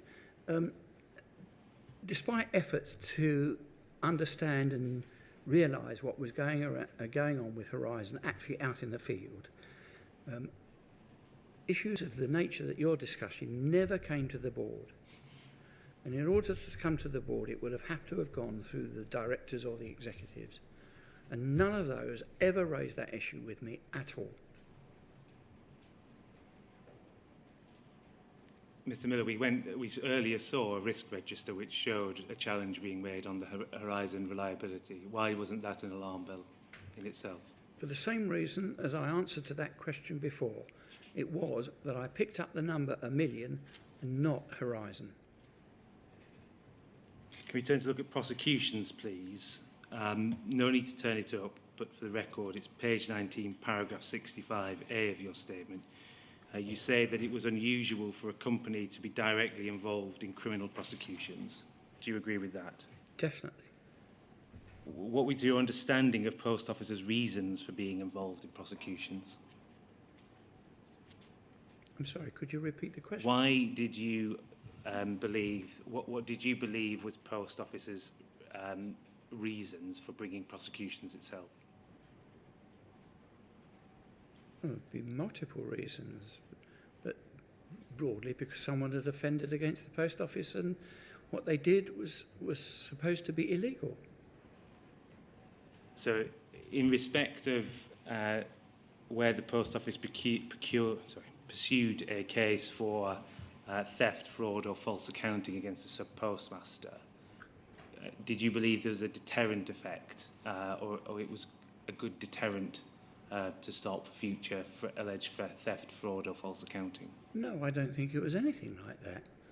I think that that as with all of the whole of the United Kingdom, if someone is found nicking something, they try to prosecute them against it.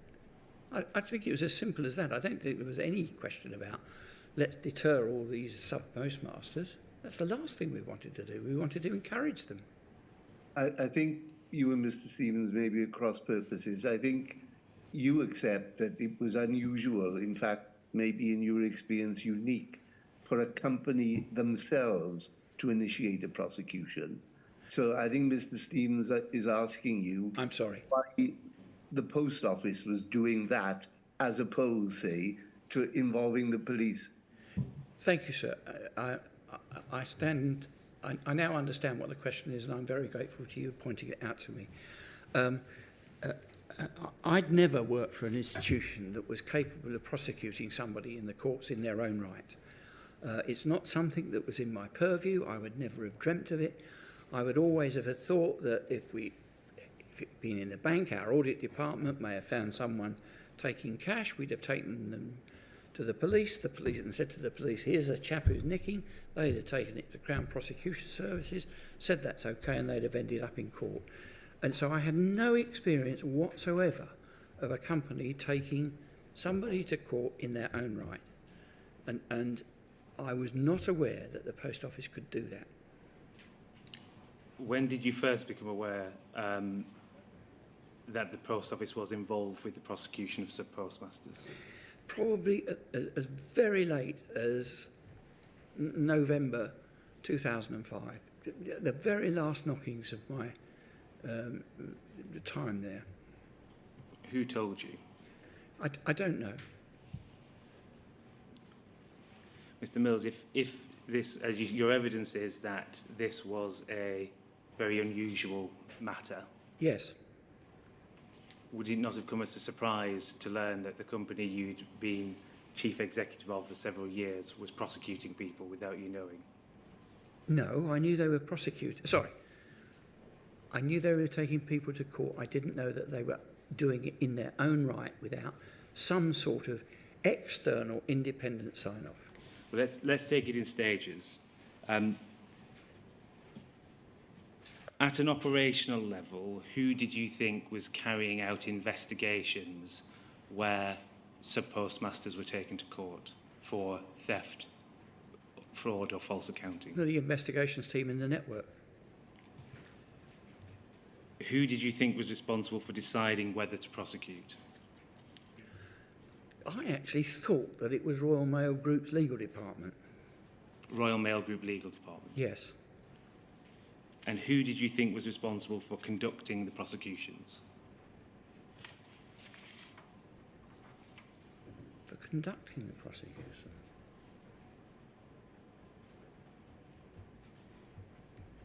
I don't know who I thought was responsible for conducting those prosecutions.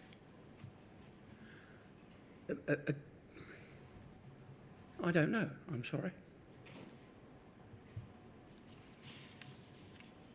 When were you first aware that Post Office Limited had any involvement in the prosecution or investigation of offences? I don't think I was aware in the sense that you mean. I think that I entered Post Office Limited with the automatic thought that if somewhere had 17,500 branches and 65,000 staff, there would be an investigations department and a prosecuting department. I just would have thought that would have been natural because you can't have that many people without criminality.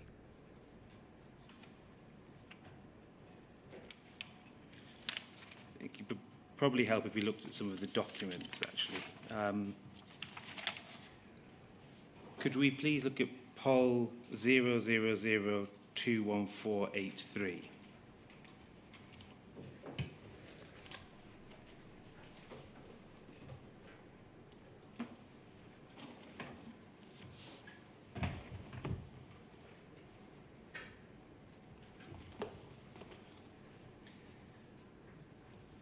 So this is a board meeting on the 20th of August 2003. And you are listed in attendance, Yes. as is Tony Marsh. Correct. Who was Tony Marsh? He was head of security, and I think head of security at Royal Mail Group, or reported to Royal Mail Group.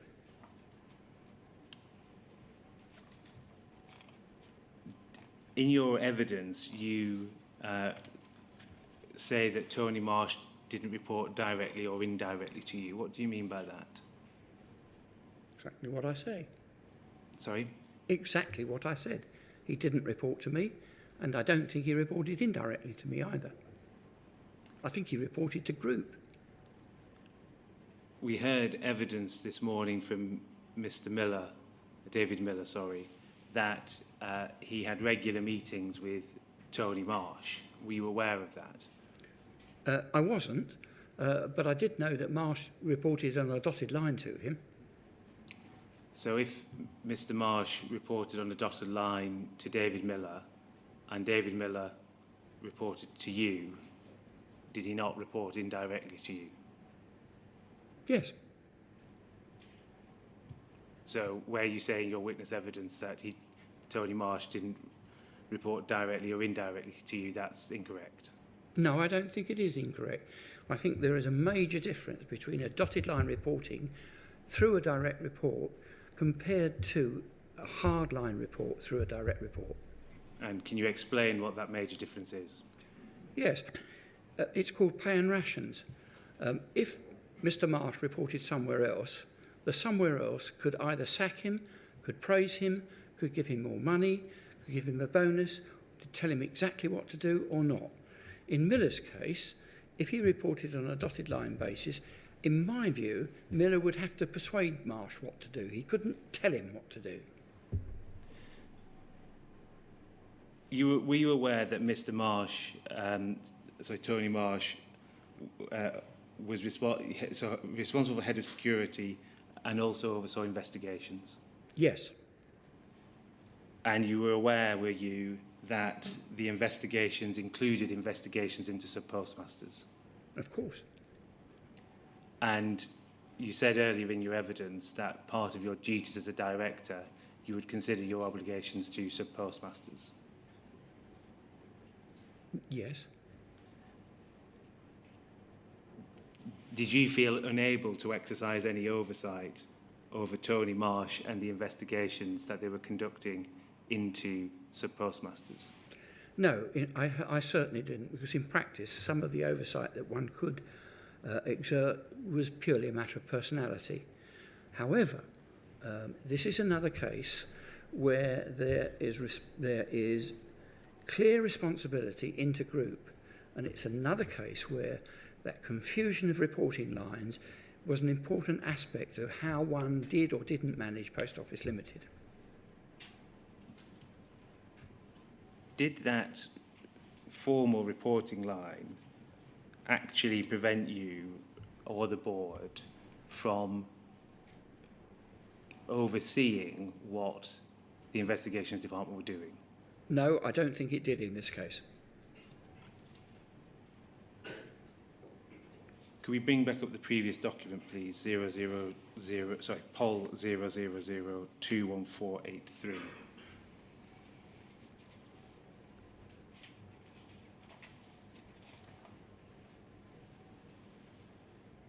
And if we could turn to page 8, please.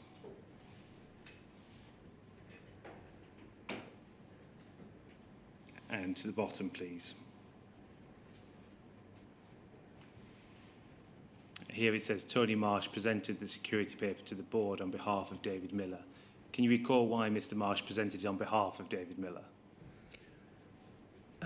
I don't recall, but I would guess that it was thought that Marsh would have had closer, hands-on knowledge of the issue that we were going to discuss.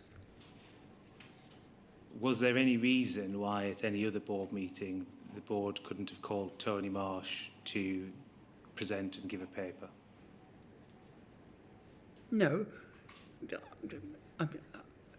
I'm thinking now, but I'm not sure at all about this. I think that we'd started to have the idea that Marsh should report twice a year to us. But I'm sorry, I don't know that for a fact, because it was right towards the end of my tenure. What reason was there for Tony Marsh not to report directly to the board? There wasn't any reason for him not to report. Why didn't you ask Tony Marsh to report to the board more often?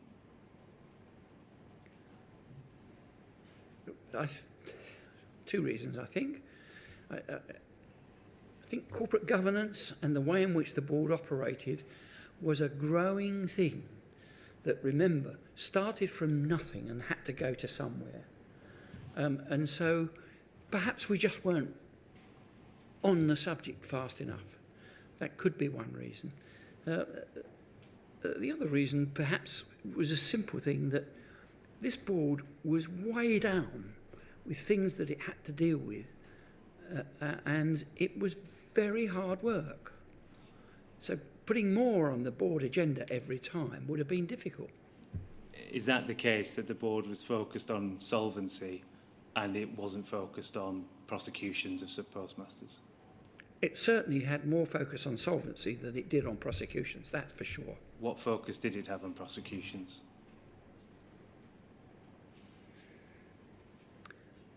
Not a high level. Can you recall a time when the prosecution of sub-postmasters were discussed on the board? No. Why do you think that is? I think I've just given the reasons why. Do you think that's a failing of the board's part? No, I don't. Why? Because you have to put yourself in that time. I can see why it should have done now, but it didn't then.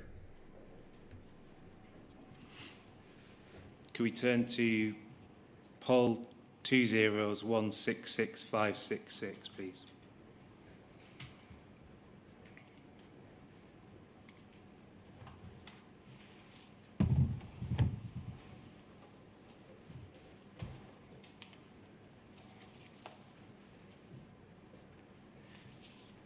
This is an email from Tony Marsh on the 17th of October 2003 to a large number of staff.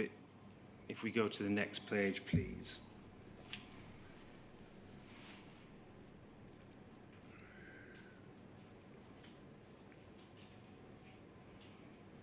The attachment is Security Team Organisation V4. Dear colleague, as you will be aware from recent communications from both the Chief Executive David Mills and the Personnel Director Ian Anderson, Post Office Limited must make further headcount reductions to support Royal Mail Group in its drive back to sustainable profitability. Were you and Post Office Limited responsible for the Security Department's headcount? Of course. Why did you then feel that there wasn't a more formal reporting line to you?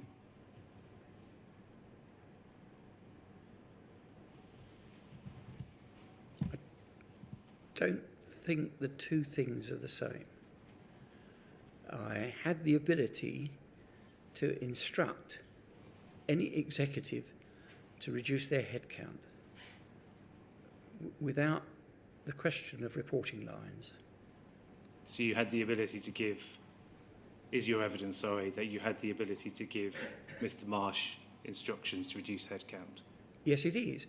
But he also, of course, could always overridden me and simply gone back to Royal Mail Group and said, he's asking me to do this. That's not fair, is it?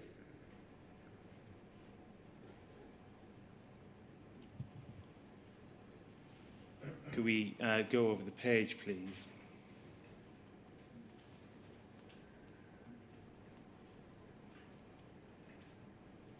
You see there's a discussion of a security team lead and I examining a number of options, and came to the conclusion that the structure could be further streamlined in the following ways, and it refers to internal and external crime functions, etc. Were you involved in the detail of changes to the security department? No, not at all. So I looking at the time, I'm not finished, but I think we should take a 5-minute break. I appreciate that might run us over slightly, but if we could do that, I'd be grateful. Right, of course. I'm okay. Sorry? I'm okay. You're okay? Yes. Okay. We may carry on for... Yes, please. Yeah. In which case, Sorry, I will continue. Yeah.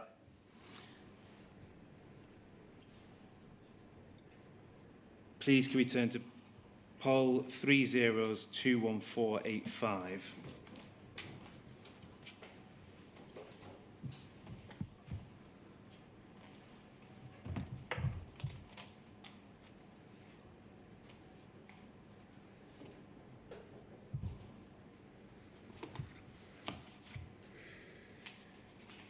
And could we turn to page 13, please?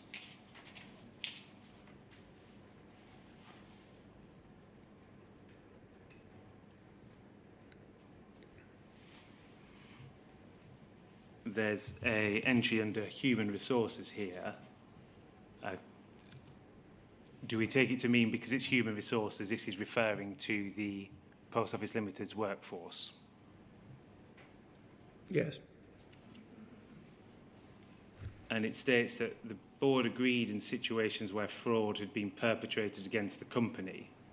And pausing there, because this is in human resources, is that referring to fraud perpetrated by the workforce against the company? I'm sorry, I don't know. Reading the board minutes with your experience as acting as chief executive, what would your reading of them be?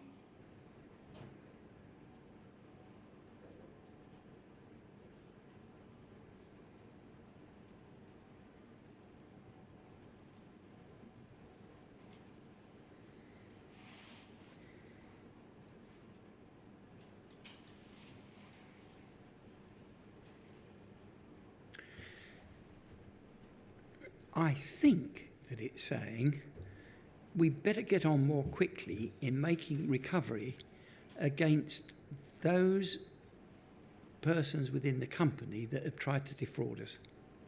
So the workforce defrauding the company? Yes. And that would include sub-postmasters? Yes. And it says the appropriate civil orders will be used immediately. Was there and in advance of any criminal proceedings. Is that referring to the use of freezing orders? I don't know, I'm sorry. You can't recall the conversation on that? No. Do you recall if the board there would have discussed the fact that Post Office Limited were advancing criminal proceedings? If they were in advance of criminal? No. Would the board have discussed that Post Office Limited was advancing criminal proceedings? No, they wouldn't have done. Please can we turn to poll 21486.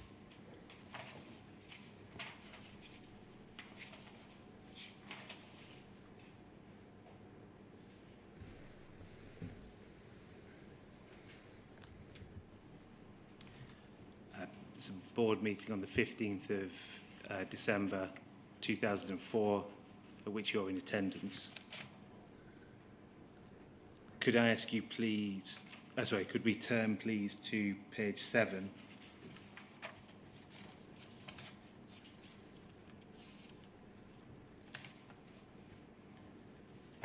I'm terribly sorry, page 6 first, please. Right at the bottom. So it's referring to the Risk and Compliance Committee. And Peter Corbett provided a short presentation to highlight the work of the newly formed Risk and Compliance Committee. Do you recall the discussion on this? Very much so, yes. Yes, I was pleased that it was being formed. And from your recollection, what was the Risk and Compliance Committee there to oversee? Well, initially, all aspects of risk and compliance that were identified as being where we had a risk in the first place, and where there was any likelihood of us not being compliant with regulatory directives.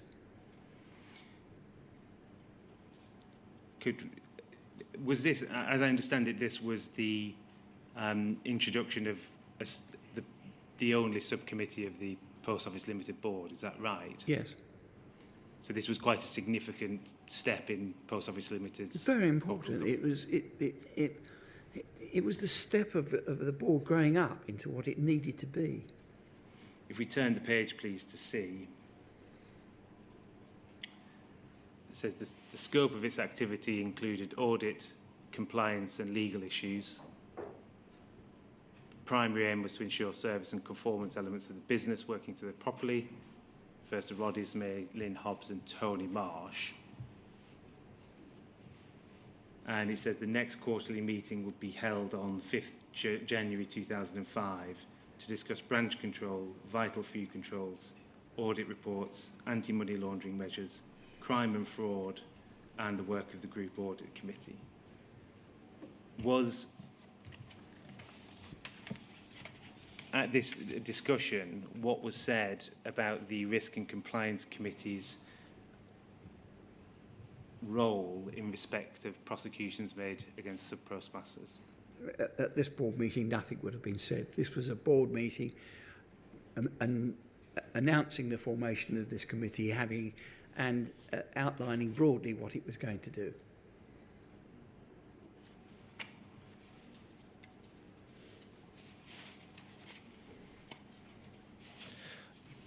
That can come down, thank you. At the time, did you consider yourself the risks associated with Post Office Limited's involvement in prosecutions? No, I didn't. Why not?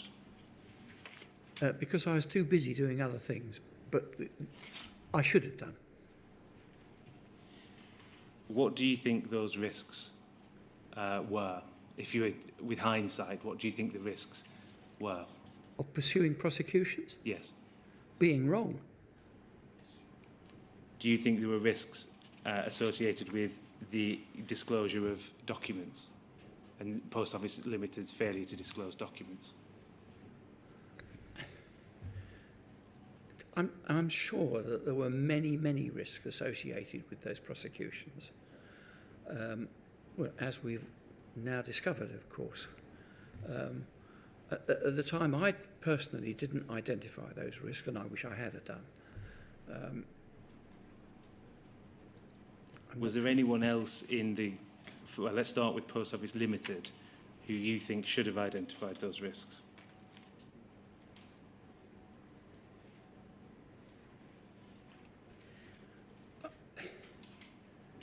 I'm very surprised in a sense that the people dealing with the investigations, especially those people in group legal, had not come to terms with the idea that these things that were happening could harm us. What things that were happening?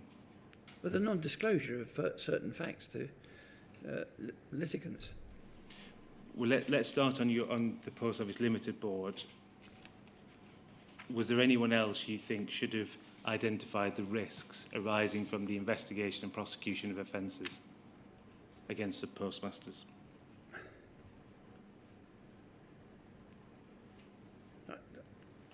I don't know. And I don't know because I'm trying to think at that time.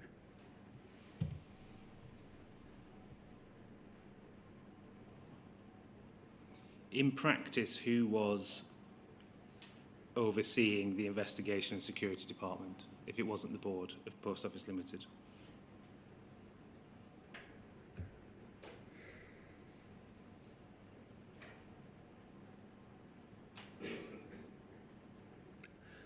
I can't truly tell you. I think it moved around. Do you think that it's a failing of corporate governance that you can't tell who was responsible for the investigation and security department? And who do you think is responsible for that failing? Of me, obviously.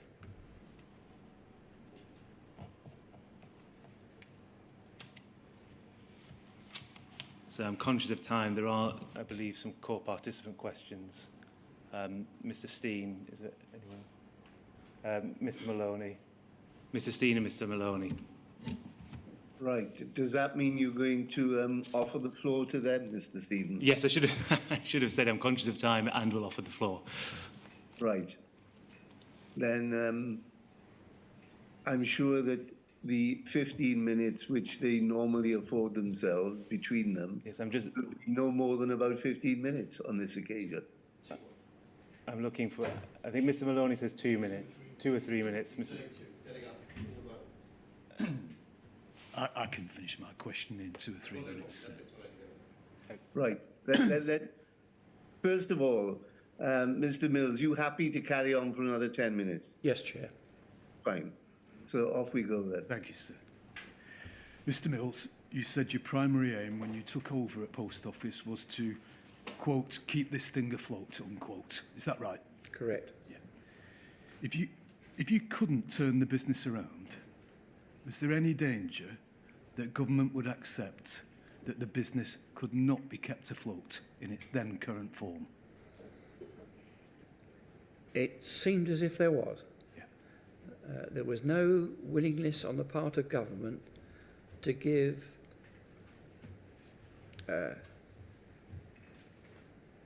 ironclad guarantees to creditors for us.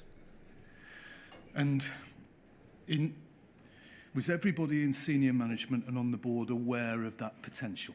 Definitely. Horizon was utterly integral to the operation of Post Office at this time, wasn't it? Crucial. Business critical might be another description for it as well. Definitely. And in reality, and I don't seek to in any way challenge that what you knew and didn't know and what you've said about that. Do you understand me, Mr. Mills? Yes. In reality, at that time, having spent many, many millions of pounds on the Horizon system, if Post Office had been forced to go back to the drawing board on its online accounting system, the business was in real trouble, wasn't it? I'm sorry, could you The business was in real trouble. Definitely. Yeah. Crisis mode it would have been in. Yeah. Thank you very much, Mr. Mills. Mr. Mills, I've got just a couple of questions in relation to your knowledge at the time. You've stressed to Mr. Stevens in answers to his questions that you tried to work out what you knew at the time, okay? I'm going to take you to a document which is RLIT 40195.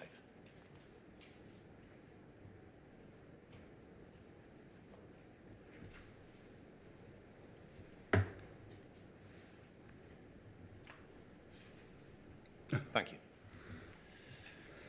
Now, Mr. Mills, you should be able to see that we've got a photograph of you. Yes, dreadful. Is that correct? Yeah. We can see that this is an article that goes back some time. In the copy I have, which I hope you'll take from me, is dated March 2005. This is an article from the Sub-Postmaster magazine. Okay. Yes, I remember it well. Okay. So here what we've got is this. We see the heading, which is improvements to the Post Office Horizon network. And you're saying at the beginning of the article, in August last year, I promised to respond to issues you raised about the reliability of the Post Office Horizon banking services. All right, so that's what you're doing. Yes. So putting this together, we can see at this time that you are trying to set out some reassurance to the branches regarding the operation of the Horizon system. Is that a fair description of what you're doing in this article? Yes, and Okay. I was also trying to prove accountability, that what I said I'd do. Right. So can we then look at the third column going across? Yes. You see the one that starts in reality, and I'll read that out. In reality, Horizon provides a reliable service for the majority of our branches. Most of the time, about 99.7% of the time, in fact.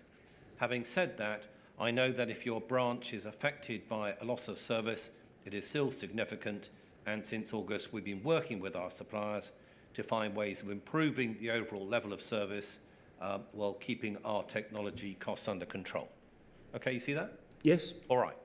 So So you understood at this time, in March of 2005, that there had been issues raised concerning the reliability of the Horizon system. Is that correct? I certainly did, Right. yes. Were you aware at this time, in March 2005, that Horizon data was being used to support prosecutions of sub-postmasters?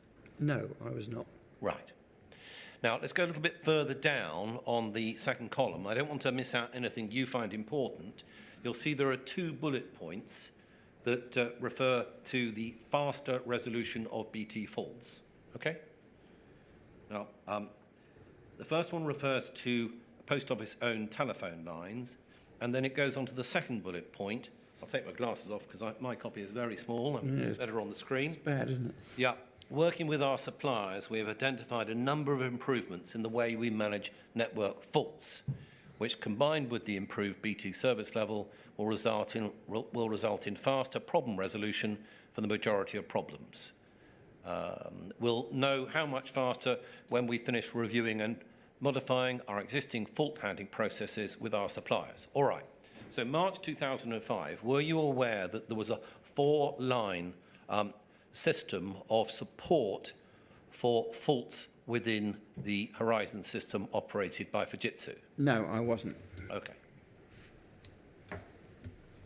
Now, how, therefore, when writing this article, what were you referring to as regards the management of network faults that you refer to within this article? An amazing number of the faults that sub-postmasters were recording were, first of all, because they had bad telephone lines that didn't stay up all the time and that hiccuped. And to get them fixed, you actually needed a man in a van and a shovel. And men in vans and shovels don't turn up just like that. You have to put your hand up and say to BT, would you please come? And in 3 days' time, hopefully they turn up. So the getting our hands around BT's neck and trying to ring it was part of the problem. Also, the kit that was put into post offices, was not one piece of kit. It was a connection of pieces of kit. And pieces of kit don't always work, and the connections don't always work. And sub-postmasters pull them out, and they don't know where to put them back in. There was a whole variety of things that were nothing whatsoever to do with the software. These were real, practical, day-to-day hardware problems that we weren't getting to fast enough because we had 17,500 branches that were phoning up and we had to get round to. So I was referring to a lot of that hardware solution and not actually software solutions, because very often it was the hardware that was wrong. Right. So if we put this together, what we've got is you setting out in an article improvements that are going to be considered for the Horizon network. You're referring to difficulties with the BT line, yes? Yes. You're referring to improvement with the BT service level in the second of the 2 bullet points. Yes. You're also managing network faults, and there you think you're referring to hardware problems.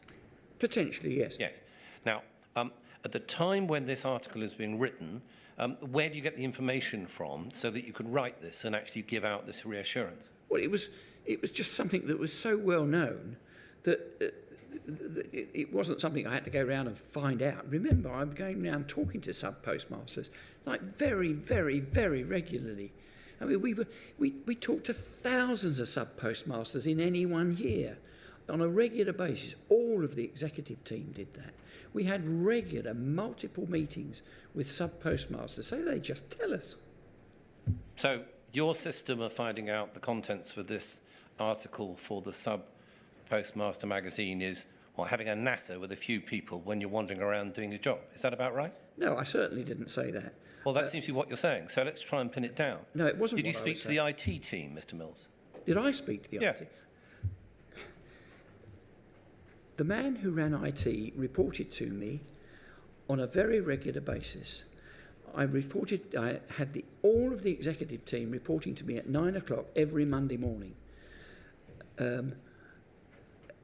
We had regular conversations in the diary with the National Federation of Sub-Postmasters. We talk to the CWU regularly. These are not things, the tittle-tattle that we were dodging in and out about. These are major presentations and conversations with them. Right. We put all of them together in a conference. Did you speak to the IT team so that you understood that what you were putting in an article reassuring branches about the network system of Horizon was correct? Did you speak to them? Did you get a report from them? Did you get advice from them in writing so that you can understand whether there were or not faults within the Horizon system? No. On a normal basis of every corporate organisation, had regular and direct conversations with my IT director, who had delegated authority to run the IT team. I see.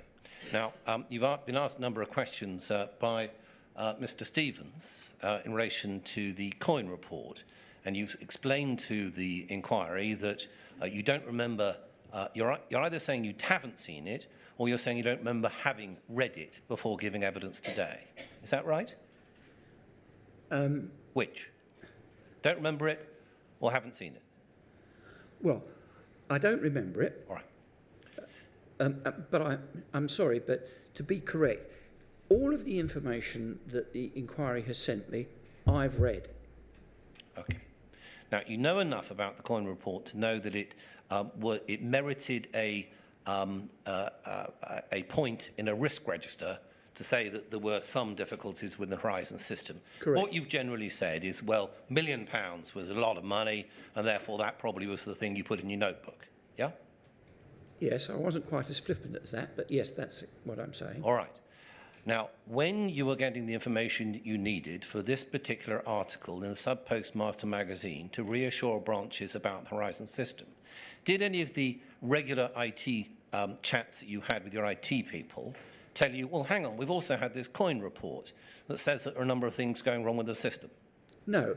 If I was going to put something out like this to the network, it would almost certainly have been copied to every director by the communications team for their comments. They would have come back, been incorporated by the communications team. I'd have re-looked at it and said, yep, that's okay, let it go. And had you been told by any of the people in the IT team within POL that one of the problems identified in the COIN report is that when someone phones the helpline, they get told to switch off the machine, and then that doesn't really help solve software problems? You been told that at any stage, Mr. Mills? No. If right. You mean had I been told that they were asked to reboot the machine, yes. Right. And were you told that by doing so, that can mask problems within the software of a Horizon system? Definitely not. Right. Okay. So let's pull this all together. It doesn't seem from your evidence, Mr. Mills, that you were told about the COIN report and the significance of it. Is that correct? Correct. When you come to write an article for the Sub-Postmaster magazine, it doesn't seem from your evidence that that therefore achieved a note in what you were then explaining to the Sub-Postmasters. Is that also correct? Correct. I see. Whose fault was that? Yours or other people within POL? I don't think it was anybody's fault. You don't regard problems with the helpline, where people are being told to turn it off and then turn it back on again, causing software problems. You don't regard that as being an issue that perhaps you should have been aware of, Mr. Mills? I said I was aware of the helpline asking sub-postmasters to reboot the machine. Did you, let's try and take that on then, did you perhaps say to anybody that if these sub-postmasters are being told to reboot, does that cause any issues? Did you raise that as a query, Mr. Mills? I raise many queries about Horizon on a daily basis. The fact that they were asking people to reboot something would have been trivial in my daily life. Everyone was rebooting machines everywhere for every reason. They just used that as a solution to a problem. So no, that wouldn't have caused great issues in my mind. Of much more importance was, how did we replace this system in 5 years' time? More important than the prosecution of small businesses, more important than the people that are in branches going to prison, more important than people losing their livelihoods, Mr. Mills? I didn't say that. You said that. Well, what do you say now? which is more important? What I've just said, which is people's lives being devastated and destroyed, or what you've said, which is, well, we had to keep an eye on the bottom line? Which was more important to you now, Mr. Mills? First of all, I didn't say, well, we have to keep an eye on the bottom line. And secondly, obviously, the devastation to the lives of these poor postmasters was more important than anything else and should never, ever have happened. Right, thank you, Mr. Steen. Just following on from that, really, Mr. Mills, I'm not for a minute going to suggest that rescuing the Royal Mail Group and or the Post Office from insolvency was not critically important. I follow that, all right? But exercising the function of prosecuting people has various consequences, and reduced to its simplest, it means that you take people to court and that in certain circumstances, very severe sanctions are imposed upon them. And it does seem to me, I have to say, that that is something which the board of directors of a major company should have very much towards the forefront of its mind, regardless of what other problems it faces. Is that fair? Yes. Right. Thank you very much. Thank you for coming to give evidence after making a witness statement. I'm grateful for your participation in the inquiry. Thank you. And so we'll adjourn now until tomorrow morning at 10 o'clock. Yes, sir. We have John Longman, who is adjourned phase 4 witness, and Alan Layton. And is Mr. Longman in person or remotely, Mr. Stevens? I believe it's remote, sir. Yeah, that's what I thought, yeah. All right, then, 10 o'clock tomorrow morning.